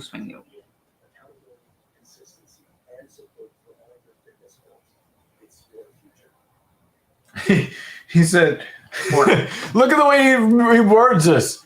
There are black hockey players now. Yeah, my New York Rangers have 2. And I would have taken not PK Subban. I would have taken the dude that went to Edmonton that got kicked off the Sharks. What the fuck was his name? He had a white wife that tried to claim that he was betting on hockey games, even the ones he played in, which is like, that is like the kiss of death. Yeah, that's the kiss of death for like any professional athlete. You get I don't know anything about hockey, but I remember that. Yeah. And she tried to like completely ruin his life. And then it turned out that, you know, she's a big ass liar. And of course, there was no penalty for her to pay because, you know, when women lie, there are no penalties. But she almost completely destroyed his career. In fact, he was a popular player. Yeah, Evander Kane. Thank you. He was a very popular player on the Sharks until she opened her mouth. And then they all turned on him.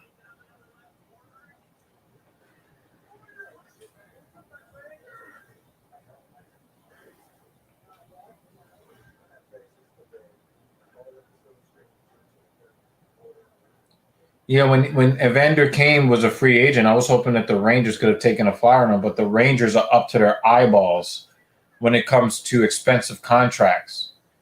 So they're really not going to be able to try to get any other kind of star players. This is too true, man. Too true. You know, if a man makes an accusation, you know, he gets laughed at. You know. So, but anyway.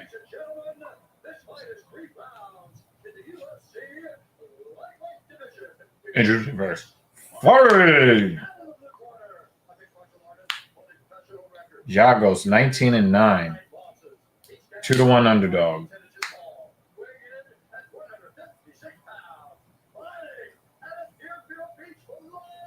I think if he loses his fight, he might end up getting released. Yeah, that's a good line, man. Or you can say the court of public opinion is all judges and no jury. No facts. Thiago Moises is... 4 more left. 4 more left? No, 4 more left. 4 left. Oh, shit. Herb Dean. We'll probably hear that name one more time at the end. I think so.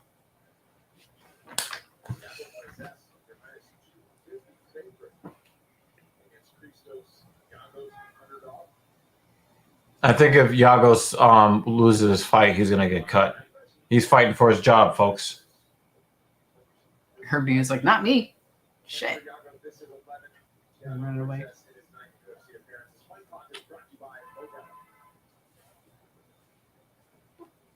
Well, he's going for that leg kick.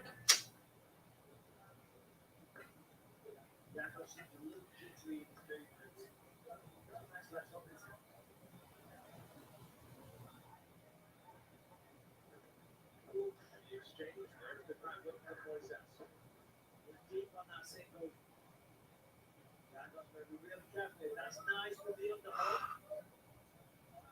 Keep that left arm where it is right now.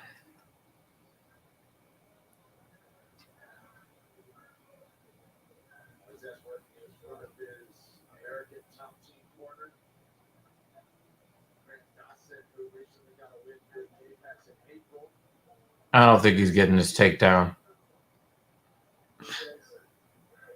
He needs to get something on the break here. No. No. Just no.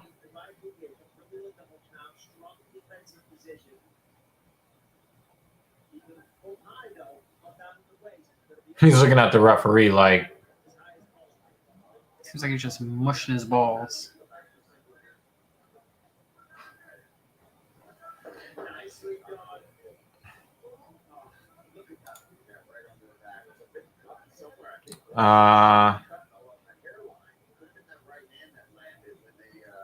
yeah, you make a good point. You make a good point. Yeah, I'm not even going to entertain that, Bruce. I ain't on that type of time. He's got the body triangle? Yeah, I don't go to parades on my own of any type. If I have friends who are going and they want to make a day out of it, I'd go to the parade. But parades in general, they're just not as fun now that I'm an adult. Like I liked them more as a kid. If the Mets won the World Series, I would consider it. If the Knicks won the NBA championship, I would consider it. Yeah. If the Rangers won the Stanley Cup, I would consider it. But I'm not, I'm not about that other cause. I'm not against people who are for the cause. I'm not against them. I'm not for the cause. I'm just not a parade person. Like I said, if I have buds who are going, I'd go, but they don't. Yeah. I'm not hating. I'm just that's not Bruce that's just not wants that's the not my fight. opportunity Yeah, to yeah, call no, you a right? hater. Yeah, I know, right? Win or lose, don't ever go to an Eagles parade. It gets rowdy. Yeah, I don't. He's tapping. Oh! It didn't even look like he really super got him. It didn't look like he really got under the chin. So it might have been a pain issue. Yeah. And like I said, what do you think are the chances he's going to get cut? Especially after that?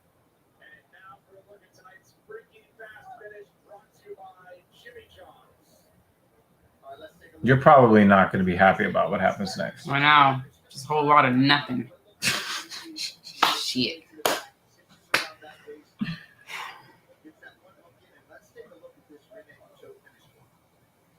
No, he did get under. He did get under the chin. Oh no, that was a legit choke. When he got underneath the chin, he just grabbed his elbow. Mm-hmm. That was kind of nice. Yeah.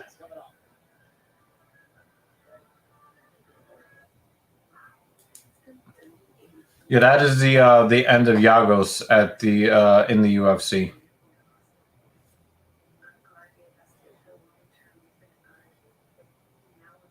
The UFC's been cutting a lot of fighters now. Like it seems like every week they're cutting 3 to 5 fighters off the roster. Mm. Are there really that many people trying to get in?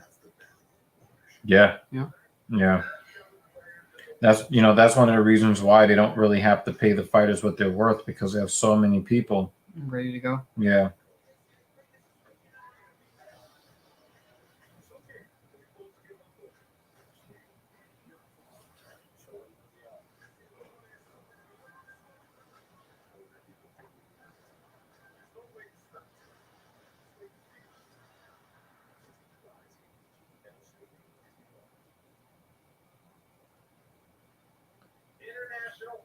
is on deck. It culminates a championship doubleheader next Saturday night. The last bender Israel Adesanya will defend the middleweight crown against Jared Cannonier.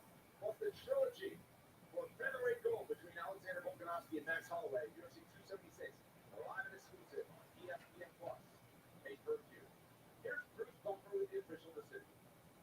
Ladies and gentlemen, referee Herb Dean is going to stop this contest at 3 minutes, 5 seconds of the very first round.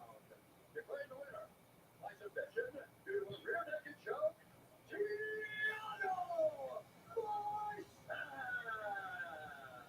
Yeah, I guess you need to be able to sell a fighter as a legitimate threat to prop up another fighter if that other fighter should win. And if you got a guy that just loses week after week after week, then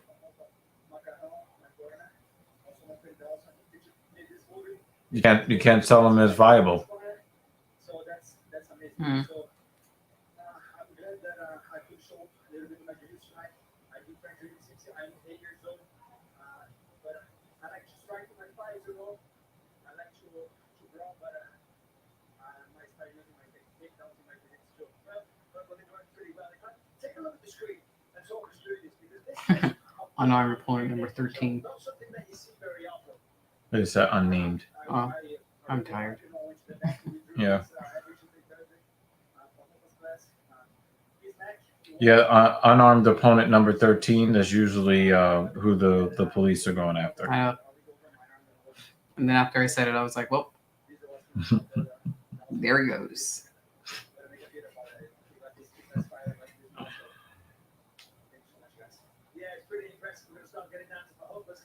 Like my vision's still pretty good, but there are some letters that Much for me. I'm good, Bruce. you know what I mean. Huh? Like my vision is still pretty good, like post surgery, but the A and the M together, the M almost looks like an R and an M together for me. Yeah, You know what yeah, I mean? yeah. And then as I start to get tired of my eyes, I really should buy eye drops because they start to get dry. Especially toward the end of the day. Yeah. Yeah. I got LASIK like right before 2019. Because I remember it happening right before the lockdown. Oh, because I remember that's when I did the New York City Marathon and I got it right before or a few months before. But thank you. I've been wearing glasses before that since first grade. And it's the best $3,500 I've spent in my life. So worth the money. So Yep. fucking worth it. But I need to buy it. Because of it, your eyes get dry. And There's only one problem with it. I need There's only one problem. to get eye drops. And no, I did not get superpowers. She didn't get I did. superpowers. He was hoping I would get superpowers. No superpowers. Oh, really?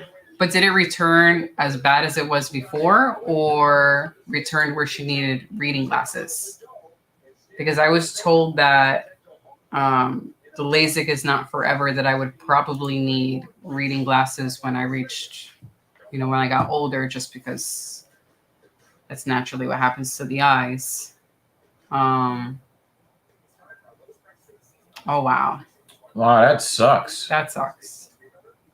Is it that they messed up the surgery, or like how did it go from like Most of the skilled surgeons are like in California and New York and stuff. You know what I mean? Mm-hmm. The most skilled. How long ago? 3 years. You said, well, you said it It lasted only 3 lasted years. 3 years, but I wonder how long ago that happened because they've been doing LASIK for many, many years. Probably within the last few years. I mean, I think Jimmy Dean's kind of young, right?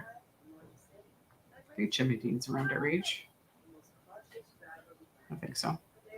Sorry, Jamie. I think Jamie's around our age. 5 or 6 years. Yeah, that's what I Okay. thought. Yeah. That sucks. So what happens now? She just wears glasses? Like, is it possible for her to get LASIK again, but maybe with a different person who could help? That's really shitty, especially when you can finally fucking see without those things on your face. They're selling candy with air pumped into it. What a fucking. I would be so fucking pissed if that happened to me. They're selling fucking candy. Oh, with air in it. What I the didn't even fuck? see. I'm talking about laser. Look, everybody, we're scamming you. Oh, that sucks. I think it's because I think what they do is, don't they like make an incision that kind of like changes the shape of the lens, but then the lens starts to harden over time? Oh, I don't know. Like I know with mine, they it was what's it, with bleed or something like that. So they cut it, put the flap open, pupillarize. Yeah, that I But would now be so she gets to do disappointed. the sexy librarian thing now again, right? Does that get you going at all? I'm really happy to be able to wear sunglasses. Like that's a big thing for me to be able to wear sunglasses. Oh my god, Especially the corny looking ones. my sunglasses are awesome. Don't listen to me. My sunglasses are so fucking awesome. Oh, Bruce got LASIK too. Yay to blind people who are Trying to see. not as blind anymore. Yay! Ooh, chocolate. I'll take out Got the this for you so that I don't fuck up what you're trying to do Yay! with Thank your you. goals. And then we'll put this over here, and you can kind of sort of forget that. Yeah. How long ago did you get your surgery, Bruce?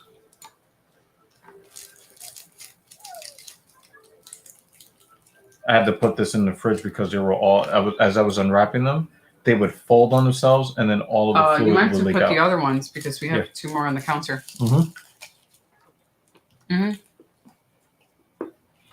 I've had a lot of bad luck in my life, but eyesight is not one of them.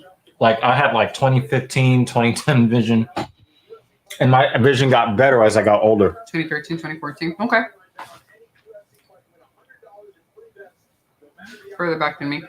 They told me that when mine was done, that I had supposedly better than 20/20 vision, but I like I was saying, I noticed that my eyes get dry, like they're dry now. So I can still read, but it's slightly off. Not nearly to the degree it was when I was wearing glasses, but I see a difference. I don't see either bag on the counter. Oh, they're not up there? Or maybe you put them in the refrigerator. I just remember them being on the counter. Me too. That's okay.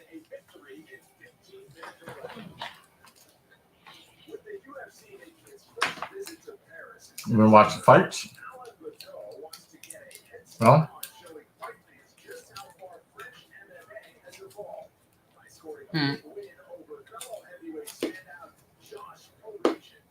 I forgot these are in the fridge and they're covered.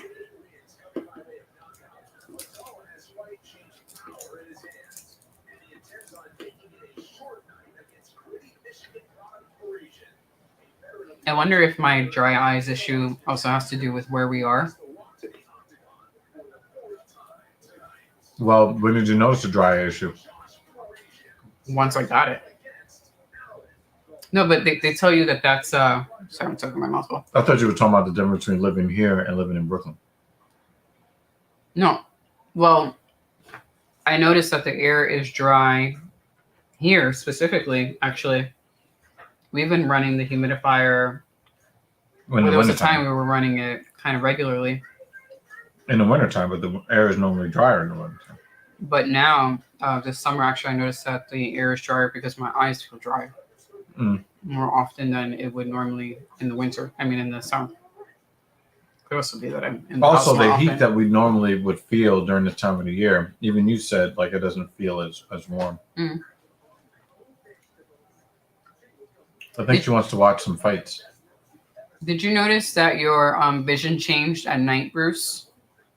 And Did you become the goddamn Batman? same for Buns. Because I noticed that my vision is not. It's something I was warned about. That my vision is not as good at night. Not to the point that I need glasses, So she can't see what I'm doing to her, and but night vision, it's not as good. Actually, I think about it sometimes if I needed to drive. If my eyes are dry yeah. at night, I'd probably ask you to drive. or to help me out, or I'd catch a cab. Yeah, I really hate that feeling of like, You know what I mean? yeah. It's very scary driving like that. All right, I'm buying eye drops tomorrow. Keep one in the car, right? But even with those issues, still happy I did it. Mm-hmm. Yeah. You know, I mean, thankfully here, since we're in the city, it's very bright, but I still notice a difference. So if we were to be driving in like Jersey or upstate New York, actually, I probably would not drive, and I'd have him drive instead. Although if I were with you, you drive anyway, but you get my point. Mm-hmm. Is it because we're both misogynists that, of course, I'm the man, I do the driving? And... Yeah. I can't do anything myself. Oh, yeah, and we had the conversation before where I can't even scratch my head. You have to We're not even going to really get into that. Anyway. Oh, man. Dry eyes. Oh, man.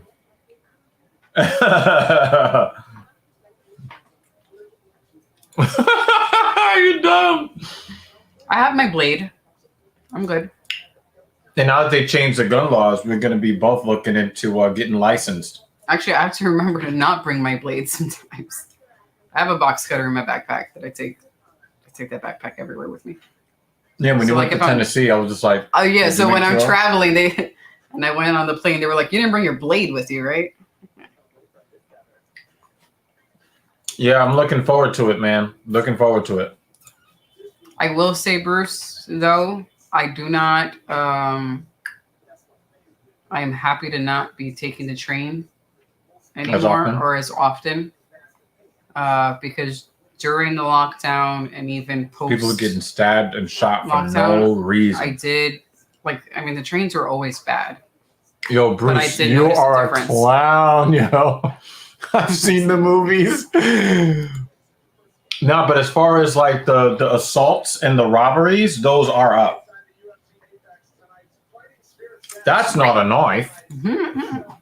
No, she keeps a box cutter because one of her jobs, she has to like cut open boxes. So she uses a box cutter.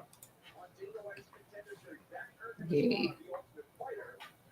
He is the best moving fat man that I think that we've seen in the cage.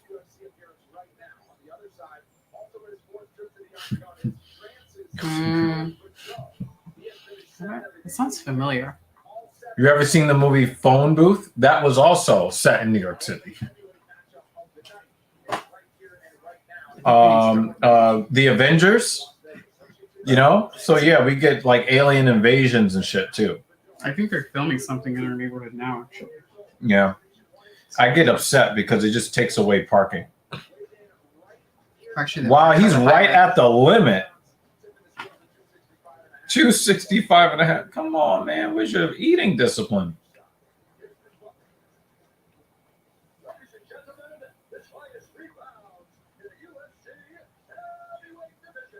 Introduce the first. Bruce looks like he's going to a wedding after this event. Maybe he just came from a wedding. Or maybe he's going to go officiate weddings at some chapel in Las Vegas.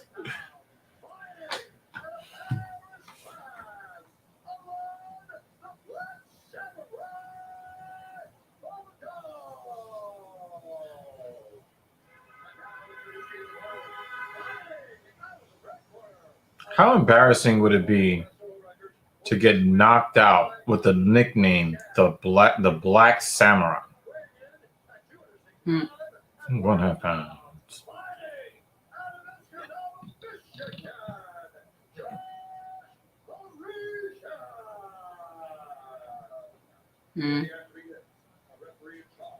More.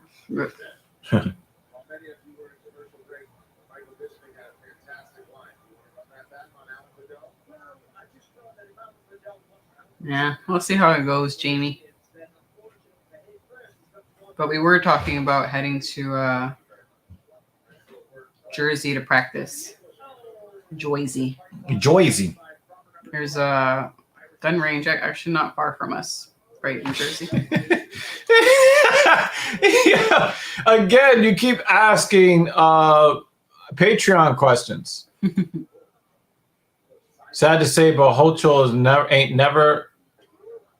ain't ever gonna let y'all have your guns. She's gonna make subways in any public building a special place. In theory, you'll have your permit, but not in practice. For me, see, the thing is, I don't need to be able to carry my guns into a building. For me personally, right? I'm fine, you know, in situations where we're out in the street. Where we're out in the street, you know, working, you know, walking home, you know, something like that. You know what I mean? You know, but you know, if you're not allowed to have it in an airport or at a school or something like that, I'm fine with that. I'm fine with that. I did notice when I was in Nashville, there were some stores and bars that they had signs up that said you can't bring your gun in. Right. Yeah. I mean, yeah, you leave it up to the business owner to decide, you know?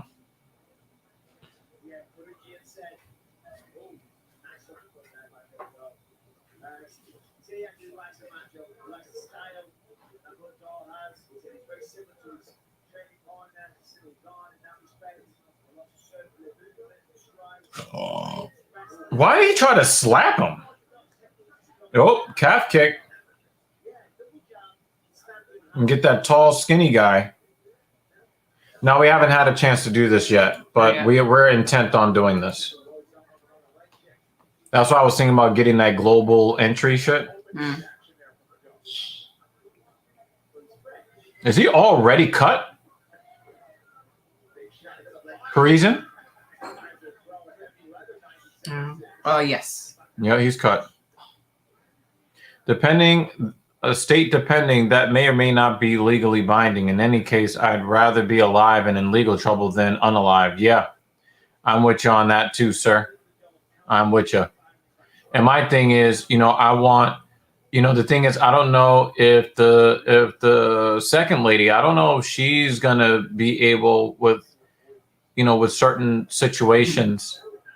I don't know if she'll be able to handle the difficulties that come with firing a pistol, especially on the nervous system, on the vestibular system. I don't know if she. Oh! Bordeaux! It seemed like that was a body shot that got him. No, it was a short right hook. Mm. And he dropped them. Have you left New York State yet? Oh my God! Come on, man. Actually, that's a legit question. For somebody like me, right? There are some people here in New York that actually have not left the state. You know, we have a membership to a gun range in New Jersey, neighboring New Jersey. Yeah, that's what I was mentioning. Yeah, and you know, we're going to be going out there probably a little bit more often. The last time we went there was our 13th, 14th anniversary or something like that. Anniversaries. No, I think earlier than that. 13th, because we 13th anniversary. Was it? Yeah. We were It was the last year before the Rona. You know. We were living in Harlem though. We weren't living in Brooklyn. We were still in Harlem. The second time. We were living in Brooklyn for the last time. The first time we went. I have only gone once, and we were living in Harlem. No, we went twice, but remember, we weren't allowed to shoot for the first time because we got there too late in the day. But we drove out there, and then the second, right? But the second time, just me and you went without Megan. Yeah, that was for our anniversary. Right, but that was in Brooklyn.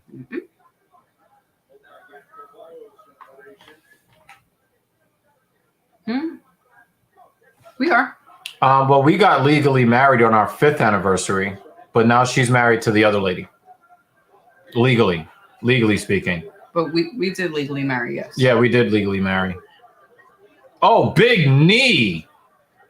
Yo, Parisian is not giving up, but it looked like he was pretty much out. Oh, wow.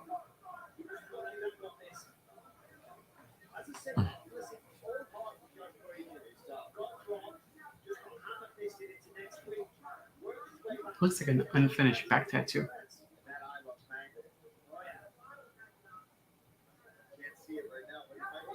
Yeah, we got legally married on our 5th anniversary, and we had to dissolve the marriage about 5 years later for legal reasons. Mm-hmm. Right? Why? That is a nice takedown, but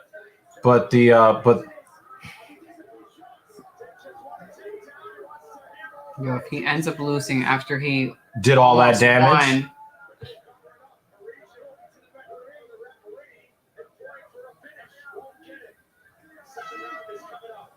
That now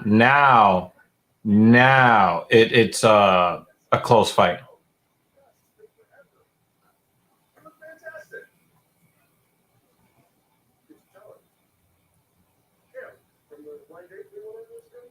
The struggling actor who didn't believe he could save a snapshot based on how lucky he was. I'd love to talk about it over dinner sometime. Well, I usually don't talk on the phone during dinner, but for a potential customer, Tom Ham, I will make an exception. That was terrible. his reaction was the best.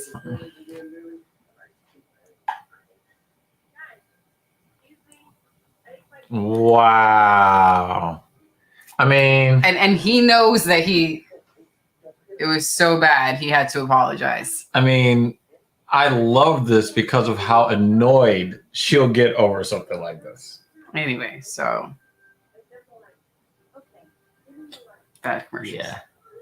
Oh, his eyes is about to be shut. Yeah. Yeah. I mean, his eye is still open. We've seen Yeah, her eyes worse. about to be shut. But he's getting fucked up.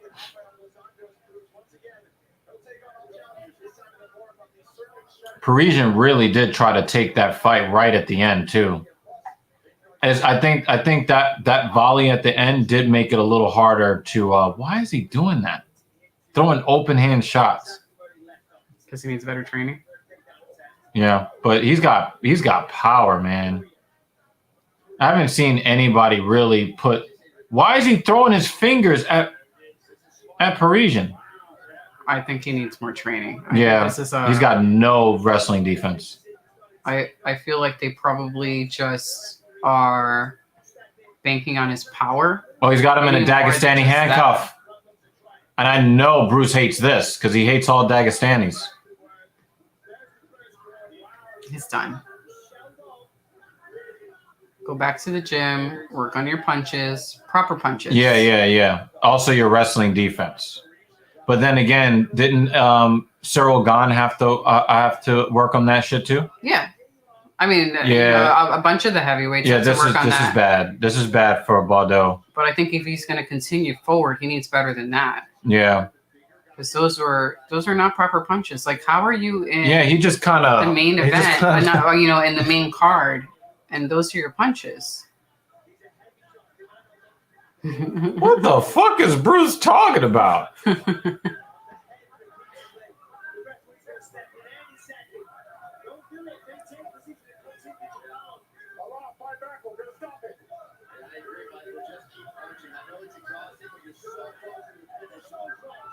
He's not even hitting him with the punches. Oh man, these guys know their career is right here. And Parisian is punched out. Good job, Bordeaux, for surviving. But if he faces Nice another knee to the body, heavyweight, Bordeaux. that shit is over. Yeah, because Parisian is gassed. I mean, we're talking like Jimmy Dean sausages after Boston baked beans. It's gassed. Yeah, Bordeaux's finished. He's finished. He's trying to get it. He's trying to get the crucifix.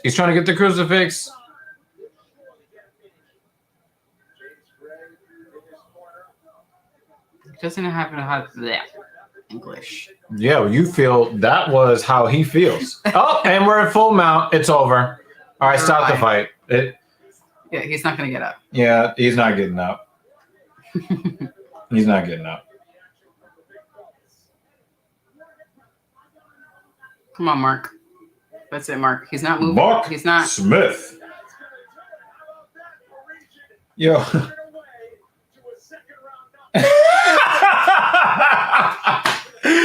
The way they're laying there. Oh my God. I'm not putting that up on the screen because you're gonna get our fucking the stream taken down. But you're funny as shit, yo. He had a chance right there. He had a chance right there. He doesn't know what to do. He doesn't know how to properly punch. Yep, and then the full mount happened, and that's all she wrote. How many fights has he had? Probably not a whole lot. I mean, Tsarukyan hasn't even had a whole lot of fights. He's 8-3, 8-4 now. Yeah, but how many of these were before the UFC? How many of those fights were before the UFC? And won no contest.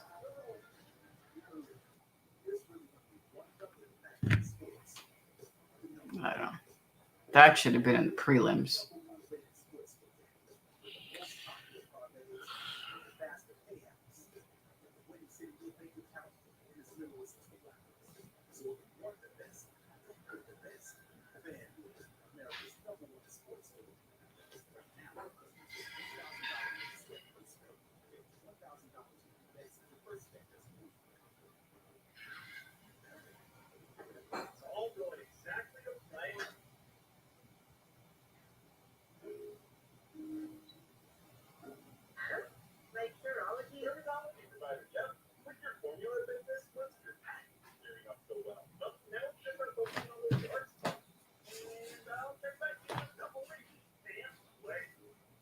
That is creepy as fuck. Mm-hmm.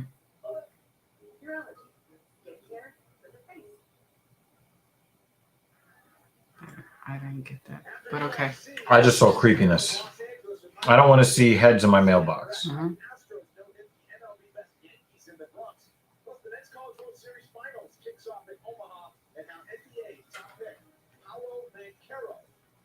His mother is his greatest influence. Sports Center, Los Angeles, with Neil and Stan on ESPN and the ESPN app.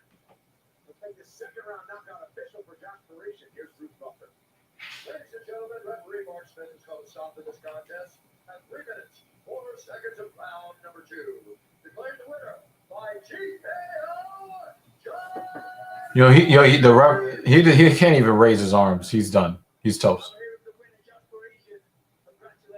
He's like, I'm too tired to talk, man. In the first round, he connects with a hammer fist that pulls you down. How hurt were you at that moment?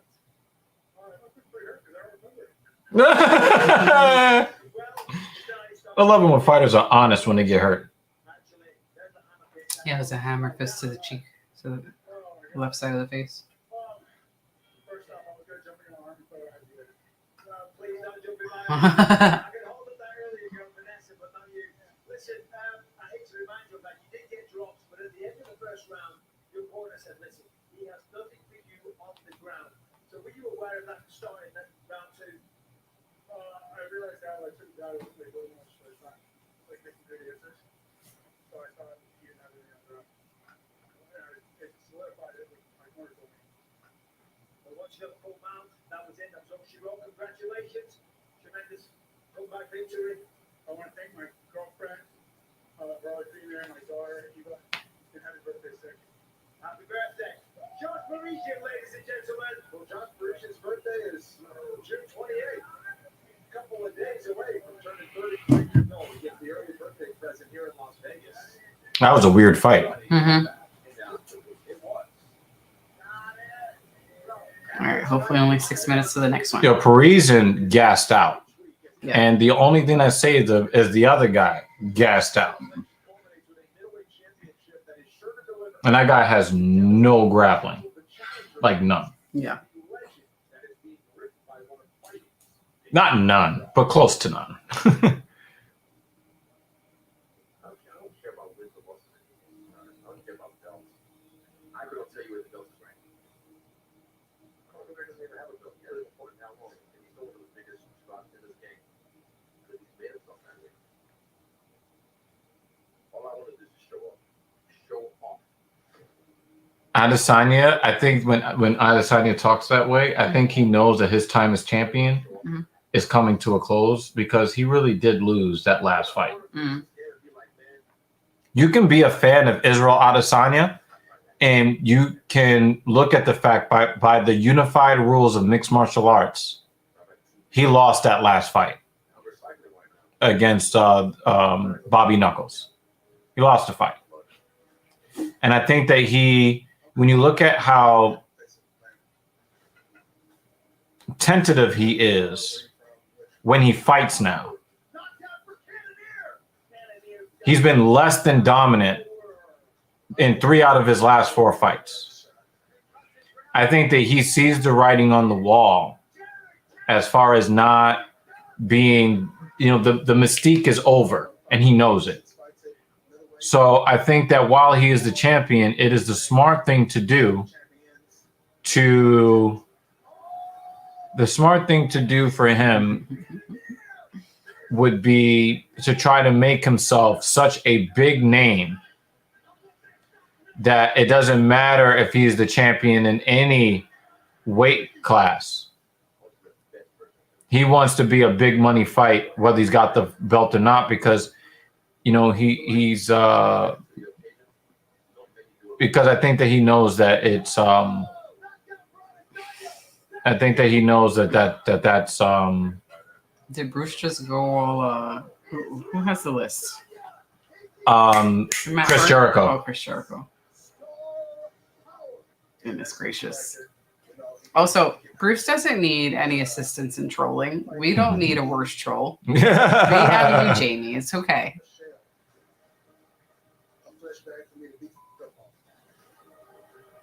Wait.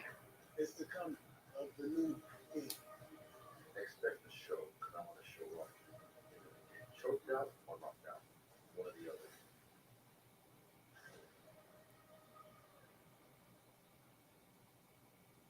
I think that he is a crisper striker than Cannonier, but I think Cannonier's has more power. Mm.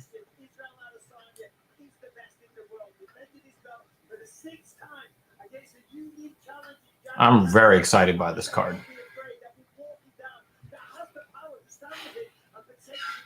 All right, 2 more.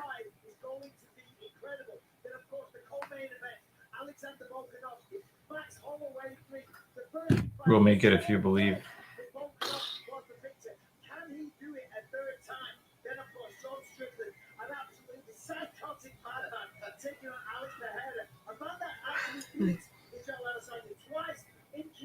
This fight will determine the next #1 contender, and of course, opening the show, Sugar Sean O'Malley.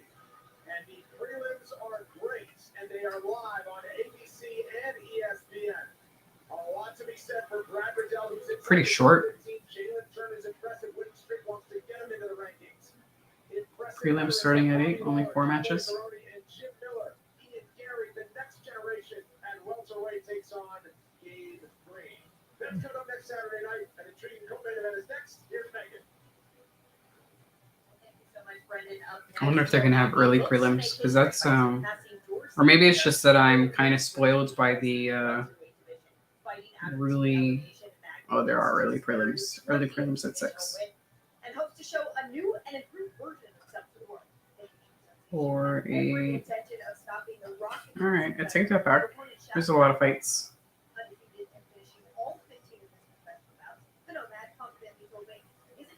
Too big a challenge in this one, and looks at this matchup as another step on his journey towards gold. Can he stay perfect and improve to 16-0? We'll soon find out as number 10, Reg Bagney, takes on number 15, Rocknell, in our co-main event.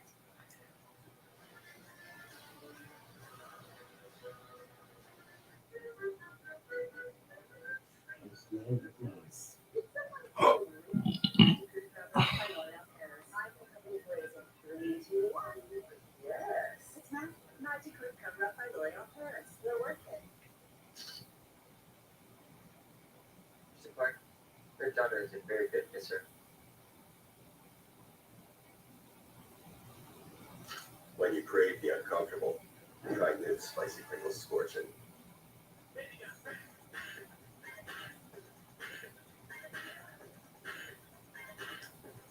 I'm ready to catch that match. Only from Discover. All right, let's start the next one. Like now. And now. Be ready for any arena. And maybe now.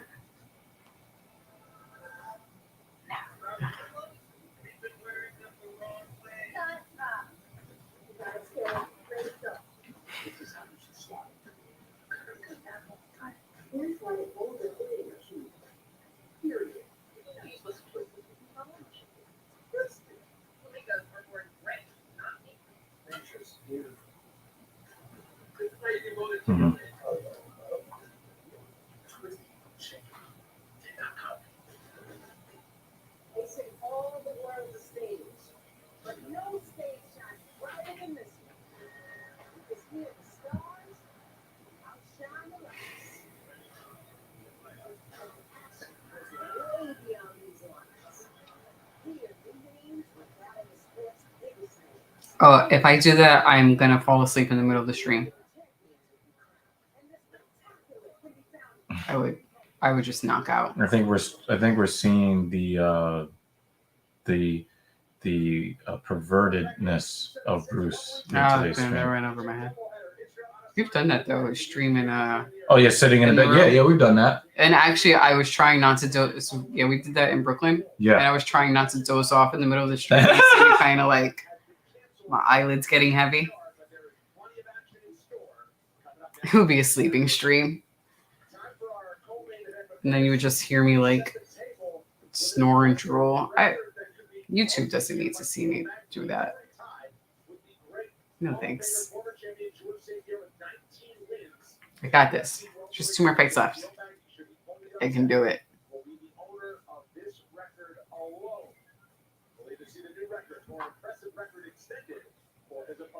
A sleeping stream. Yeah, I hear that people do sleeping streams on Twitch, and people donate to their streams. Why? Why am I even asking why? See, he said it right as I was saying it too. Mm-hmm. We've got the co-main now, the undefeated Shavkat Rakhmonov versus Neil Magny.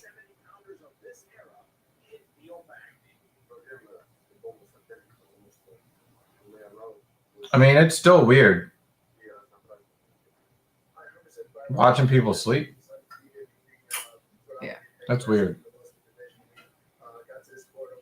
I would feel like somebody would come through the screen to come and like murder me. Mm.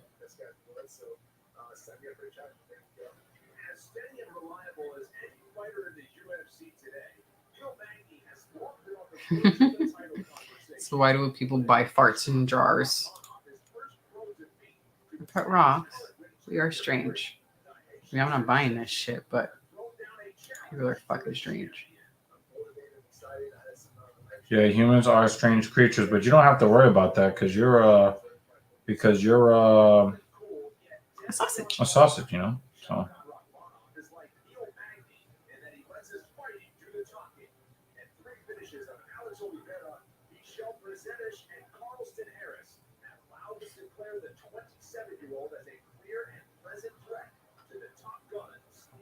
Also, how do you properly transport a fart in a jar? What if that breaks during transport?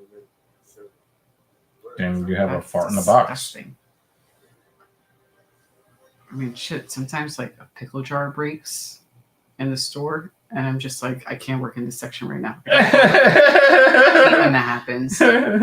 Pickles and olives. It's the worst. That's funny.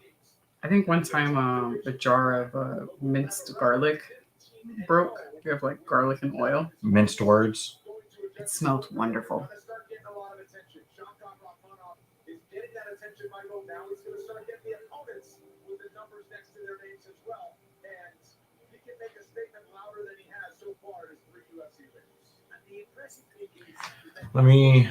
I don't even know where my work phone is.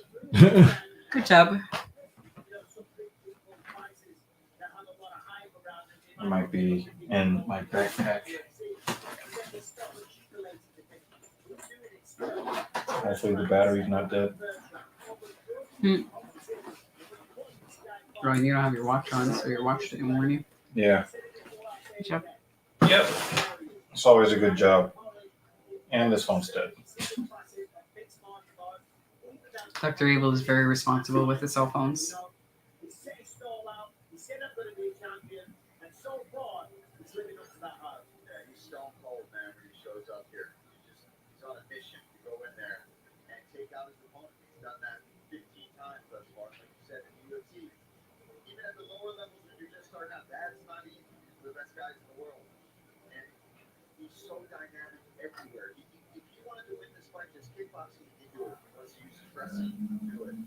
Guys got skills everywhere, and that's why he says in these interviews, my skills are going to do all the talking. Well, talking of the talk. He said, I'm trying to learn English. He said, I don't turn the microphone away from me so quickly this time, because I want to do some trying to talk.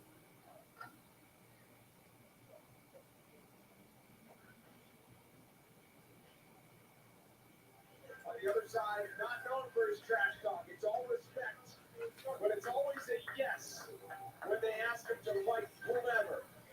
Neil Magny making the walk for his 27th UFC appearance. They probably ask him. He's been asking for Hamza Chimaev. He's the one who says yes to the guy who's 15 when he's number 10.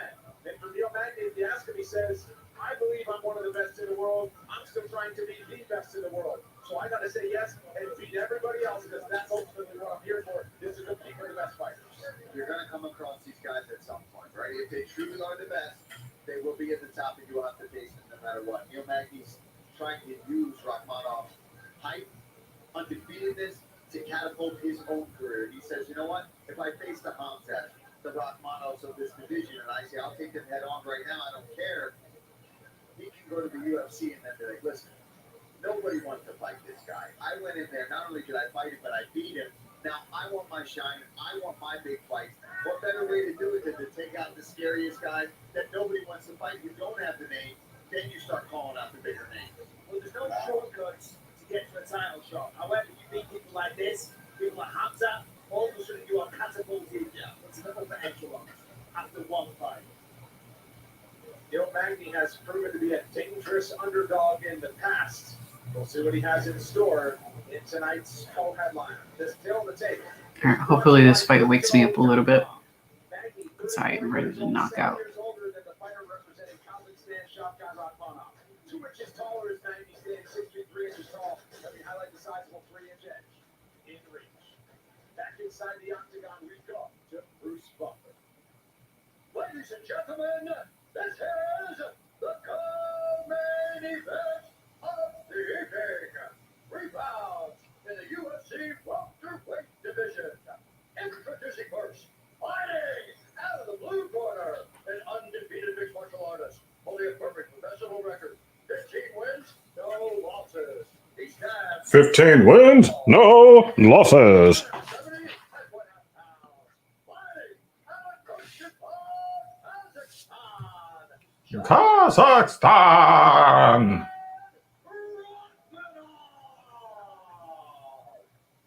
And now introducing his opponent, fighting out of the red corner, a mixed martial artist holding a professional record, 26 wins, 9 losses. He stands 6 feet 3 inches tall, weighing in at 171 pounds. Fighting out of Denver, Colorado, presenting the number 10 ranked welterweight contender in the world, the Haitian sensation, Neil Magny.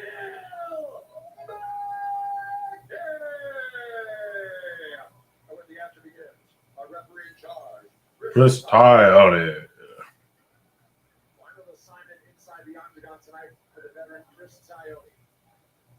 Shavkat Rakhmonov, 15-0. 9 of those have come in the first round. 8 wins by knockout, 7 by submission. Neil Magny, ever the veteran, and a dangerous one at that. This fight clock is brought to you by You're gonna find out what Rakhmonov is made of in this fight. the underdog. He's in the white. Shavkat Rakhmonov is in the blue. The local with Neil Magny. Because Rakhmonov was talking a lot of shit when it came to him, being better than Habib. Why is Magny on his back so early? Like, that didn't make any sense. I think he fell. And then just stayed there. Yeah, that was an interesting choice by them. I don't know if the body kicks like that. And he didn't even try to get off the floor. No. And I don't understand. And this is not a guy you want to be under. Yeah, I don't understand.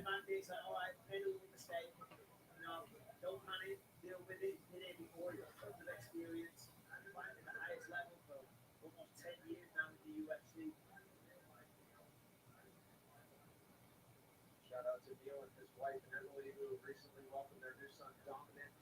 I'm noticing a lot of people are announcing childbirths right now. What was happening 9-10 months ago? Slowly coming out of lockdown. Celebrate. But people thought that celebration was going to happen in lockdown. Well,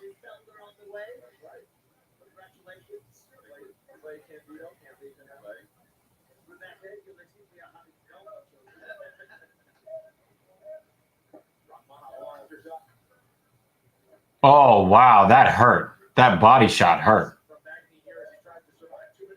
all right, and then try to get up off the floor instead of Those up kicks are dangerous. But I think it would serve Magny better to get up. Oh, and he's in full mount with 3. Oh, nice work, Magny, to get out of that. Because that's bad. That was bad.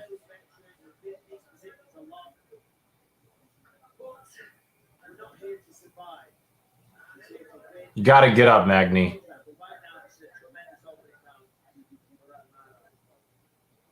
Maybe Magny just doesn't have it tonight. I expected a better fight out of him. you can't be talking stuff and then you lose the number 15. Well, the thing is, this is not your ordinary number 15. This guy is rocketing to the top. He's still number 15 though. On paper, doesn't look good. He's also undefeated. Magny's got what, 10? How many losses on his record? Yeah. So then begs the question of who should be the 10 and who should be the 15. Right, exactly. But I just expected the approach from Magny would just be, oh, that's a big elbow. God damn.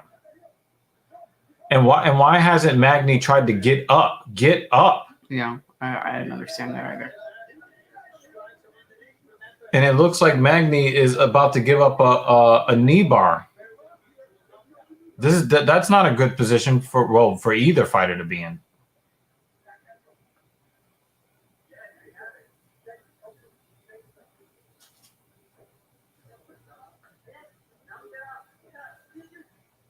Magny, you gotta get up.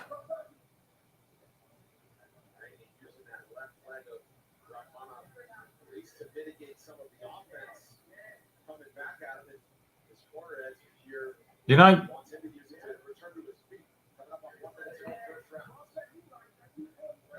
trying to get that ankle.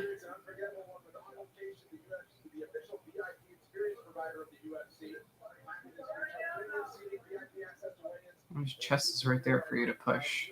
Push him back. No, but the thing is, you see that knee is in a precarious position right there.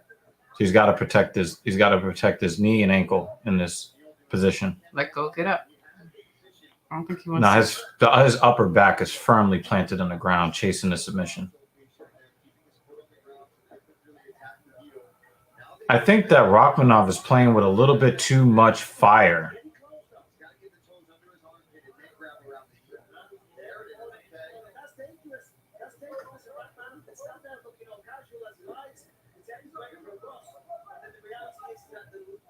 I get it that Rachmanov is a very confident fighter, but once that knee hyperextends, everybody taps. That was a confusing first round. Yeah, like and it's not. I mean, the first round, it's Neil Magny who's confusing. I don't understand. I mean, he fought that first round like he bought a fart in a jar. Introducing the iShares Future Ballers. Together, we can all play the financial long game.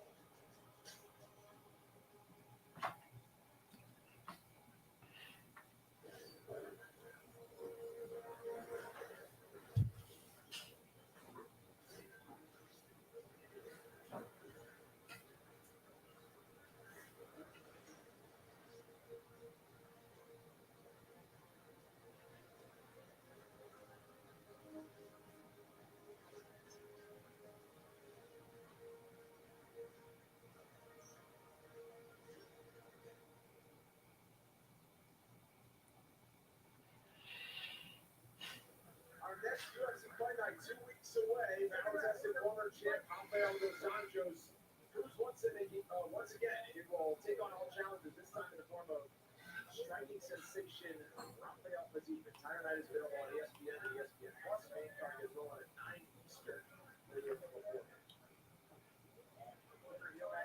Magny is having a lot of trouble dodging them punches. It's like he's just walking into them.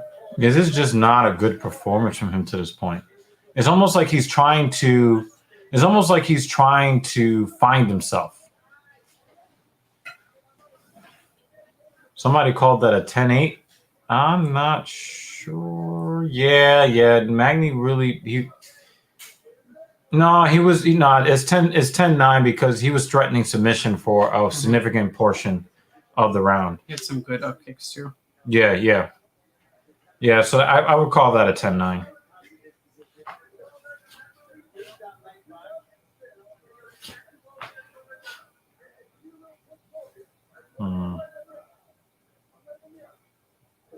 And they're back down on the floor.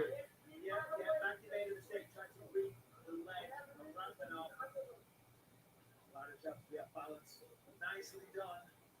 Shot got. What's he might back in the same position. We tried to see early in round 2. For the sake of taking it. Absolutely agree. He made here the rest of the round.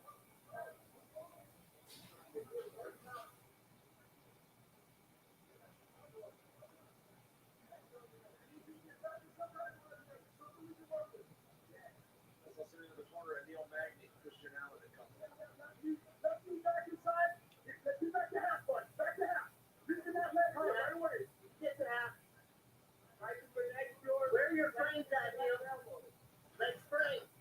Gotta create space. I want you to clear his arm off your head if you dare, Mark. Clear his arm off your head. That's it. Try to connect your left knee and left elbow. He said, I want to see you make your knees touch your elbows. Yo, he is getting dominated. He's so slow tonight. Yeah. Just awkward. And you're seeing flashes of his skill, but he just doesn't. Oh, here it goes.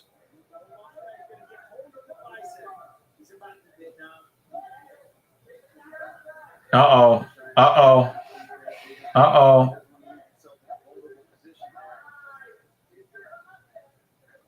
And sometimes when looks like he's trying to, when he should be trying to get up, Right. he fights it in such a way that keeps the guy on him. Right. And I don't he's get it. he's in a lot of trouble right now. Like instead of trying to push him away, like I get that sometimes holding them closer makes sense. Right. That's a Because you don't want them to tactical thing. you don't want them to post up and then start raining on you. However, some of these seem like he should have just pushed away. He just does. It just looks like the weird. C-level Magny. And sometimes what you get is a fighter hangover. You know, Magny was really pushing for that Khamzat Chimaev fight. Mhm. And when he didn't get that fight, it's like whoever he fights after that, is he as excited to fight those guys? This is just this doesn't look like Neil holding Magny. on to like it looks like he's hugging him and just trying to hold on to him as he's trying to get up. So you're trying to stand up while also placing the guy closer to you. Right. But the thing is, you don't want to let them get the space necessary to then do damage to you. So But it's it looks more like he's just defensive. making it harder for himself. Right, yeah. And I mean, but he had plenty of times in the first round to get up off the ground when Rachmanov was not on top. Look, here's an example right now. Now get up. Get up, Neil. Nope. I don't And why do you think I got so pissed off with Zhang Weili in the fight against Rose? Why are you laying on your back? Get the fuck up. They're not even on top of you. Get the fuck up. Yeah.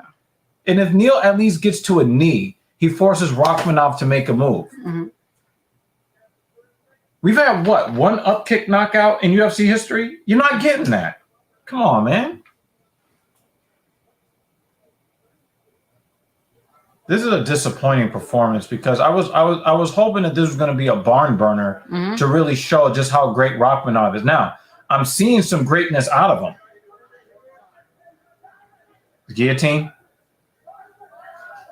He tapped. Yeah, he's not. He was looking for a way out. He was looking for a way out.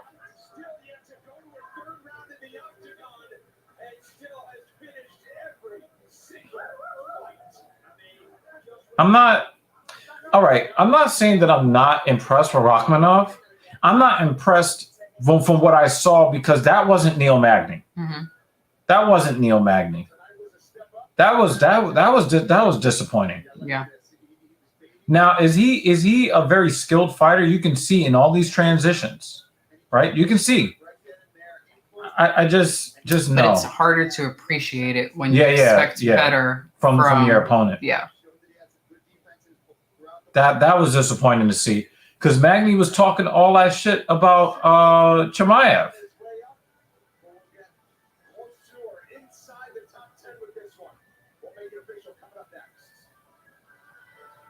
He's the most Chinese-looking Russian in the UFC. I've seen players lose it all. This is my first time I've won. I'm not going to do it all with.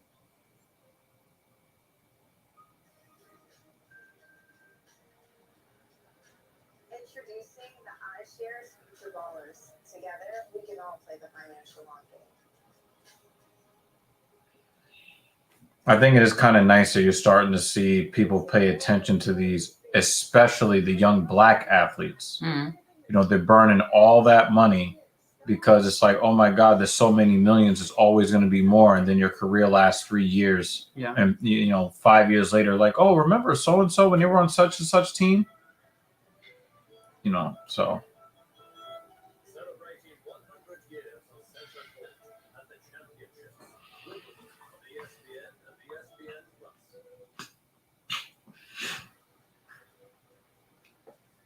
UFC Fight Night is presented by Modelo, root for those with a fighting spirit. Back inside the UFC Apex, our co-main event is official. Here's Bruce Buffer. Ladies and gentlemen, referee Chris Ione has called a stop to this contest at 4 minutes, 58 seconds of round number 2. Declaring the winner by submission due to a guillotine choke, Shakan Numa. I'm here with Shakan Rachmanov once again victorious, 16-0. I could really see that though. So I'm being that much of a oops. I forgot that there were people at home. You know what I mean? Like, it doesn't make sense, but I could see someone being that dumb. Oh man, some of these niggas just ain't shit. That's just what it is. Was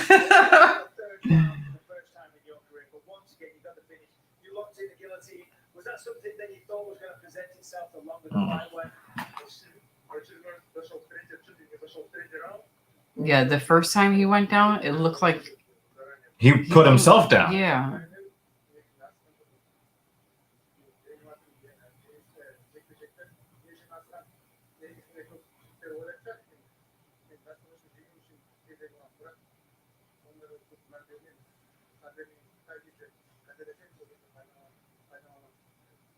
I knew I was winning, that's why I didn't rush.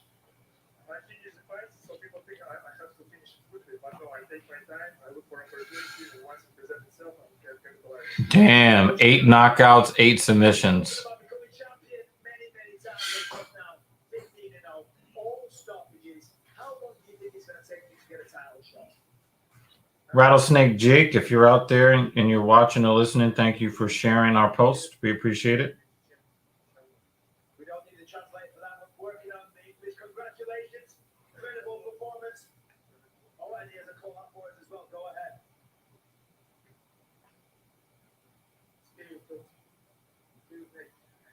Shakan Rachmanov, Stephen Wonderboy Thompson. Good fight. Good fight indeed. Congratulations on another dominant performance. Shakan the Nomad Rachmanov.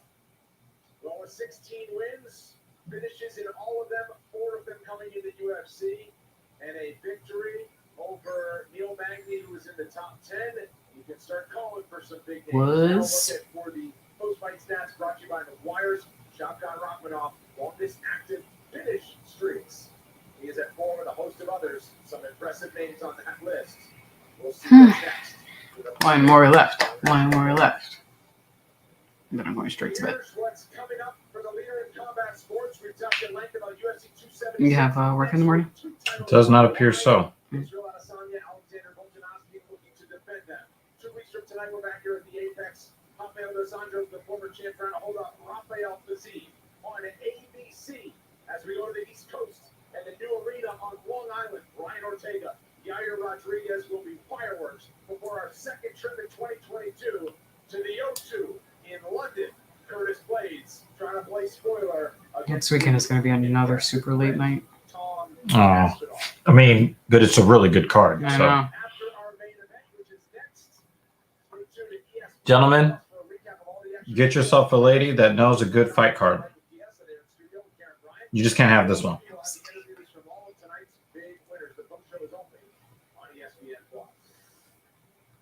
We've got one left, and what a matchup it is. Arman Tsarukyan has never wavered in his confidence that he's the best lightweight on the planet. Tough to dispute the victories he's been able to rack up. He also enters tonight a sizable favorite to his extend his winning streak and break into the top 10. On the flip side, Poland's next contender on the way up, Gamrot, like his opponent tonight, has earned his way to contention with the results and the fashion in which he delivered them. Now, each gets the biggest spotlight of their careers. It's Gamrot and Arman Tsarukyan in our main event. Coming up next on ESPN.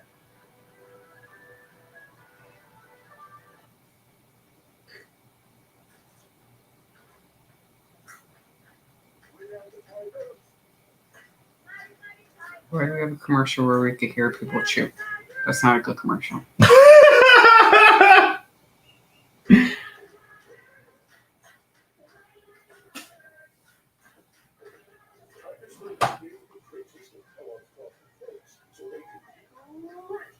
So they can have a sugar rush. Although Frosted Lakes freaks are. Blech. I'm gonna stop talking. Just gonna stop. Never mind.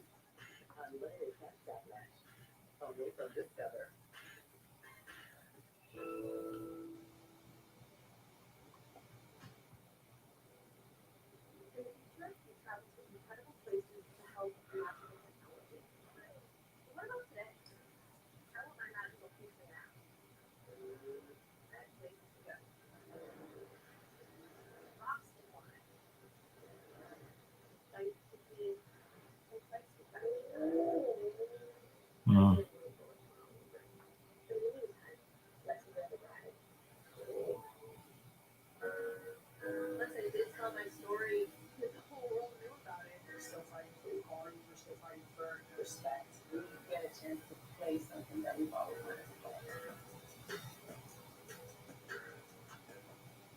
Trips help people feel like they're part of the team. My name is Tsarukyan. I'm the CEO of Gamrot. We're very proud customers in Estimate. We keep coming back to Estimate because of the quality of the product, the customer service, and the ease of use. That moment you walk in the office, while we're wearing the same gear, you feel a sense of connectedness and belonging to everyone. Our shirts from Custom Ink help bring us together. Custom Ink has hundreds of products to help you feel connected. Upload your logo or start your design today.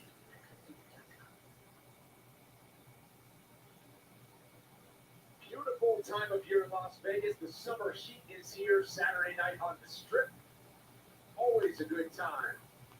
Close by inside the UFC Apex. We welcome you back inside one final time. You're watching UFC Fight Night, Tsarukyan versus Gamrot. We have arrived at the main event. UFC Fight Night is presented by Modelo. The lightweight division is absolutely loaded. It has been the glamour division of the sport where some of the best fighters and certainly the biggest names compete. While it fills fight fans with intrigue and entertainment, it also provides a tougher challenge for those who want to break through and become one of those names. That's where Gamrot and Arman Tsarukyan come in, as tonight's headliners who can officially join the top 10 party. Well, look out for the hard-charging Gamrot, who is another fighter that's put Polish MMA on the map. Is about as tested coming into the UFC against two-division KSW champion. I was undefeated champion for many years. But KSW, this is the biggest organization in Europe. And I want to be the best in the world. We have two champions from Poland, Joanna and Jan. And I'm going to be next. This guy's very dangerous. Good strikes on the feet, but let's be honest, it's his takedown, his control on the mat with his submission skills to back it up that makes Gamrot so dangerous. I guess good Stevens making a big hit.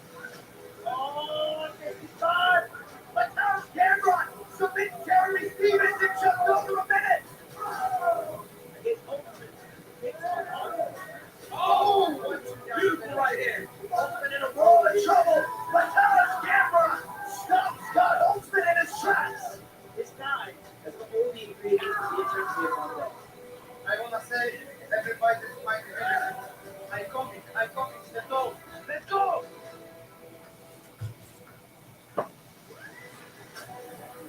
Native of Georgia, but 100% Armenian blood. He is Arman Tsarukyan, just 25 years old, and his star is still very much on the rise at 155 pounds. Bad matchup for everybody. Nobody wants to fight with me, because I can do everything: wrestling, striking, grappling, everything. If you watch this man, it's almost impossible not to be impressed. He fought Islam Makhachev in his UFC debut by going fight of the night, gave him a really stern test a few years ago, and since then, he's now riding a 5-fight win streak. This fight is Gamrot is very important for me. I'm gonna show who I am. Oh, look at that! They're heavy shots! I wanna show everybody my cardio, my skills. Oh my God! Ooh. This can be stopped. That's gonna do it. This guy's a big problem at 155 pounds. I'm gonna show the world I'm better than everybody here. This is the big fight. The stake is higher. I really do like some of these European killers because they're not like loud and bombastic, but their hands are very loud. Mm-hmm. My goal is to be a UFC champion. I'm gonna break him.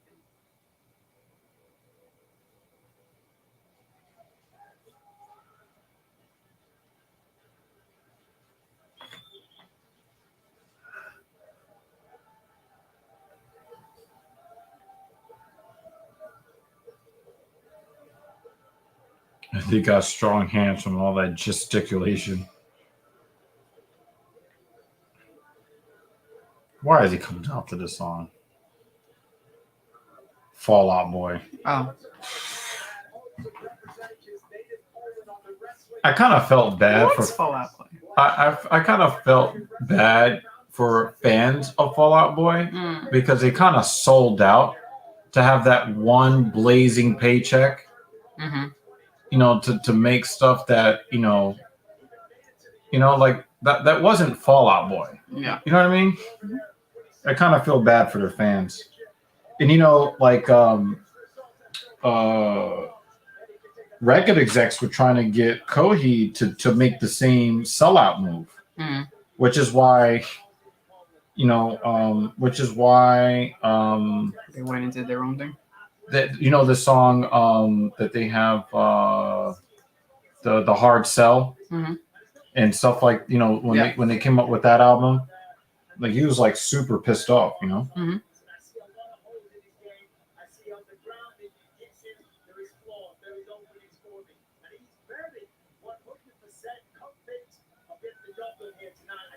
So I feel like if you could fuck people up the way this guy does, listen to whatever the fuck you want. But I mean, if you look at his resume, he knocked out Chicago, Oh. you submit Jeremy Stevens, and then you get a TKO via rib injury over Diego Vieira. Get into the rankings. This guy is incredible. Like you talked about, Michael, his energy is contagious. You watch this guy, you can't help but be like, wow, he's got some special energy, and he believes in himself. And you want to watch him fight. Absolutely. He's proud to represent Poland. He's some of his countrymen behind his flag. The flag's making a lot of noise. There's a few boos as he walks out as well, let's be honest. Some other flags over there. The fight flags sit around in here for sure.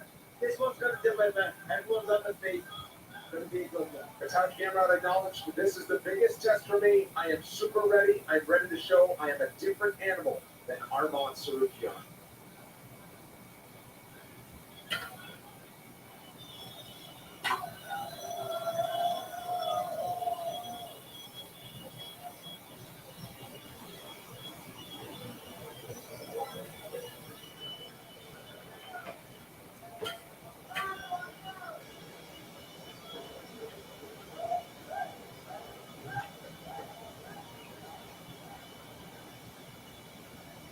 There is no division in the UFC that has bigger stars than the lightweight division. Charles Oliveira, most recent to hold the belt. You have next contenders in line like Islam Makhachev and Beneil Dariush. Huge names like Dustin Poirier, Justin Gaethje, Rafael Dos Anjos, and of course, Conor McGregor and Tony Ferguson are still there as well, not to mention Michael Chandler.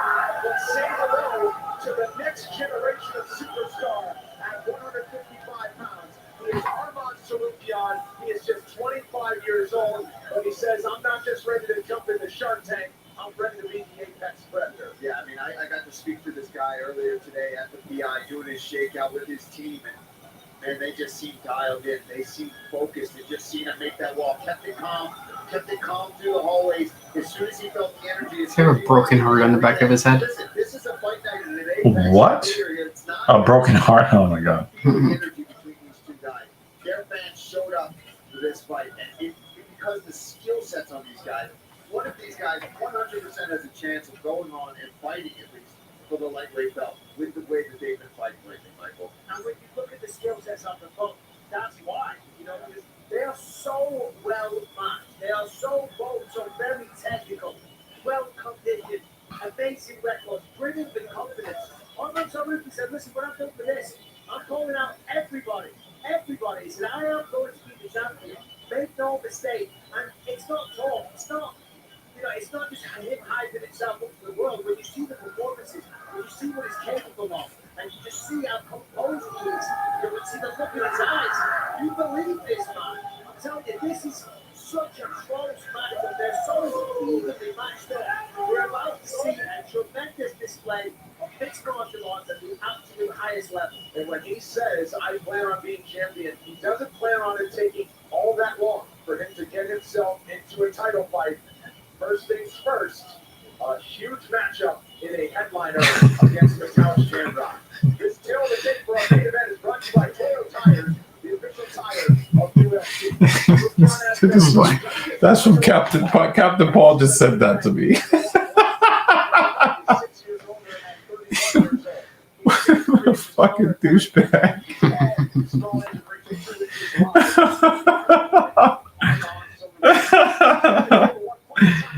Oh man. Ladies and gentlemen, this is the main event of the evening.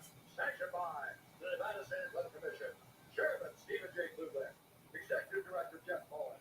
Agreed to underscoring this contest with Octagon side R. Who do you think it's going to be? Oh, it's not going to be Herb Jason Herzog. For those in attendance and UFC fans watching around the world, this is the moment you've all been Waiting for love. UFC Apex in Las Vegas.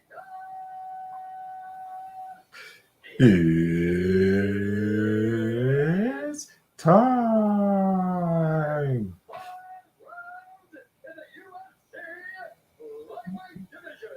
Introducing first.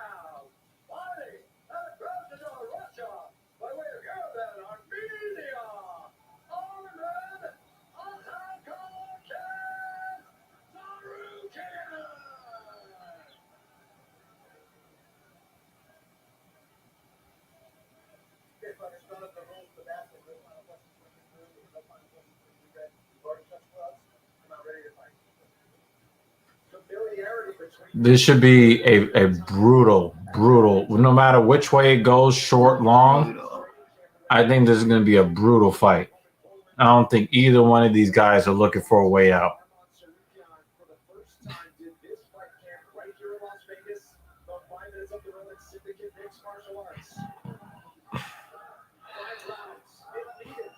This fight clock is brought to you by Toyo Tires, the official tire of the UFC.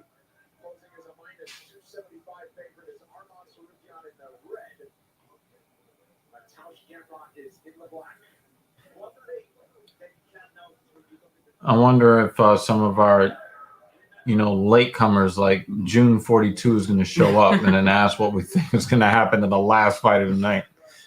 Probably gonna ask like right when the dude gets knocked out. Oh, he's already. Oh, I'm about to say he was going for submission like super quick. Look at this high level, high stakes. Kind of the thing that happens shit! in the Yo, Tsarukyan! it's making up for the last match. That's what it is. For real. Yo!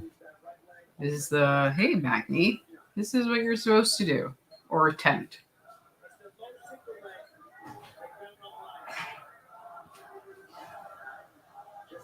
There's a big cheering section. Mm-hmm.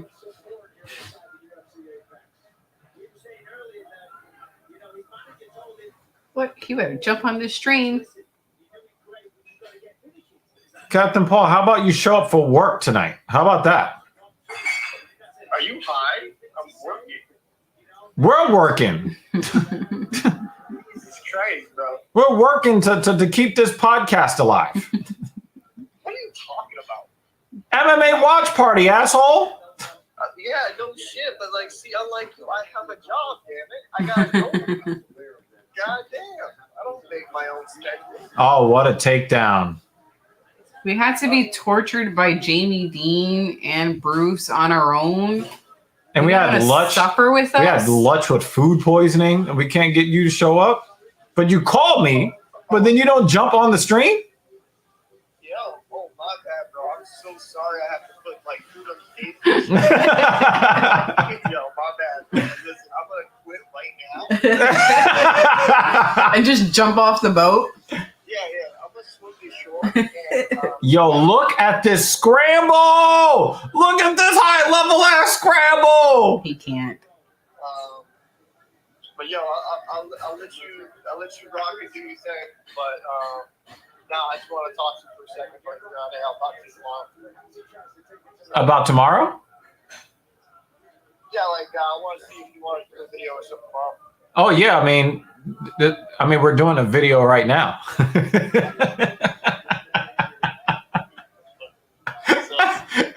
Yeah, let's get some content going tomorrow. All right, but yeah, it sounds good to me, bro. I don't know what's gonna go on. We're still down here in Perth Amboy, so. That's Joyzy. George. Wow, Tsarukyan tried to take his head off with that high kick. All right, yo. Enjoy the fights. I'll catch you later. All right. Bye. That was Captain Paul, not reporting for duty. He has to do other work. Fine. It's my duty to please that booty. All right. First round knockout. Somebody get knocked out. No, I don't think so. Somebody get knocked out.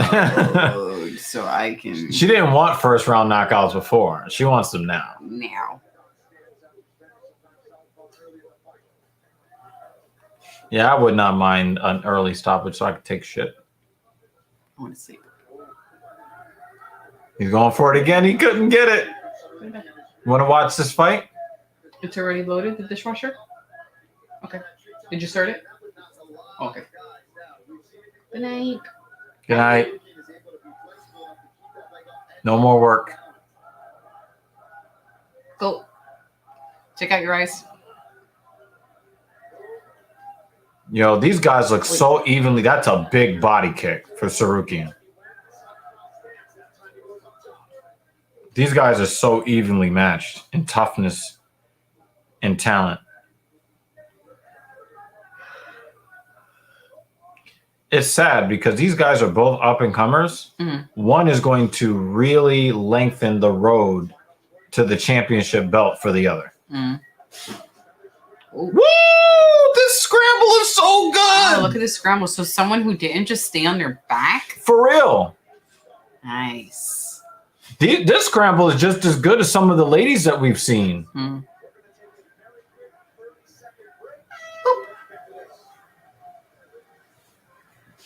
Wow. I got to check out the fucking records of these guys right quick.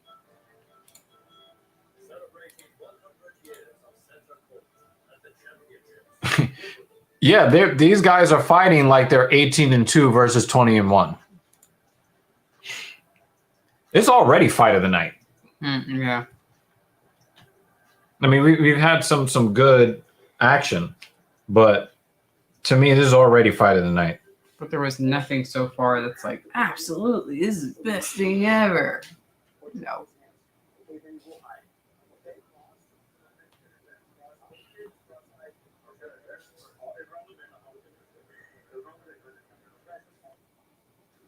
Get ready for every fight night and pay-per-view by watching Best Bets with Brett Okamoto and Ian Parker. If you're looking for long shots or parlays, the guys have you covered with their best plays across the entire card.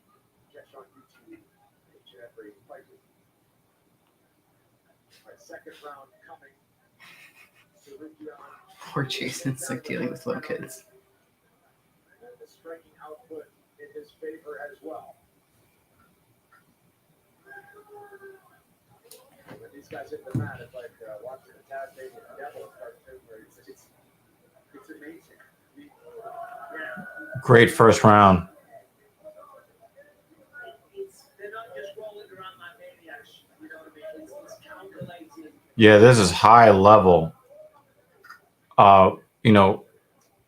It's like counter wrestling. Mm. Although average, I did notice it's predominantly called kicks. It does look like Gamrot is getting the worst of the action, though, even though the action is super, super competitive. You know, if you're giving the first round to Tsarukyan, I've got no problem with that. Ouch. Yeah, even that defended kick feels that was hard enough to break somebody's arm.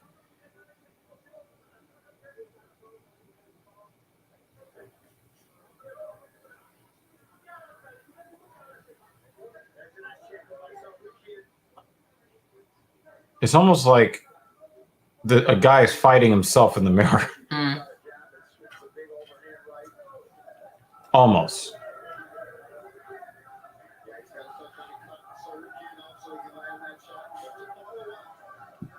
But it looks like Gamrot has a shorter reach.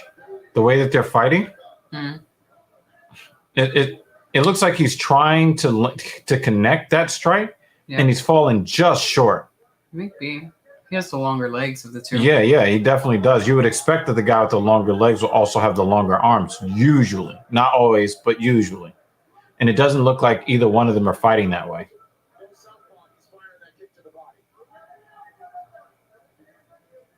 I detect a little bit of intrepidation with Gamrot right now. Yeah. I like how the other guy is throwing his kicks, even though they keep getting caught. There's a threat of a takedown, but he doesn't give a shit. He's like, I'm still going to fucking kick you. Yeah, and the thing is, his balance is so good that Gamrot can't actually land the takedown. You see him catch him with that high, he catches leg high, and he doesn't even care. He just like, I'm just going to keep hopping backwards, and you're not getting me down. I'm very impressed with that. It just sucks that one of these guys has to lose. Yep.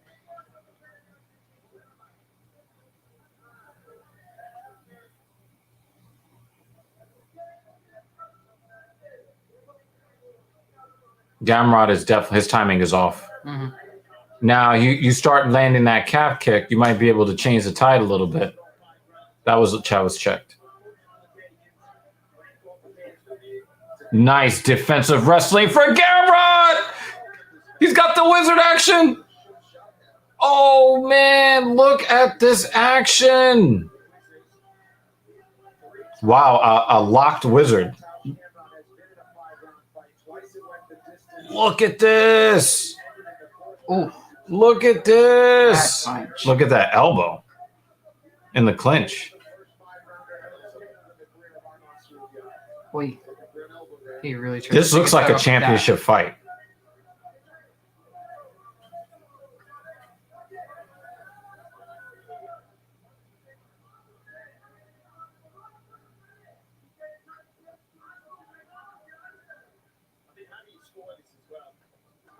Nice combo from Tsarukyan.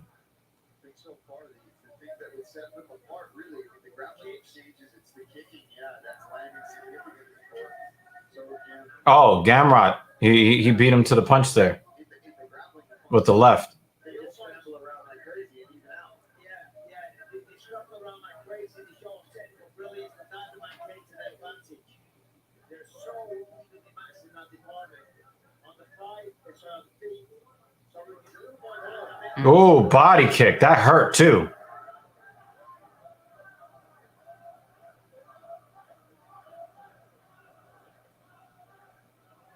He's trying to counter. It's just like he's just a millimeter short on connection. Yeah. These kicks that Armand is throwing are big energy kicks too, though. So keep an eye on how that affects it. If it does at all, I'm not saying it will. But that's a lot of power. Oh, big right from Gamrot. Gamrot caught the target. Tsarukyan goes back to the body.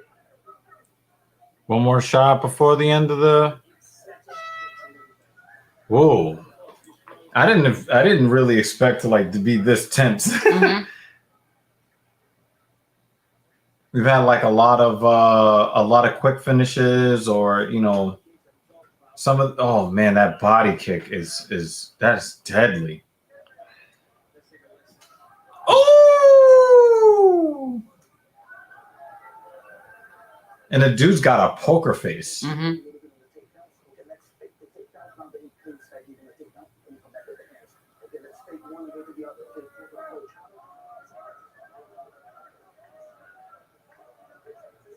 I wonder why he doesn't want to sit down. It didn't look like he was really getting his calf killed like that. Mm-hmm. They're trying to get some blood in his arms. No, maybe not just want to rest. Like sometimes just sitting down you trigger that. Now it's time to relax. Just stay standing, stay active. You're inside the UFC Apex. Oh.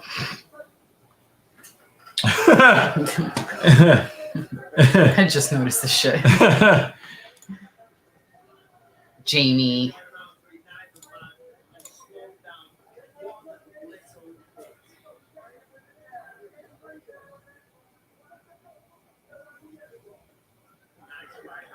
All right, looks like he's starting to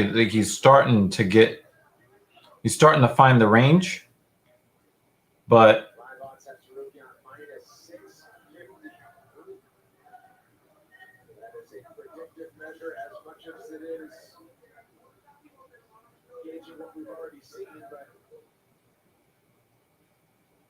what did he start at? whoa, Nice. good movement, Gamrot.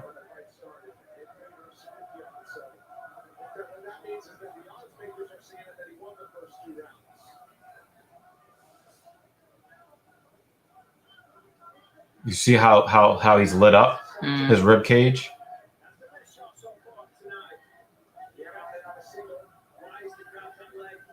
Wow, he cannot get that single leg. That balance for Tsarukyan is something else. Oh, and he landed that right hand. His left rib's red.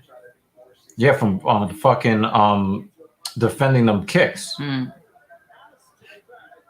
Look at his body. It's almost like you could see a footprint there. Yeah, almost. Kinda. No, I think you might be able to see some toes. You see where it's like even more red, where the blood is really collecting? Yeah. Where the toes got him.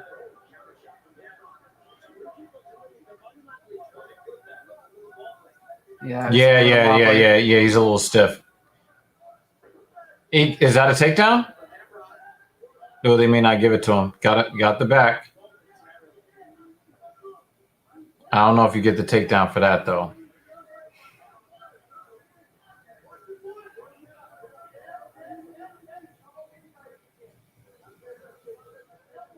This is definitely starting to enter war territory. Mm-hmm.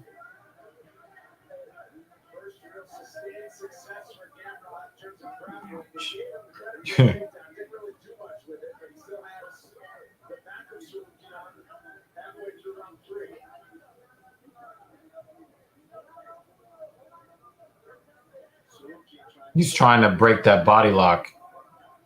He's fighting the hands. Oh, he moved that weight up. That's a takedown. That's a takedown. Oof. And he's really moving his weight forward.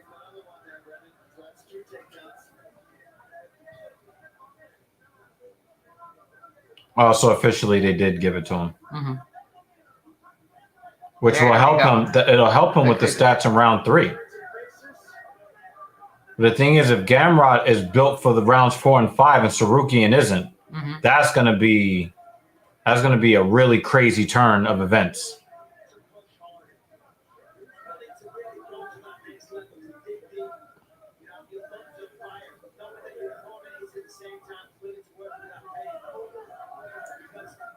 How much energy did Gamrot use in that sequence? Yeah.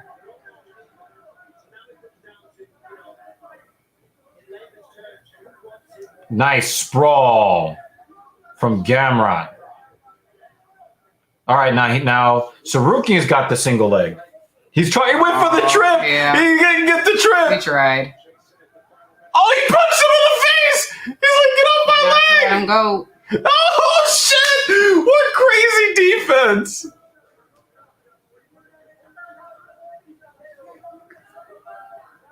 Oh! But the way he exhaled was like, Oh! Yo, that was, give one to take one.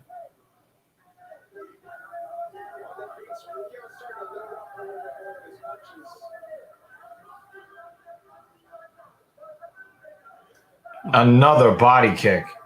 He's gonna fuck on the opposite both side ribs. too. Yeah. Oh, he went for it. He went for it. He was like, yo, I'm gonna try to crush that calf.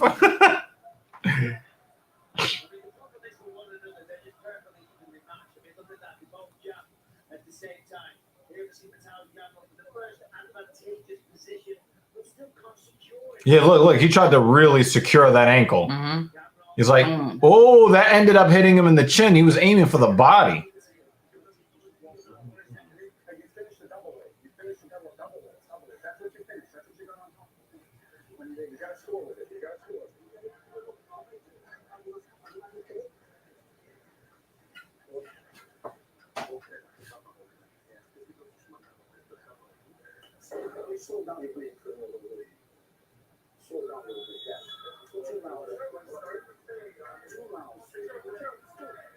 After tonight's main event, next, don't miss a recap of all the action on the UFC Fight Night Post Show on ESPN Plus with Sean Evans and Michael Chiesa on air with Karen Bryant. Championship rounds, round 4. I'm really enjoying this fight more than some of these championship fights. I'm giving round 3 to Gamrot.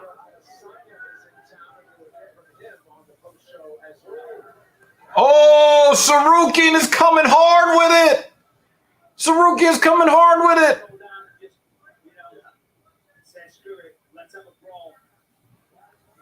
it. Wow, they gave the 3rd round to Tsarukyan? No. No. 3rd round goes to Gamrot. So I've got a 29-28. Gamrot really needs to take control here round 4 to have a chance to win here. Because I don't think he's going to get a finish on Tsarukyan.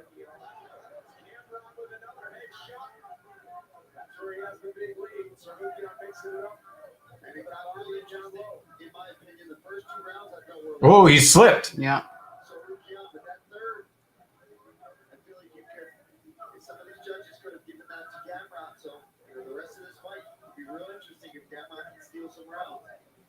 Gamrot's tired.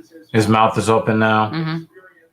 Both of them, really, but you're really starting to see Gamrot. Yeah. It's more obvious. Yeah.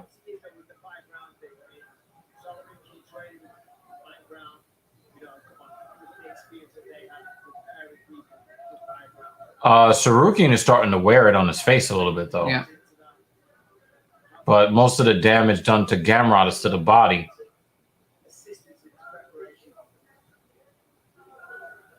Good. Oh! Yo! The spinning back fist! Holy shit!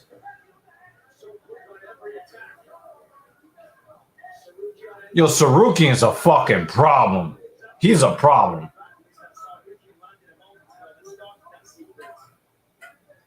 Oh my God. Rushing him. Yeah, Gamrot is not here to fold. But that spinning back fist would have put me in another round. Yeah, there you go. That was really, really good technical defense there by Tsarukyan, both of these guys. Don't look at the clock. This is what you want to be a champion, right? Don't look at the fucking clock. Just keep kicking him. This is round 4. You want to be a champion? You're going to need to come out. Oh, look at this combo from Tsarukyan.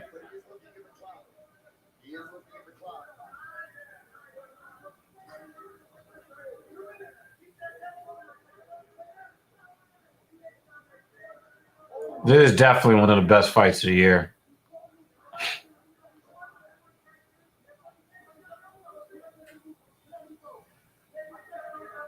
Everybody's got to remember, like, we looked at that ISO shot on our monitors of that spinning back fist, but if you're calling this live, we don't have the luxury of that. Swift jab from Tsarukyan put together a combination. Oh, that's a heavy kick. And there's the takedown.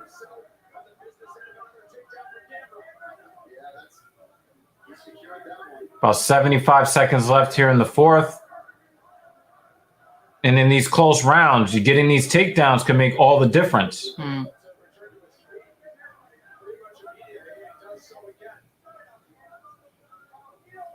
Gamrot's grip is crazy strong. Yeah. And that's another takedown.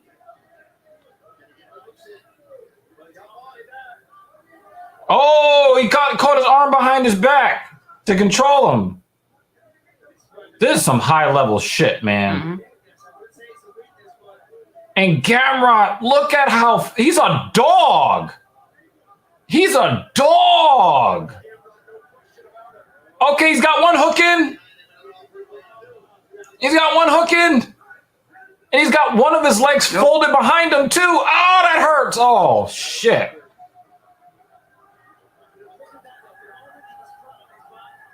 Yo, Gamrot does not want to lose.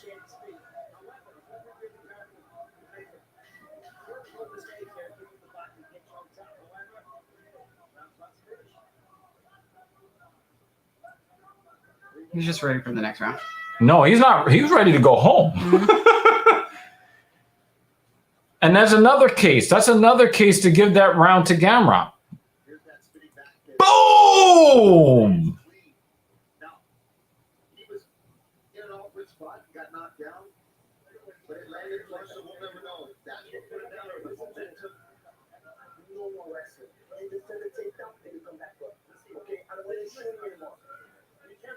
Wow, they don't want him wrestling anymore.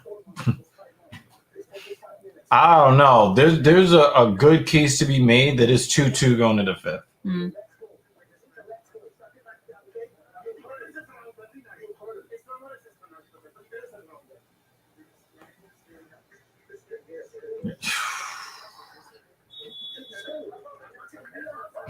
Shit, they could have cut one of these fights off the card and made this 7 rounds. I don't think he would make it to 7 rounds. He would. No, I'm saying that I would rather watch. Yeah. I'd rather watch that.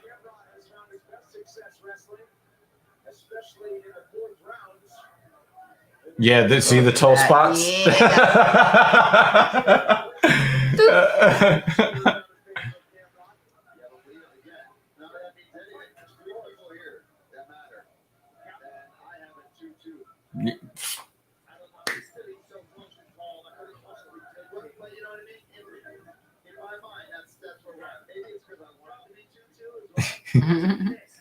Oh, nice combo for Gamrot. Oh, the calf kick.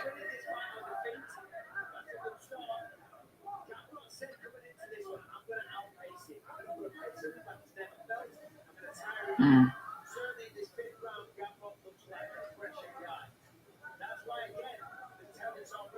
Yo, Tsarukyan's hair is tired.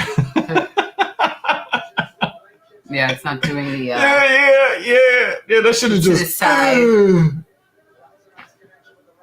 More kicks. His leg doesn't like that. Didn't they tell him not to do that? Yeah, but the thing is, he's tired, so he's gonna go with what he knows. More leg kicks, calf kicks. He didn't like any of them. Yeah. And he's in. Oh, nice combo. He basically snapped Gamrot's head back there. Whoa! He slid on him. Yo, this is some animalistic shit from Gamrot. This is some shit.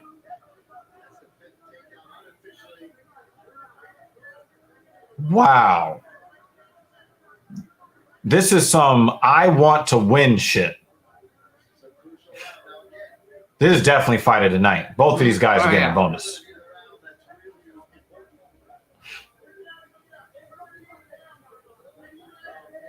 I really hope to see a second fight between these two guys at some point down the road. I mean, these guys are so tough when they're tired. They were so sharp when they were fresh. Oh, my God. Those scrambles in round one. Look at him. Look at him. Excuse me.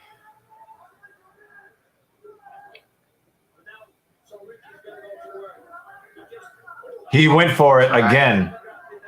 Just a little too slow. Good defense for Tsarukyan.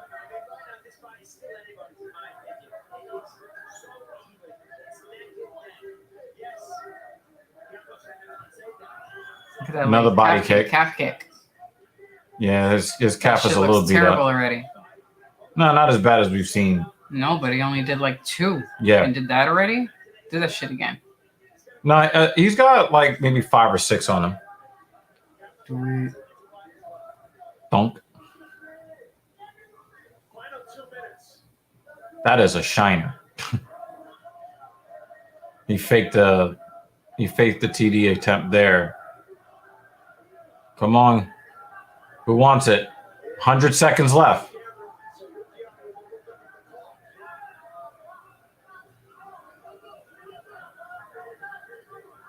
Yeah, now this is some desperation shit from Gamrot.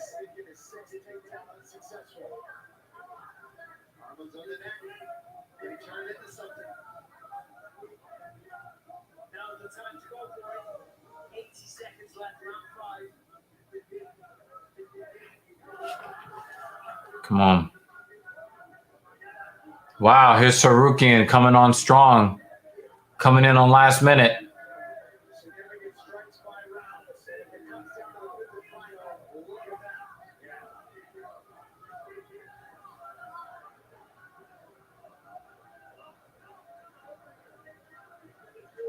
Oof. Come on, Gamrot, you got to fish something out here.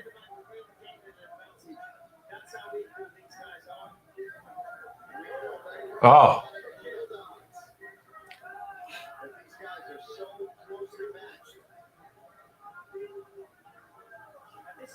You're not able to show it. Yeah.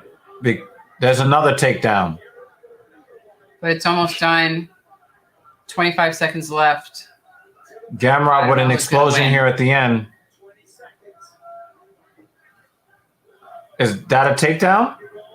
Because that might factor into the judge's scoring at the end. If he finishes with a takedown, then... Yeah, on top, right? Yeah. And instead he finishes at the bottom. Yeah. That could be telling. That is a war. No. That is a fucking war. That's a fucking war. I'm inclined to say Tsarukyan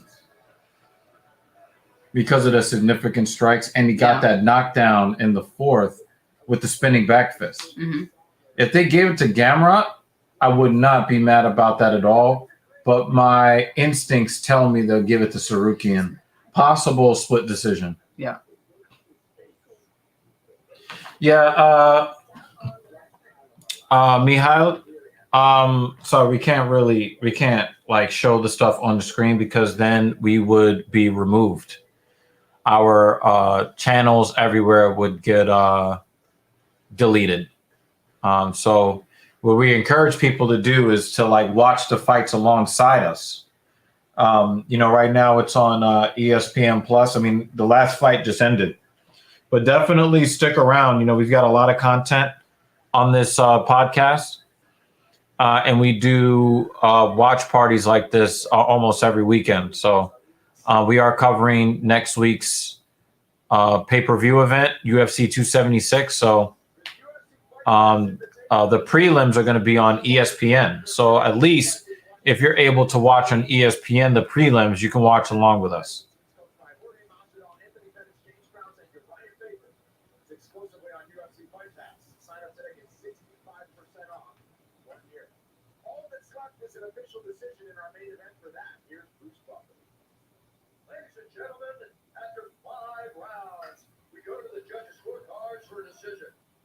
All 3 judges scored the contest 48-47 for the winner.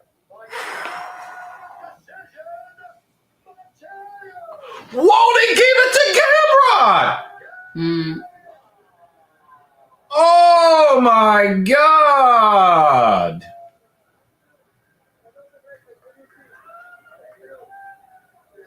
Yeah. Wow! Yep. Wow, they gave it! They gave it to him! Oh my God! Yo! Can you imagine being Tsarukyan right now?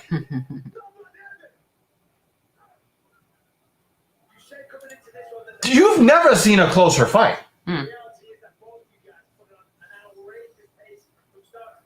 Oh my God!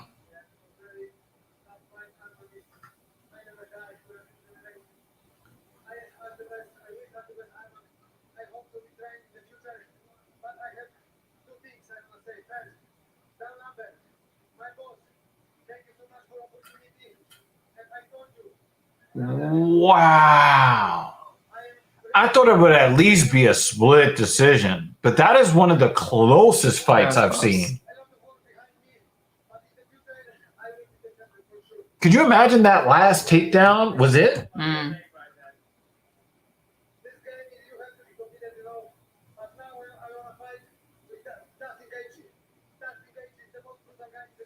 I was going to say, they made it worth you staying up. Yeah. Wow. He's like, let go of my hand.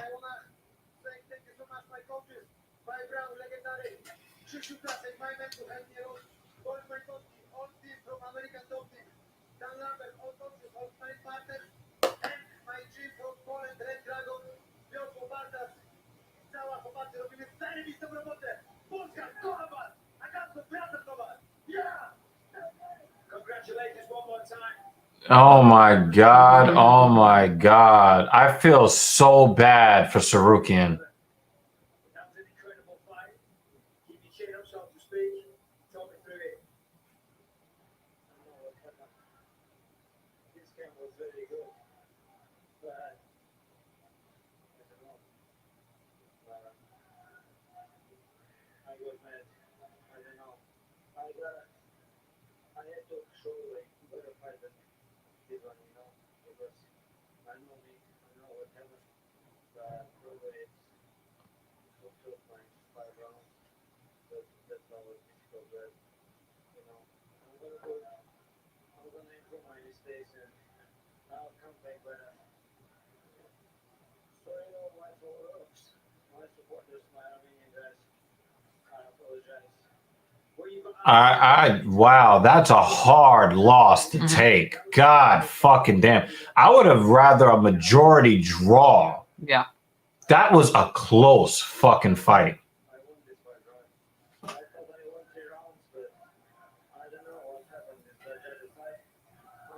The judging was bad tonight, but that was a hard fight to score. Yeah.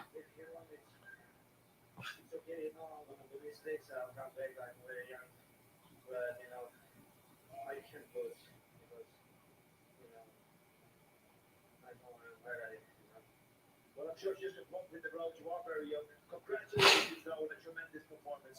Armin Tsarukyan, ladies and gentlemen. Well, there's a lot to be proud of for Armin. Wow. That was one of my favorite fights to watch. All right. He's got toes on his ribs. Well, for those who stayed up with us, we appreciate it. Yeah, we appreciate y'all. You know, especially you guys on Facebook, you know, hitting us with that like. I really, really do. I really do appreciate y'all. You know, Bruce, you know, staying with us most of the night. Most of the you know, day. Jimmy, yeah. The sun was up when we started, right? Really, thank all of you for hanging out with us. Jimmy. Jimmy. You know, we have a lot of fun times with you guys. I'd also like to thank myself. I ate an ice pop on the stream. That was something. I want to thank the lady here, Mrs. Evil. Thank you. You know, you're always supporting what we do here. Yeah, that was pretty cool. Thank you to Captain Paul for not showing up to work. Thank At you least he called in. To the second coming of Common Sense, the Indian Jesus Lutch. He's not really feeling that well. The best to him. And really, thank you to everybody that came through the stream and dropped a comment, dropped a like on it. I really do appreciate or even just all of creeps. you. Oh yeah, okay too. You know, you creepers out there. You know, thank you for coming through. But you know, we say goodnight, and we'll see you probably. We got some videos coming up for you, and we may have a live podcast show sometime this coming week. Thank y'all, and good night.